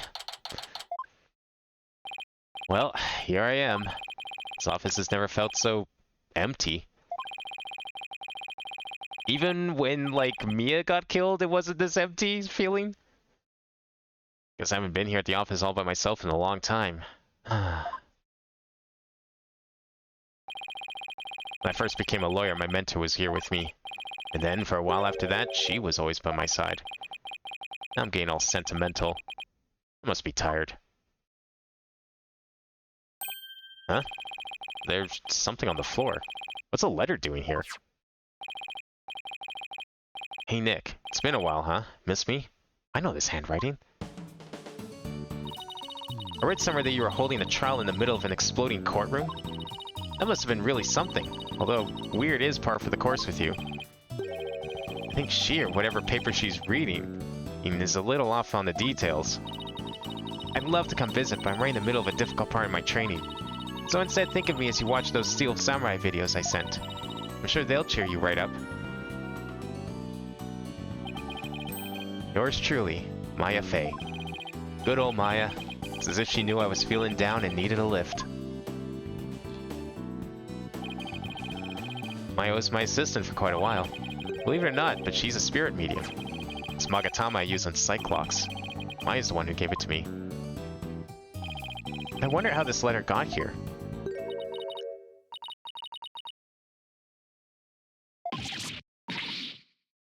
Well, I guess if we can't have Maya, we can have great value Maya instead. Who are we channeling today? Nobody? Figured.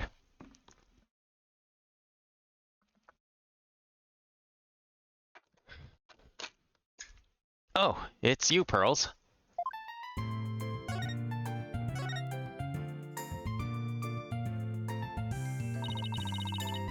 How have you been, Mr. Nick? This is Pearl Fey, although I call her Pearls. She is Maya's cousin, who's also a spirit medium. Very talented one at that. I've known her since she was 8 years old, but Apollo and Athena only met her a few months ago. You didn't come all this way just to bring me a letter, did you? I apologize for barging in. The door was unlocked, but I can't believe there was a big explosion here. Office doesn't look any different. She's even further off on the details than Maya. Wish someone I could take you out to eat or something, Pearls, but there's a lot going on. Oh, I know that. I didn't come here for a social visit, you know, Mr. Nick. Did you read the postscript on the letter? Uh-huh. There's more? Oh, yeah. Here it is. P.S. I bet you've been too busy to clean or take care of the office, so Pearlie said she would come help you. Isn't she sweet? You better thank her. You sent her all this way just to clean the office? What the fuck? I feel like she could be doing it, like, literally anything else, and it'd be considered more productive. Oh, so that's what you're doing here. It's awfully nice of you, Pearls. I am Pearls. Thanks to these two, I'm starting to feel a little better. Thank you, girls. Now that I'm here, I'm gonna whip this place into shape. You just concentrate on your work and don't mind me at all. I'll need to talk to Prosecutor Blackwell if I want to learn more about his case. And with the trial still going on, they must be holding him down at the detention center. Are we finally cleaning up this mess? It's been sitting here for like the last 2 years. Well, good. Someone had to do it. Is this where we're going? Yeah, I think so.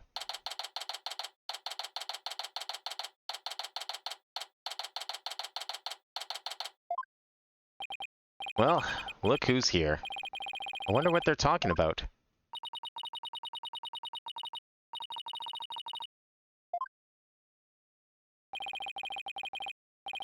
I don't have anything to say, Aura. Why don't you go home and play with your dolls?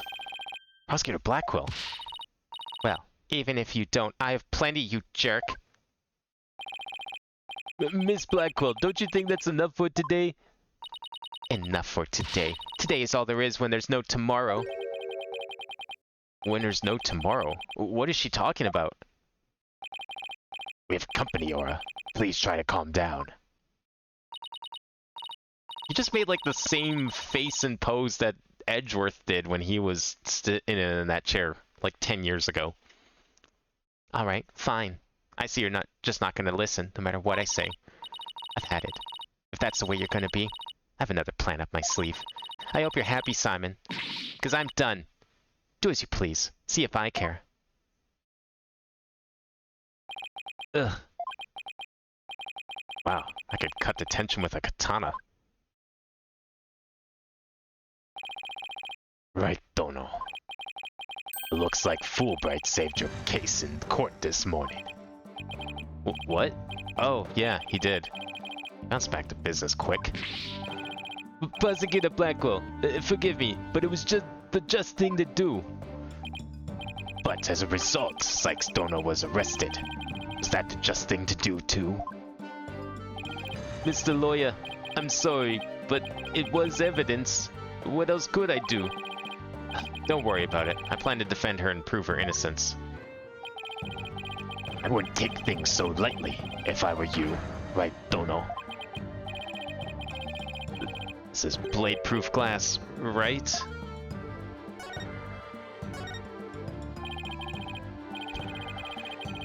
Oh yeah, that's right. Because wait, if he's gonna be killed tomorrow, if they're putting him in the chair tomorrow, then maybe we won't get to see them face off in court. I was really hoping for that. Prosecutor Blackwell, we're looking into the case from 7 years ago. You're looking for somebody you call the Phantom of 7 Years Past, aren't you? You villain! Where did you hear about that? This glass is absolutely, positively blade-proof, right? No, it wasn't me. I didn't say a single word. Oops. Ouch. At least it wasn't my fault. Could you tell me who this Phantom is? And also, you didn't really kill Dr. Sykes, did you? God, the guest is leaving. Prosecutor Blackwell, please listen to me. The culprit in the current case might be the same as the one in the case 7 years ago. If you would cooperate, we could probably solve both cases. I suppose I could talk. The one who killed my mentor was, without question, me. I stole Sykes Dono's mother away from her. I destroyed her life. Prosecutor Blackwell. God, where are you? Stop dragging your feet, I tell you. Ah yeah, just like when Edgeworth totally killed that guy. There he goes. No, we've upset Prosecutor Blackwell.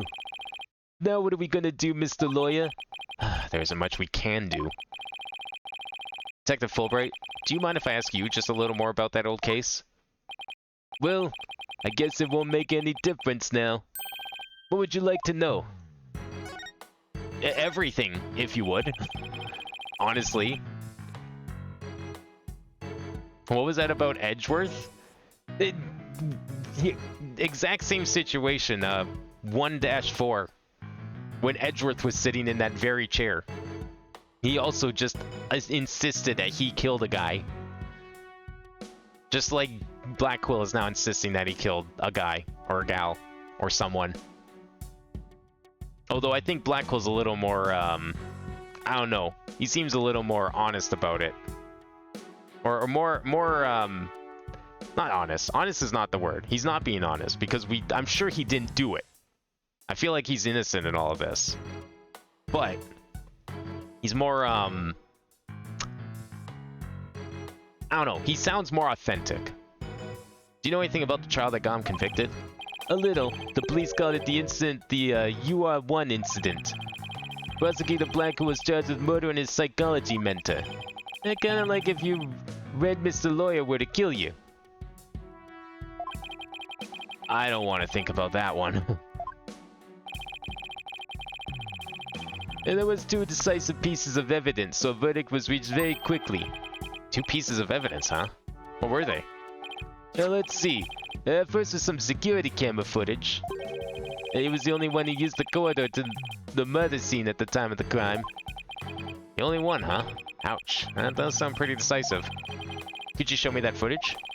Oh, sorry. I don't have it with me right now. I guess I'll have to see it some other time. I like the attention to detail that they made this footage a cassette tape. Or a video cassette, because like 7 years ago, they were still using video cassettes as icons for security footage in the games. Or in the games that were set 7 years ago. And what was the second piece of evidence? This one's even more incriminating. A photo of the moment of the crime. Oh, classic evidence there. See? There he is at the crime scene holding a bloody katana. It was the victims, kept on display in the room, and she had a thing for Japanese culture.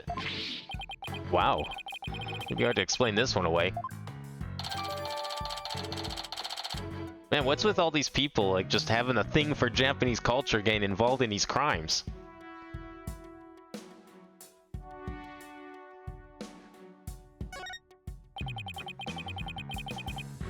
But who took this picture, detective?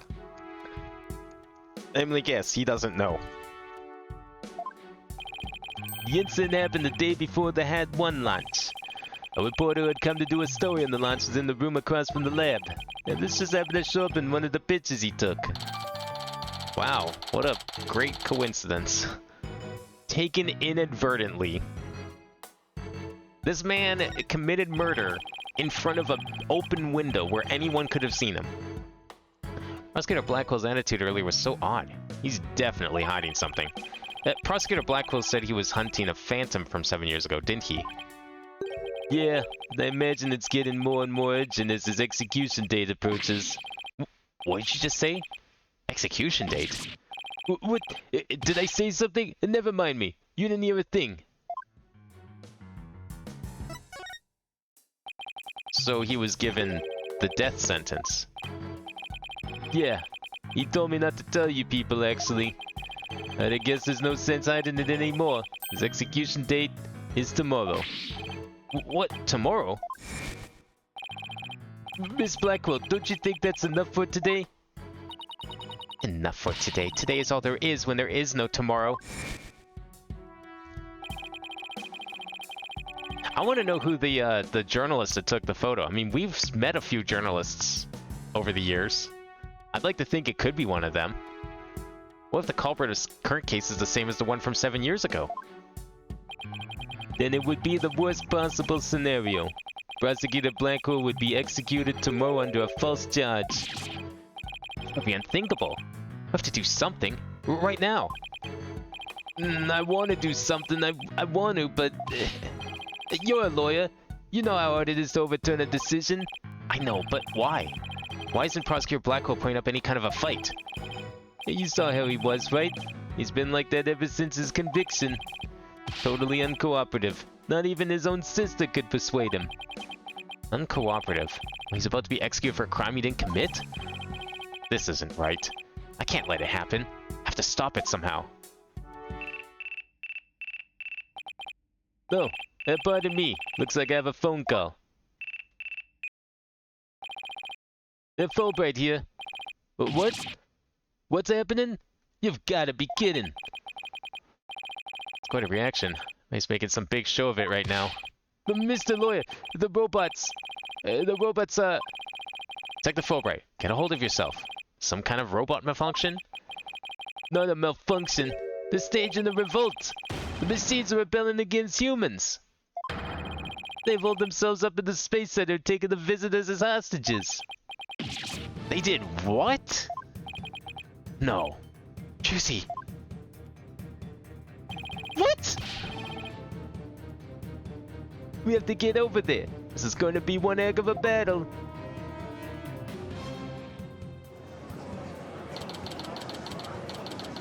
What the fuck is going on here?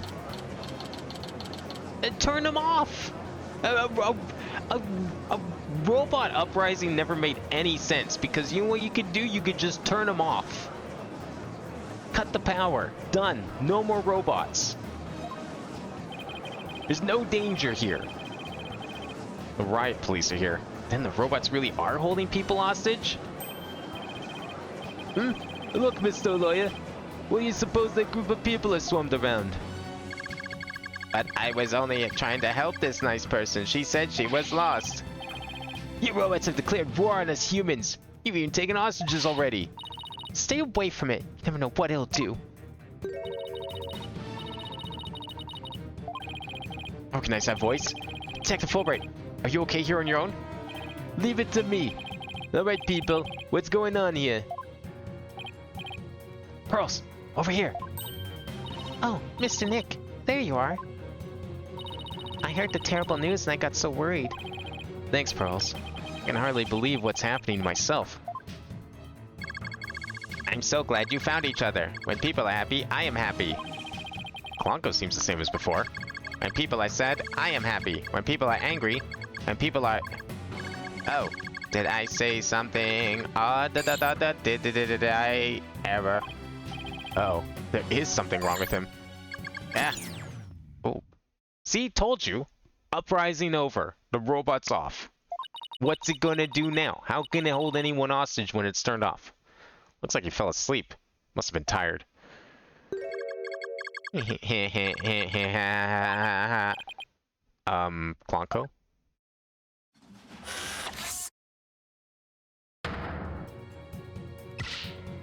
Ha ha ha. Human beings are our enemies. It's time for the machines to take over. Robots are rebelling. Everybody run! Silent war and the end of the world. Ha ha ha ha. Fools. How could you fall for something so cliche? I'm human too, you idiots. I'm just controlling these robots remotely. What? But it is true that I've taken hostages, so you better not make me mad. Hey, you, hostage one. Come here. I'll let you talk to them. Huh? There's something being displayed on Klonko's face screen. It's the Space Museum. Daddy? Daddy, is that you? Trucy? Trucy, is that you? No. Trucy, are you alright? About 15 robots are holding 12 of us hostage, Daddy. They've gone haywire. A researcher is the one behind it. She's here. God talks too much. Trucy? Trucy! Talk to me! Are you doing this? I'm glad you asked. My demand is simple. I hope that detective is listening. Bobby Fulbright here, I'm all ears. I want you to bring someone to me. Clay Terran's murderer, Athena Sykes. Athena? Now hold on just one moment. I can't just give in to a demand like that. So you don't care what happens to these hostages, huh? I'll just pick one out then. No, wait! Mr. Lawyer! I know I have absolutely no right to make such a ridiculous request, But you need me to buy some time, right? Got it. I'll see what I can do. But promise me you'll never hand Athena over. And you won't give up on the hostages either. Of course I won't.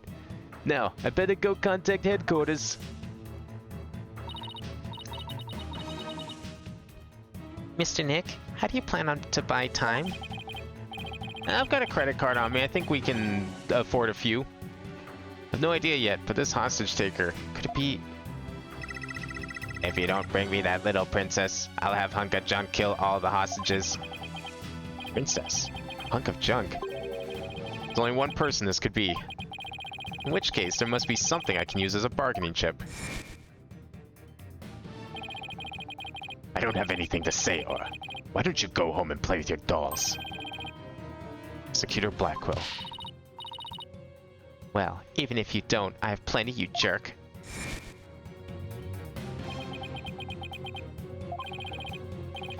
Miss Hostage Taker, Athena is not a murderer. What are you talking about? She's been arrested and they've got her in detention. I'm telling you the truth. Look, the person you want is the real killer, right? Well, it's not Athena. It's someone else. Alright, let's hear your stupid little theory. Who is this real killer? I don't know yet, but the culprit is the same as the one in the case from 7 years ago. The UR1 incident. I believe you have a personal interest in that case. It's too late to change what's going to happen now, no matter how wrong it is. But is it really too late?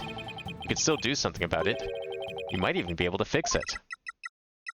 Just, what exactly are you proposing? What can I do about the 7-year-old case to satisfy the hostage taker? Ooh, both of these make sense. Why don't we just retry it in court? I propose we retry the case from 7 years ago. If you make that demand now, I'm sure nobody will deny you. It wouldn't be an official trial, but at least we could find out the truth. Heh heh heh. Ha ha ha ha. That's good. Real good.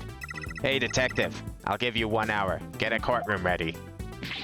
1 hour, but that's impossible. Please, give me at least until tomorrow. If you don't mind losing hostages, you can take all the time you want. Oh, but wait. If we're going to have a retrial, we'll need a prosecutor. Don't worry. I'll take care of that. She will?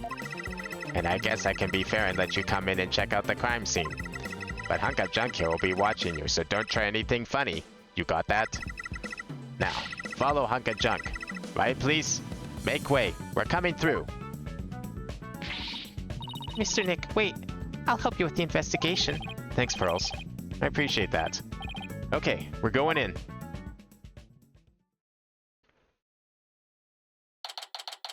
So does this case have a real trial in it, or are we just doing this? Or I dropped this off with a warning not to touch anything until she got back. I wonder what's taking so long. But we can't really start the investigation yet, can we? Even if we could, this mess might make it harder to tell what the courtroom was like 7 years ago. Mr. Wright? It's a hostage taker! I'm back to my usual self now. You are still being monitored, however. But more importantly, an important guest has arrived. A guest? Who could this guest be?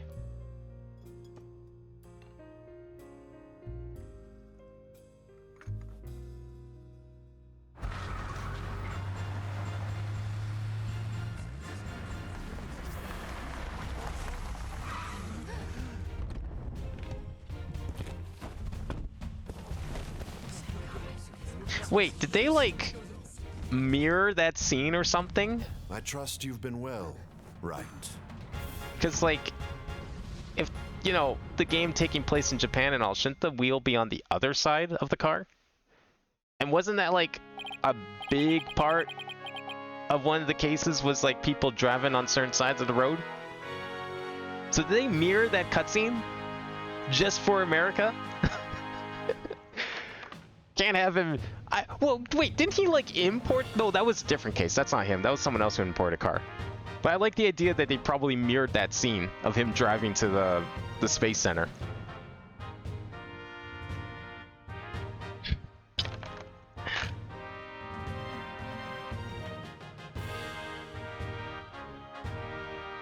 Edgeworth, what are you doing here? This is Miles Edgeworth. We've been friends since we were kids. We faced off in court a number of times back when he was a prosecutor. But now... Why did she, like, know to call him? Why would she have called him? Was he the one in... Was he the prosecutor on the old case? Hello, Prosecutor Edgeworth. Oh, but you're not a prosecutor anymore, are you? He's chief prosecutor now. Pretty soon it'll be a year, right? Title is nothing more than a title. Don't we have more pressing issues to discuss? So what are you doing here, Edgeworth? The captor chose me as the prosecutor for the UR1 case. Wow, she's good. She went all the way up to the top. Actually, I guess if he's chief prosecutor, that kind of would explain why he was chosen then. She only wanted the best. I gathered all the information I could in the short time I had. I'll give you a rundown. You're always so well prepared, Prosecutor Edgeworth. Thanks. I appreciate this. I could really use the help. I don't like how he's facing. It's way better him facing forward here than the fucking that scene in Miles Edgeworth Investigations. It does not look cursed here. It's fine here. I'll start with a brief overview. The victim was the psychologist Dr. Metis Sykes. Yeah, Athena's mother. 7 years ago, on the 7th of October, her body was found here in this very room. I have 2 crime photos and the police notes on them for you to see.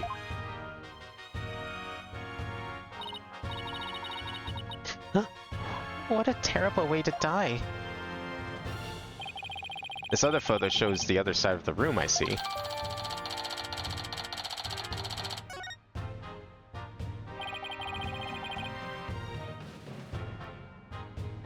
Can't wait for this new objection voice line. Oh yeah, they probably got him a new line. Wait, did he have a new line? No, I can't remember. Was his voice still the same as the old voice in Investigations 1 and 2? I'm trying to remember if they recasted him or not in that game. I also have the autopsy report for you. Oh, do you now? Thanks. You didn't like... You made sure it was all up to date, right? Before we go into trial this time? The murder weapon was the victim's own katana found at the scene. Yeah, Detective Fulbright mentioned she was into Japanese culture. The body was found by a Space Center staff member and 2 police officers. The police were called in because of the sabotage on Hat 1 launch. Yeah, Director Cosmos mentioned this too. A few hours after the body was discovered, a suspect was arrested. The suspect was Simon Blackwell, a young prosecutor. I hear his trial was over in a flash. Yes. A guilty verdict was declared in only 1 session. Not only did he plead guilty, but there was decisive evidence against him too. The security camera video. And a photo of the moment of the crime, as I recall.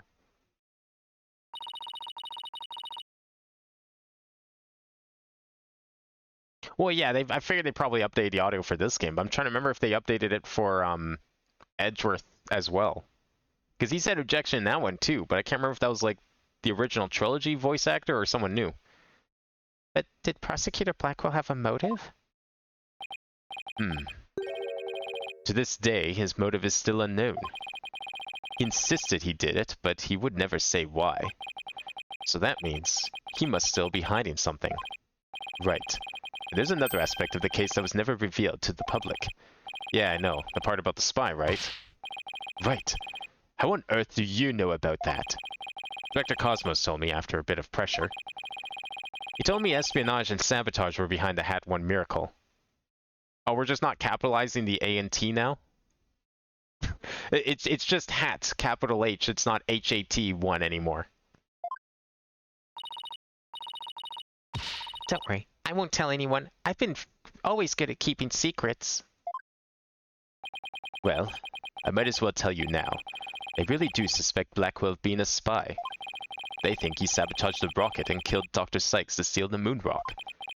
But if you can prove that Hat 2 bombing is the work of the same spy, we can say the execution. It's a possibility.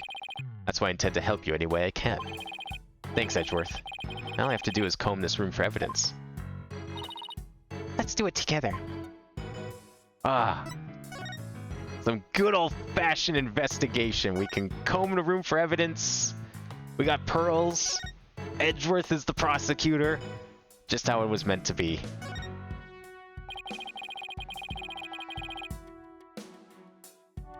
It's about as cluttered as my office, but I think it's a workbench. Mr. Nick, I think this must be a kitchen. Look at this photo. See the cute little food processor? It isn't a food processor, Pearls. That's the Hope capsule. It was scheduled to be loaded onto the Hope space probe that fateful day. The 3 people who came to collect the capsule discovered the body. The first on the scene, huh? A staff member and 2 police officers, was it? And they were here to collect the capsule. Which reminds me... So they plan to use this bag to carry the capsule, is that right? Yeah, more or less. Say, why don't we stop talking about the case and have a nice cup of tea instead? Apollo and Aura Blackwell? Wonder what they're talking about. can't believe they made a 3D model of Edgeworth 1 case. I honestly also can't believe that they did it. Like, a sprite is one thing, but you know what? All of this game's shortcomings, you know, with like the whole investigation system and arguably, you know, not as interesting or as like you know, puzzles that aren't as are more handholdy than they used to be. They definitely still went all out and didn't like think that 3D was going to be a hindrance to the game series. They proved that they can do it in 3D, and I think they did it very well.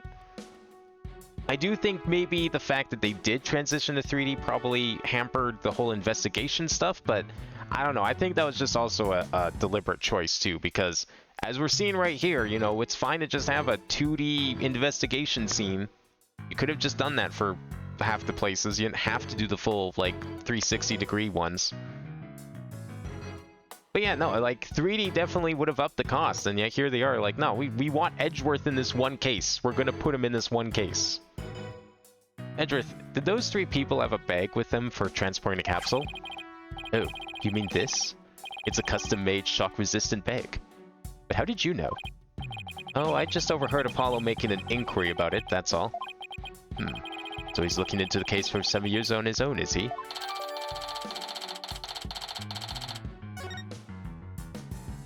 I was kind of hoping your theory, Jack, about it being Apollo would have, as the prosecutor, would have been correct. That would have been an amazing twist if we had to face off against Apollo.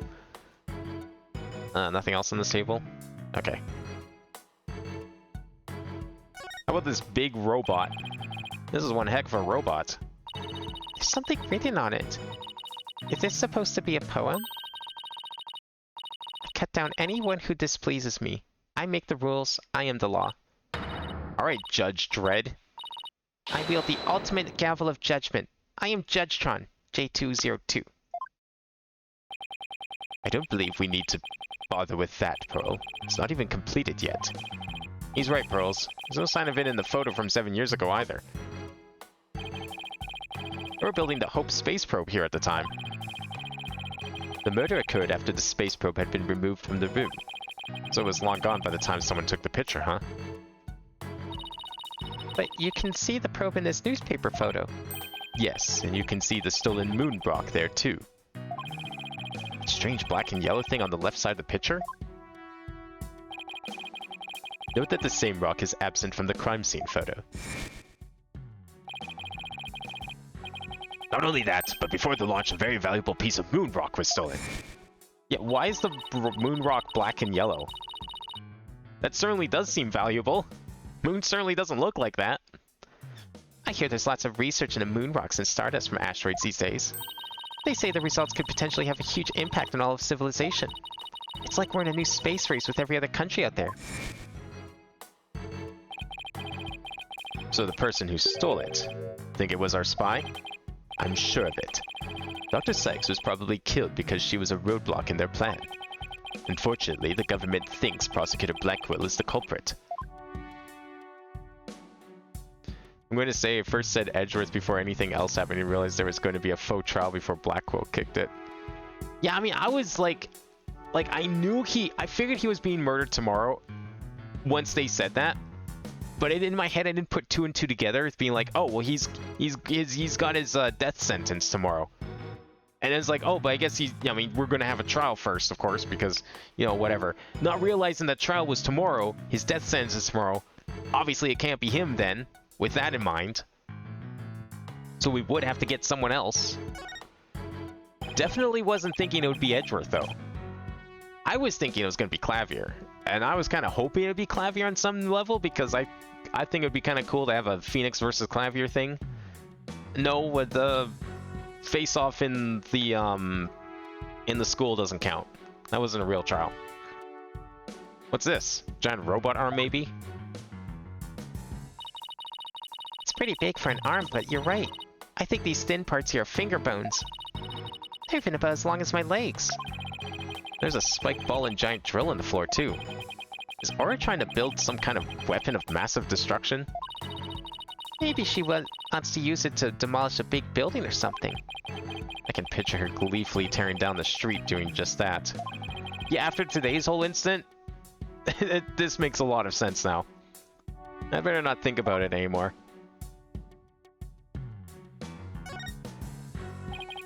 Hey, look at this roll of rolling cases. I bet the wheels make it easier for people to move heavy research materials around.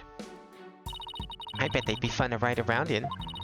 We could even probably both fit into the biggest one. I know. We could have Prosecutor Edgeworth push us. I don't trust him not to push us down a flight of stairs. Come on, he wouldn't do that! Right? What's this? Looks like a giant power plug. It's attached to what looks like an electric vehicle charging station. That's a charging station for us robots. We come here periodically and charge ourselves up. Wow, machines that maintain themselves. That's pretty cool. If our batteries run out and we lose consciousness, we never know what Miss Aura will do to us while we're down, you see. I'm telling you, there's a reason they're designed the way they are up in front here. Remember the pink one? You think I was kidding about that? The game certainly isn't. Nothing motivates quite like fear, huh? I don't know how much longer the investigation is, but I do know you don't want to go past it. How long is the trial portion? Like, if it's short, would it be worth just finishing this, or do you think the investigation's a good stopping point once we're done here and it transitions to trial? Long? Okay, that's what I figured. It is the last case of the game after all, so I was kind of expecting it to be long. I am glad that we're doing this today, though. This is a nice addition to everything, considering how short that, surprisingly short, the end of Case 4 was. So that means we'll get a nice proper finale next week. Classic Phoenix versus Edgeworth. An emergency ladder. This must be the one they used during the evacuation. Alright, now what kind of ladder do you think that is? Is it a step ladder, or is it a ladder? It's probably a ladder. You're not putting a step ladder in a box like that. But then again, we have a step ladder that can fold up and probably fit in a box like that. Explosion disabled the elevators, so I lowered my emergency ladder like the detective leading the evacuation told me to. I was guessing Blackwell wasn't going to be allowed to prosecute Athena's trial, so when I saw Apollo and Aura talking and her hinting he's not your lackey anymore, he's finding the truth in his own way. I assumed the trial was going to be Phoenix versus Apollo. I was kind of hoping that, but realistically, that didn't make a lot of sense, because how did he become a prosecutor in like the span of a couple of days? That seemed a little weird. But you know what? I would have been willing to roll with it if that was actually what they wanted to do. I would have been okay with it just for the sake of what that would lead to. We kind of moved on from Clay. Well, yeah, I mean, Clay's murder is sort of solved. Kinda. Well, okay, at the very least, Starbuck is innocent. That was all we set out to prove. Yeah, traditionally, we also need to prove who the murderer was. But we're kind of doing that here. I mean, our current theory is that the person from 7 years ago is the murderer from this case as well. Same person right here in this picture. So maybe if we solve this one, we'll just inadvertently solve the other one too. As Miss Blackwell was climbing down the side of the building, she saw the culprit inside. I wonder which would have been scarier, that or looking down.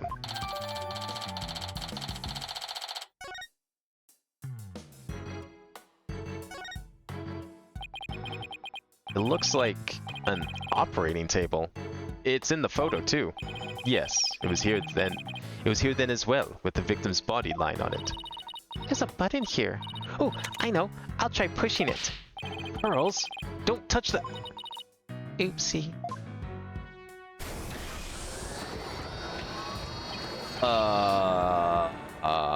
Okay, it's for robots. I thought it was for people. That explains a lot, and I'm a little less worried about it now. Hey, it's moving. It appears to be a robot assembly device. Disassemble anything in a flash. Push the dismantle button. That sounds pretty neat. Can I push it, Mr. Nick? Please don't push any more buttons, Pearls. Can we at least push the off button? I don't know if we should be assembling more robots for Aura's army. Alright, if robots take over the world, it's Pearl's fault. Aura's desk is a mess, though that doesn't surprise me. Ooh, I just want to dive in and strain it up. Wait, before you do...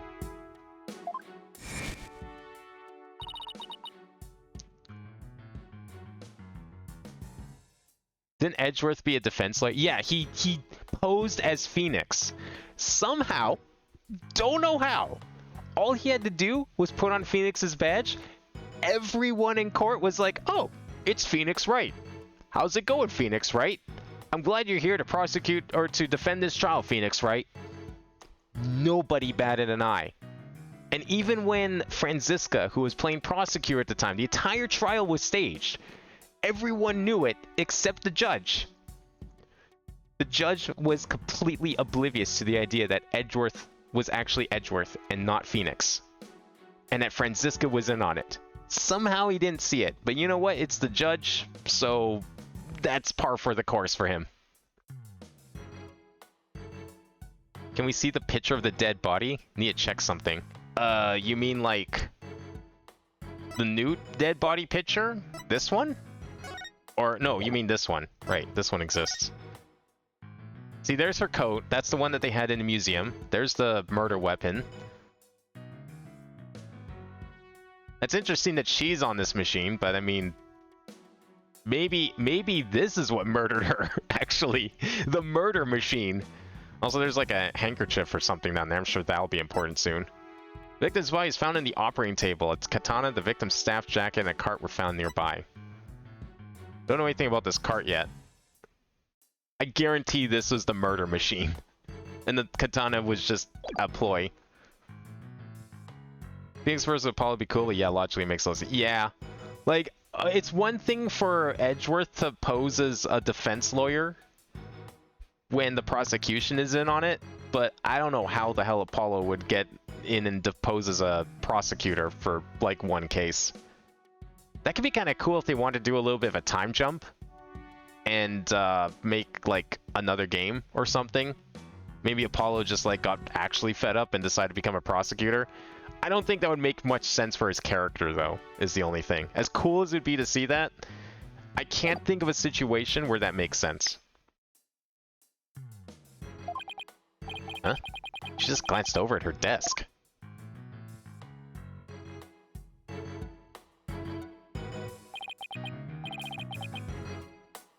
It's Metis Sykes. Clonko, can I talk to you? Really hope he's back to normal. You wish to speak to me, Mr. Wright? If you're going to hit me, please avoid the face area. Hey, don't put me in the same class as that woman. What was Aura like 7 years ago at the time of the incident? When Mother died, Miss Aura was confused. Huh. So he calls Dr. Sykes Mother, but Aura Blackquill Miss Aura? At the loss, she exhibited a severe catecholamine imbalance. Catecholamine? Excuse me, but I have no idea what that means. Pardon me, searching for alternative expression. She would spend the nights crying and then take out her feelings on those around her. After Prosecutor Blackquill was found guilty, she repeatedly demanded a retrial as well. That is correct, but without new evidence, her requests were ignored. And then, little by little, Miss Aura began to change. She started to hate it when I called her Mama Aura. And before long, she started hating the court system and abusing Clonko, huh? That murder destroyed so many lives. Right. Take a look at this paper on Dr. Sykes and Miss Blackwell's research. Clonko and Clonko, they're the robots with hearts that Dr. Sykes created. Can determine the presence of a human with their heartbeat detection system. Recognizes people by scanning their spacesuit or uniform jacket ID tag. Can also recognize a person by facial features once the face has been registered. Can infer people's emotions by analyzing their tone of voice and communicate with them. Are we sure Athena isn't a robot? Heartbeat detection system lets them determine when a human is present. In addition, they can recognize people by their ID tag or facial features. And they can infer people's emotions by analyzing their tone of voice. That's amazing. Hey, I don't know, Edgeworth. They might even be more human than you. What's that supposed to mean? Kinda sounds like these robots can do what Athena does. Or Athena can do what the robots can do. Because she is one.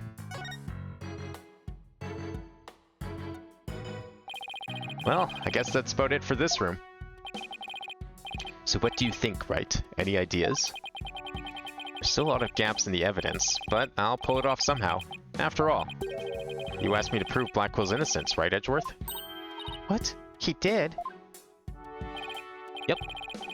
He called it a special request. He reached out to me while I was still disbarred. That was like a year and a half ago. What the fuck? Wait, is he the one? If that was like his special request back then, was that part of like the whole why he was able to like do the whole jury system? No, you know what? That's why he was chosen to help run the jury system trial, because Edgeworth would have been the chief prosecutor at the time. It makes perfect sense now. Oh my god. Well, they should have said something like that back then. It seemed like it was so out of nowhere, like, oh yeah, by the way, I was secretly working with the prosecutor office to come up with this whole jury trial system. You know, despite the fact that I was disbarred. It's like, how the fuck does that happen? Edgeworth being in the position he is would explain everything. And the timeline would definitely match up. There's definitely going to be a moment where a robot says, didn't know she was dead, and that's going to disprove the claim. We're going to be interviewing a robot for sure. So that was what sparked you to get your attorney's badge back? Yep, the Blackwell case. Right, I have a special request. I want you to clear one of my subordinates of suspicion. Hey, I'm not even a lawyer anymore, remember? Haven't been one for a long time. That 8-year misunderstanding has been cleared up, and you must be eager to return. Oh, so he helped clear it up. Okay, that's why he was able to get his badge back. He helped make sure that they figured out that it was not his fault at all. Good. That also seemed a little weird. That was like, oh, yeah, by the way, you could just become a lawyer again despite the fact you've been disbarred. Like, yeah, it was false. We all knew it was false, but I just didn't think that they actually figured out, like, oh, wait, shit, we didn't mean to disbar this guy. Crap. I'm sure you're familiar with the other case that ushered in the dark age of the law. Very soon, a convict will stand as prosecutor in court. I want you to keep an eye on him. Just when I'm beginning to actually like the job I have now. What job is that? Playing piano and doing a shitty job playing piano? Or is it the cards? Right. I'm sorry I dragged you into this. Because of the espionage aspect, I wasn't free to give you all the details.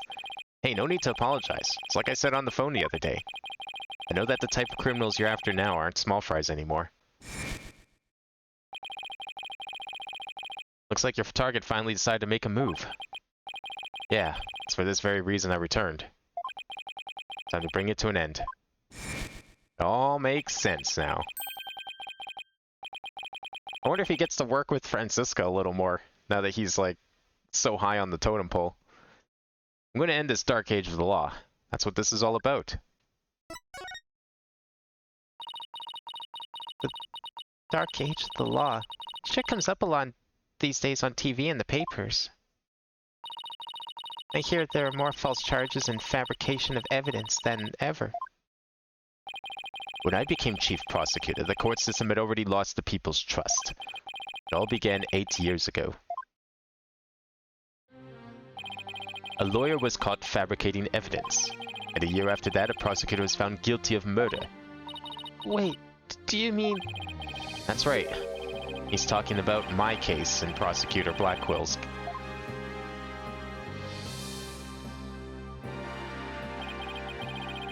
was a downward spiral after that, an absolute nightmare. After those two cases, the mass media launched an all-out attack on the courts. Public opinion was tainted, and before long, the legal world itself was sucked into it.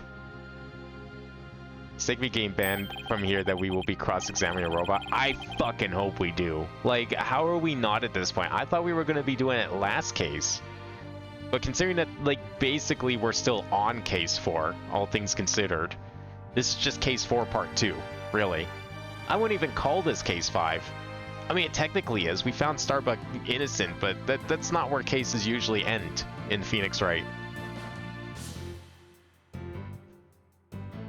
And I know Fran's an international cop, but like the reason Fran never really worked with Edgeworth was because like he was just a prosecutor at the time. But now he's chief prosecutor, so he has a little more weight. He probably has more responsibility. He's probably more involved in those big fancy international crimes. I would imagine that he probably works with her a little more. It just stands to reason that the chief prosecutor would have a little more involvement in international affairs like that. You know, given the logic of this world, at least. Such a shame. Once suspicion forms, it's very hard to shake. Lawyers and prosecutors are supposed to trust each other, pursue the truth together. This almost feels like the true Phoenix Wright 4, with like Apollo Justice just being like a intermittent spin-off, a prequel to this game, if you will. Now that it's all coming together, it does make sense. I do feel like the plot of this game kind of, you know, meandered for a bit. There was a lot of like extra backstory and stuff that they had to try and fill in because they didn't know what to do with anyone for half the cases here. But now hearing all this and having it all come together, what little plot there was in like between case 1, 4 and this one, it really feels like this is the follow-up to the prologue of Apollo Justice. And the rest of Apollo Justice just felt like, you know, filler to this. Well, that and also cases 2 and 3 in this game. So sad when people begin to cast doubt. They start lying to themselves and each other. Yes, and do absolutely anything to win. We're in an age now where winning is valued far more than the truth. Sure, it's caused our new chief prosecutor to lose many a night's rest. So just mirror did his brow get even more furrowed than last time I saw him. The hostage-taker's disdain for the courts is a perfect example of the times. It sure is. Do you have any idea who the hostage-taker might be? Well, somebody who mistrusts the court system and who can manipulate robots. It can really only be Aura Blackwell. Who else but her would want a retrial of that case from 7 years ago so badly? Simon Blackwell's older sister and the owner of this room. I agree with your conclusion. Perhaps she intended to force Miss Sykes to confess. Actually, I think she had a much more horrific plan in mind for Athena. The important thing is for you to solve UR1 and prove Blackwell's innocence. And then maybe she'll release the hostages. I'm counting on you, Wright. Set that prosecutor and those hostages free. And I'll be counting on you in court to help me, too. Of course. I'll do everything I can to help uncover the truth. As this isn't an official trial, I'm more at liberty to be a little unorthodox. Alright, how many times are you planning to update the autopsy report this time? Mr. Wright, are you finished with your investigation? Yeah, but I'd like you to tell the hostage taker something for me. I have to go to the detention center. I can't start the trial until I've talked to Athena. She's already given her consent. I'll accompany you to the detention center. So I'm still being watched, huh? I'll see you in court, Edgeworth. Even if it'll be an undocumented trial, it'll be good to face you in court again. Yeah, I feel like this game's plot was not quite as well thought out as the last couple games. 3 was great, 4 was great, and then this one just kind of like, oh shit, we have a new character. Well, I guess we'll spend 2 cases doing backstory because we also jumped ahead a year and apparently a lot happened in that time. And I guess a lot wasn't really explained in Apollo Justice, so we're just going to, you know, do our own thing. I don't know, 2 felt like filler. 3 a little filler, a little not. And then 4 and 5 and 1, of all things for that matter, are where the actual story of this game takes place. It's like you hear about it, you start the story, and then for 2 entire cases, it's just like, yep, nothing. Don't worry, it'll happen eventually. Whereas I feel like in like Apollo Justice, it was only 4 cases, so it didn't feel as long. Even if like one of the cases didn't feel quite as connected, it still ended up being connected. I'm currently not seeing any connection between all this plot stuff and like case number 2. Case number 2 is just meant to be a setup for the characters, but it felt so disconnected from everything otherwise. She was right by my side only a few short hours ago. I feel like I haven't seen her in ages. Is that padding to get all 3 of our main characters on board? Yeah, I feel like... I don't think the fact that there was 3 main characters was the issue. I think they just didn't handle it very well. I know that this game has had a different development team and writers than the original trilogy and Apollo Justice. So I guess like you could chalk it up to new people doing the thing. But I don't know who was in charge of the Investigations duology. But those 2 games were great. They were a very coherent story. But something about this one just, it felt off. So, I don't know, maybe they learned a thing or two. Hopefully 6 is a little more coherent. But after playing through 3 and 4, it's a little disappointing having something like this again.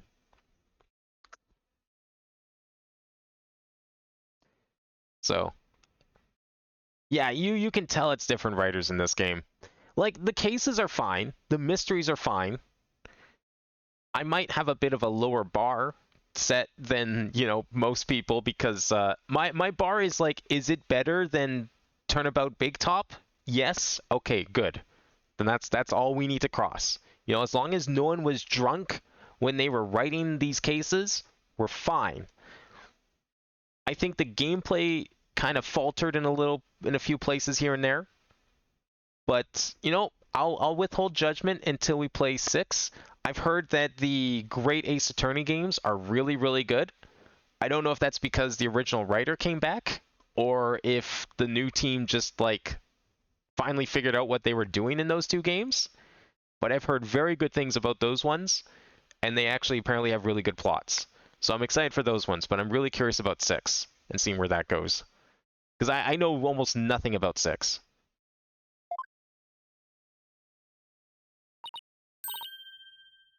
It's early, too. I knew you'd come. After all, the first step is the interview with the defendant. Actually, this was more like step number 7 or 8. Yeah, sorry, you're kind of the last step, Athena. And because you're my friend and I was worried about you. Thanks, boss. I'm not the only one who's worried either. Really? Who else?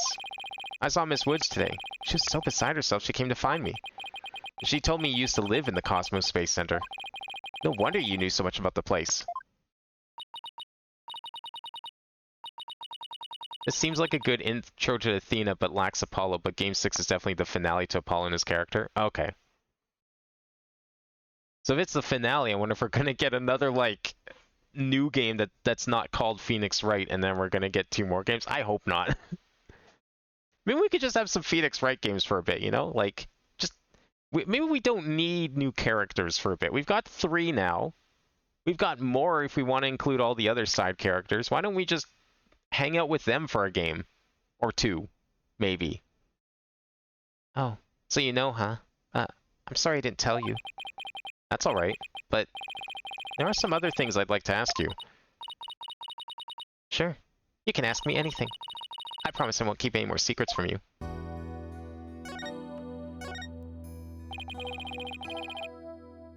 Tell me about the day Clay was murdered. I was actually at the Space Center that day. In the Space Museum.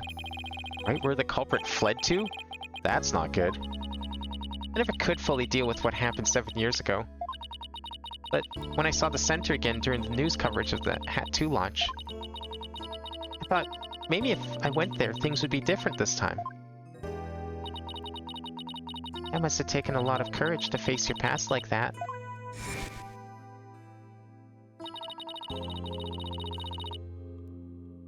So I went to the Space Museum the evening before the explosions. This was before the launch pads had been switched. There was a sign that said closed for repairs and they weren't letting anybody in. Yeah, the director couldn't very well switch the pads if there were people in there. But I snuck in anyway. Did you want to see that Hat 1 group photo? The one with your mother in it?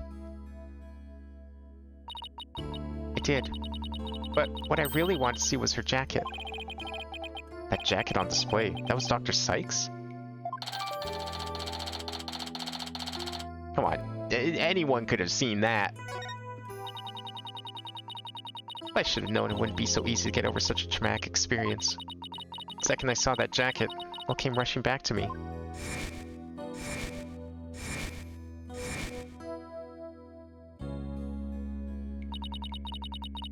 Everything around me went hazy and I couldn't see. Tried to get out of there somehow. But I guess I passed out. Yeah, see, like, that's another thing too. I don't know if it's just me finally, you know, getting around to figuring out the logic of these games to that degree. I feel like I definitely did a little bit in the past, but I can't tell if it's just the twists being a little obvious from time to time in this game more than they were in the past, or if I'm just finally learning the series logic and understanding where these twists might go. It's hard to tell which is the case here. When I came to, I was in the passage behind the rocket. I was in the shadows where people couldn't really see me. Maybe you got confused and went the wrong way when you were trying to leave. How long do you think you were unconscious, Athena? I was out until about noon of the next day. I didn't even know about the explosions. When I woke up, nobody was around. So I just went out into the boarding lounge. Into boarding lounge 2. My mind must have still been fuzzy because my memory is vague after that. I don't remember how I got home. No memory, huh? This is gonna be tough. Which means, what if I'm the one who killed Clay? I think that's enough of that, Athena. Let's talk about something else. So, during the entire incident, she was unconscious in the Space Museum. Of course, I believe her. But will anybody else? What's the chances we get a spirit channeling here? Particularly of, her mom. The entire start of this case, Phoenix suddenly starts talking about spirit mediums and spirit channeling again out of nowhere. Now, that could have just been foreshadowing for Pearl's appearance and the letter from Maya, but seems a little oddly specific. Just start referencing all that stuff again for no reason. Like, wouldn't that be a great way to end this? Just a little reunion between Athena and her mom? Kind of like how in the first game you got Maya reuniting with Mia when she was accused of murder. What kind of research was Dr. Sykes, your mother, doing? Machines that could tell people's emotions by their tone of voice. And my special ability. Someday when people travel to distant planets, their companions will be robots. So she said she had to be able to understand how their human companions felt. Wow, robots that can understand people. I was just a convenient subject for her research. All she ever did was work. She never paid any attention to me. Oh, sorry about that. Dredging up all that old stuff. No need to apologize, because her home life was complicated. Give me Nico, okay, so it's very likely Meda's Jack and have the evidence reflect that.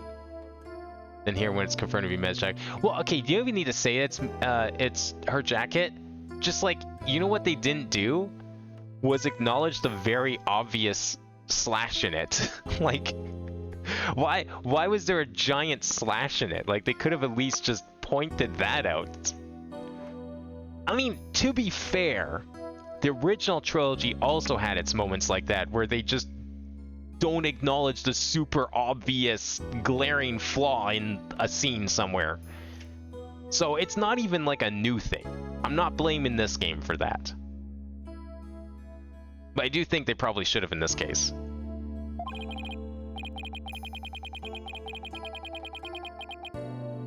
Yeah, I don't like, that's the thing too, is like he has been in the past surprised in similar situations for the same reason. Like this whole exchange, nothing new here. Perfectly normal for the series. Oh, by the way, Miss Wood said something about you always wearing headphones? She always wore these big, heavy-looking headphones. She said her mother made them for her as part of her research.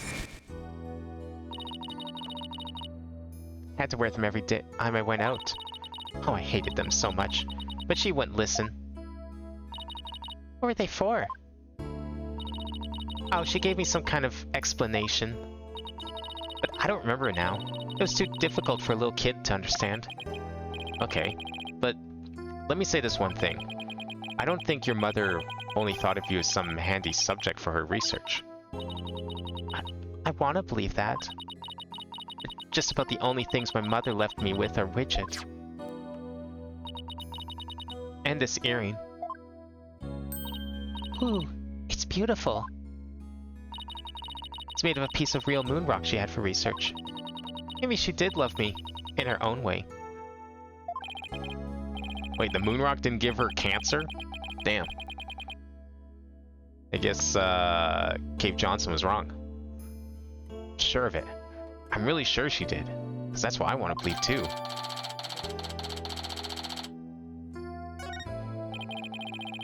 I better ask her a little more about her mother's research. Show her that paper I found in the robotics lab.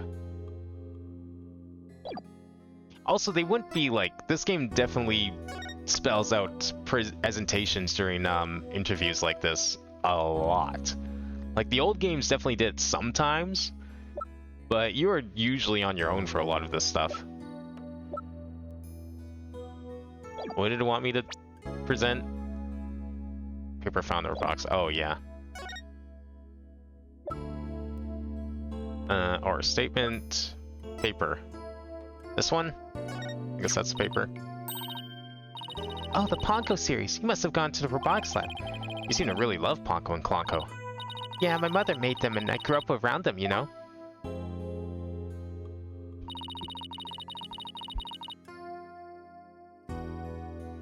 Nick has nearly decades worth of experience at this point. You shouldn't be surprised by these types of twists. Dude, the man fucking forgets information he heard in court like half an hour ago. I don't think it's that weird for him to be forgetting or not noticing those things, to be honest. Is it kind of weird that he still forgets that kind of stuff? Maybe. But he definitely seems a little aloof despite his success in court, so you know what? It's fine. Oh, there's one of those cute little robots in this photo too. Ooh. See Ponko's bandages? I put those on her. I just wound them around and around. Pretty bad job, huh? But I really put my all into it. Hardly left the center in those days, so I didn't have any human friends besides Junie. I didn't really understand the difference between robots and people back then. I thought that if a robot broke, bandaging it would help it get better. What a weirdo I was. Looks like there's something written on the bandages. Yeah, I wrote stuff like, "Get well soon, Ponko." But in the end, my mom just put her on the operating table and fixed her in a flash. Oh, that must be the thing I made move in the robotics lab. I was so impressed by what my mom did. I even asked her if she would put me on the table and fix me if I ever got hurt. It looked just like magic to me, what she could do. A little girl who grew up around robots. Seems to have some good memories of it. On a different subject, did you hear about the person holding up the Space Center? Yeah, a little. And this person has even taken hostages. I guess I'd better spare her the news about Trucy. Well, after some negotiating, we agreed to do a retrial of the case from 7 years ago. What? You're kidding me. So that means Prosecutor Blackwell might... Yep. I know he's innocent. I just have to prove it. So, wait. Did you know him back then? Yeah. He used to come visit my mom a lot. He studied psychology under her and would sometimes ask for advice on his legal cases. He was very kind and considerate and straight as an arrow. Unlike now, where he's more twisted than a basket of snakes. That's why I took the witness stand during his trial 7 years ago.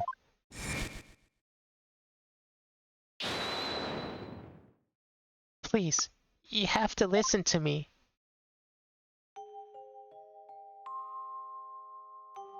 He didn't kill her. His heart is screaming that he didn't kill her. I was a fool. How could anybody else know what I was talking about? She heard the voice of his heart.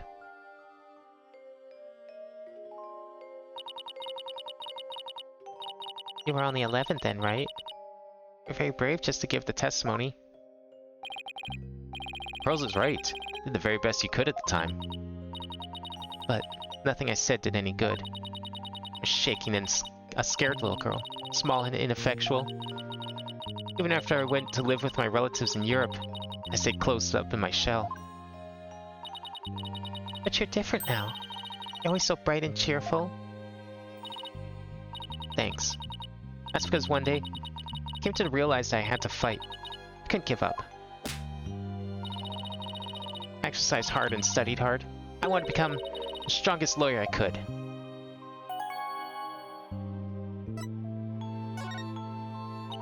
We're going so old school with this case that we're even limiting our amount of questions to 3. And replacing the first one when we get a 4th. I want to save Simon, but I had no idea how. Then I met Mr. Wright, and thanks to him, I realized that if I became a lawyer, I could prove that Simon was innocent. I also realized that psychology could help me do this. I mean, psychology was my mother's specialty. When I studied it, I felt like she was there with me, supporting me. Doesn't seem like Athena knows that Prosecutor Blackwell is due to be executed tomorrow. I want to prove Simon's innocent personally. I wanted to do it so bad. Even now I want to fly out of here and go save him. Come to think of it, she said something like that during the Themis Legal Academy trial. She mentioned there was somebody she wanted to save. She must have been talking about Prosecutor Blackwell.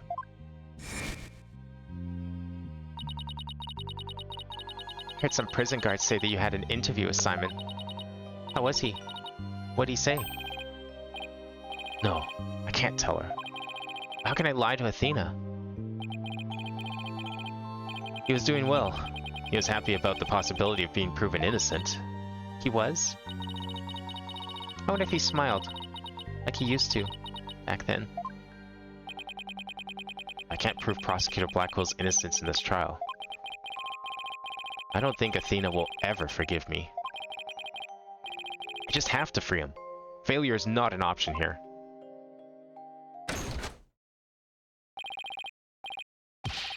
But Fulbright, do you not see the room here? Did you really have to break in just now? I thought you might be, Mr. Lawyer, we're in trouble. We are? What is it? I couldn't find a single open courtroom. They're all in session. Oh no, but this is an emergency. It's very difficult to interrupt a trial once it's underway. My phone. It's from Trucy.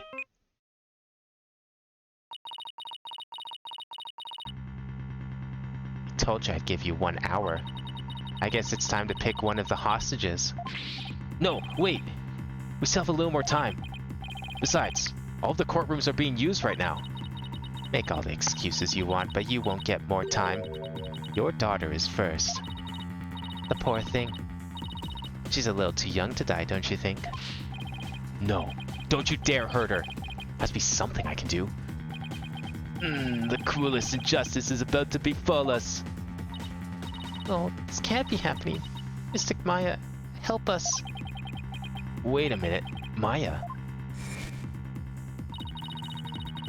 I heard somebody you're holding a trial in the middle of an exploding courtroom? That must have really been something. Although the weird is par for the course for you.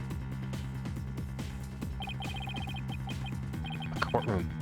What? That's it. There is a courtroom we can use after all. Okay, time's up. Too bad. Any last words you'd like to say to her? Aura, please don't add to the crimes you've already committed. So you know who I am, do you?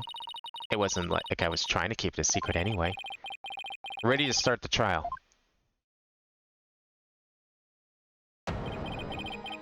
We can hold it in the ruins of courtroom number 4.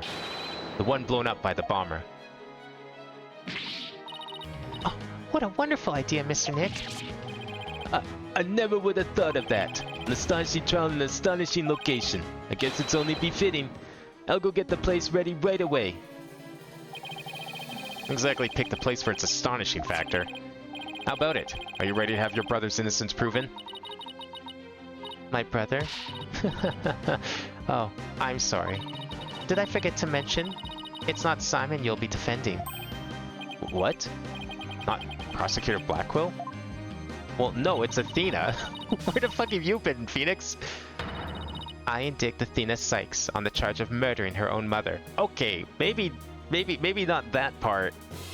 The first part, yes, but not the last part there. You'll be defending the little princess there, the one behind the glass. What? I thought that was the plan this whole time.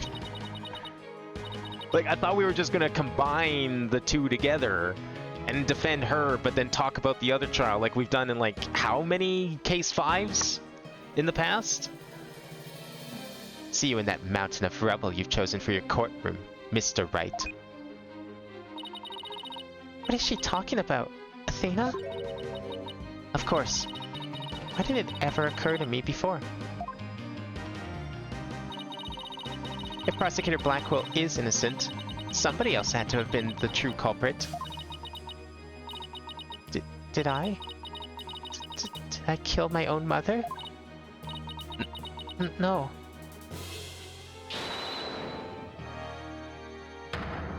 Yeah, actually, I guess that would make sense. But, I mean, we all know. We all know who's the only other person in that room that could have done it. I feel like we know the answer to this question before it's even begun, because, like, who else could have done it? There were 4 people in that room.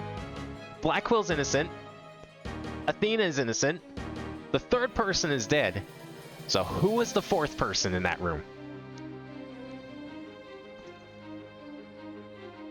Who else could have done it? Also, didn't we get black locks like this in, was it game 3? That I think did it? I think 3 also had special locks for a very similar situation. Was it 3 or 2? It was one of those 2 games.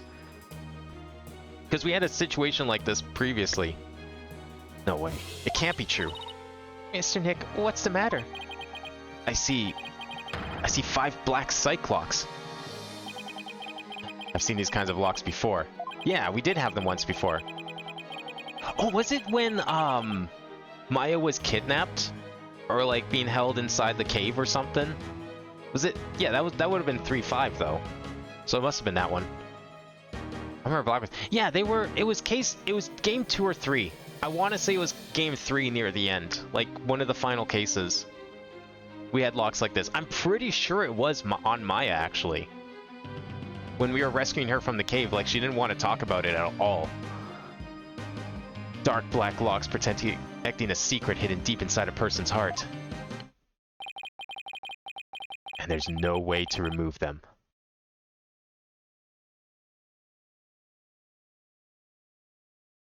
I swear they were black. Because, like, that was a big thing then, too. It's like, we couldn't unlock them either, because we didn't know anything about the situation. Banging Chekhov's gun right there. Actually, clever twist. I didn't see coming until right before they said it. Wait, really? What, the whole, like, Athena is being defended? I figured we were defending Athena, because, like, but I was doing it from a... My logic was coming from a path of ignorance and not realizing the situation on hand here. So I was just like, oh, well, of course we're defending Athena. She's the one being accused of murder here. Duh, we're offending her. That's the whole thing, you know? It's like every other time Phoenix's assistant gets accused of murder, we're defending them. Not even thinking about the idea like, oh, right, shit, yeah. If it wasn't Black Quill, there's only one person it could have killed. Except we know there isn't, because there would have been 4 people in that room. Well, I'm assuming there was 4 people in that room, because it was also the office of Aura, right? So you would think she would be there, because the only reason Black Quill would be in that room at that time is because he was there talking with Aura. Why else would he be in that room for that moment, right? Had to have been her. Now, part of me hopes it's somehow not her, because that's kind of the obvious thing. But the other part of me is like, well, one, who else could it even logically be? There is no one else that could have logically killed her mom. And it's pretty obvious she's probably lying about the whole witness thing for this case as well. You know, whatever. It's like, that's fine. It's got to be her. But you know what? We've done it before where it's like we knew who the culprit was. It was just a matter of proving how they did it. That was the whole point of the case. Sometimes the cases aren't about figuring out who done it. It's about proving who done it, because you already know the answer. They expect you to know the answer. Maybe they don't expect you to know the answer here, and they're going to treat you as stupid in that case. But maybe they expect you to. But sometimes the cases in this series do respect the player, understand that they probably already figured it out, and don't approach the cases from an angle. And I think those cases are really smart. I don't know if I really fully expect this game to do that, though, is the thing. I mean, Nick said he's seen Black Locks before. Yeah, I need to figure out where that was now. Was it game 3? If I go to the Psych Lock page for Phoenix Wright Wiki, I need to remember. Surely there's a page on it. I'm sure it shows it there. I don't know how many it was, but there definitely was. Yeah, Black Psych Locks. Oh, it was Kristoff. Right. That's where we saw them. It wasn't Game 3. It was Apollo Justice. We saw them more recently than that. Yeah, we had them on Kristoff Gavin during the end of Apollo Justice. That's where we saw them. That's why I was thinking it was Game 3, because I was thinking like it was definitely a 2D game. But then just like completely forgetting about Apollo. It was when we were investigating the case and going through all the computer stuff. What happened to those locks? Well, physically nothing, because like he said, you can't break them.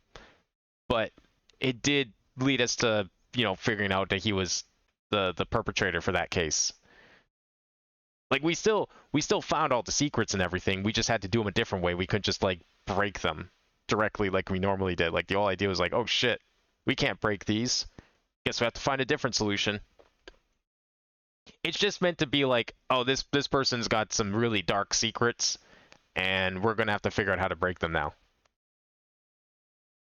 Yeah, we never came back to him, but the solution is found. I think this was the first mention though, where Phoenix is like, oh, I can't break these. These are unbreakable locks. That wasn't brought up in Apollo. It feels like they're using this game to clear up a lot of the parts that they just kind of glossed over in Apollo Justice, and trying to fill in some of the gaps, and I appreciate that. It's a little unfortunate that some of this stuff wasn't addressed in Apollo Justice, especially about the whole, like, what the fuck happened to Phoenix. I don't know where that stems from or why that was the case back then. There's a lot of rumors about how, like, the guy, I forget his name, but the guy who wrote the original trilogy, he was asked to come back for Apollo, and he was like, man, I don't want to do a 4th game. I was good with the 3. But then, like, I think he said at some point, he's like, no, I was fine with doing a 4th. I wanted to do the 4th. I thought it was good. I didn't mind doing it. So I don't know what it was. But it definitely, you can kind of see some aspects of 4 where it was like, yeah, we're just kind of saying this. No, don't question it. It's just the way it is. It's a 7-year gap. Shut up. So, and they just kind of left it at that. But I appreciate that this game is kind of going back and trying to you know, even if it's just a bit of fan service, fill in that gap a little bit and make it a little more cohesive as to what happened over that time and what led to the events of Apollo. But yeah, Dual Destinies finale next week. Apparently this trial is very long, as I expect from a Case 5. So I can't wait for that. Phoenix versus Edgeworth for the trial of Athena Sykes. For double murder, no less. That's it's not even a real trial either, so I don't know how this is gonna work. It's okay, it's not a real trial, guys. She's innocent. So yeah, that'll be next week. And then tomorrow, Deltarune Chapter 4, Part 2. We'll have that. And then of course more Minecraft this Friday. And more Metroid Prime 3 next Monday. So yeah, we've got the finale of a few games coming up here very shortly. Very much looking forward to this one here. I'm happy to see Edgeworth back. I was expecting Clavier or Gavin or whatever his name is, but this is good too. This is fine too. I appreciate that they brought back Edgeworth and they're at least like acknowledging his existence. The same with me and Mayan Pearls as well. I'm glad they're at least like saying like, hey, we didn't forget about them. We're not writing them off like Apollo Justice made you want to think. So, yeah, this will be good. Looking forward to it. I mean, we've only got like 3 games left, so we're slowly approaching the end here. But yeah, we still have a ways to go. That's for sure. Everything so far, nothing compared to the twist that lies ahead. Not even like the entirety of the school case, because like, boy, day 1 was loaded on that case.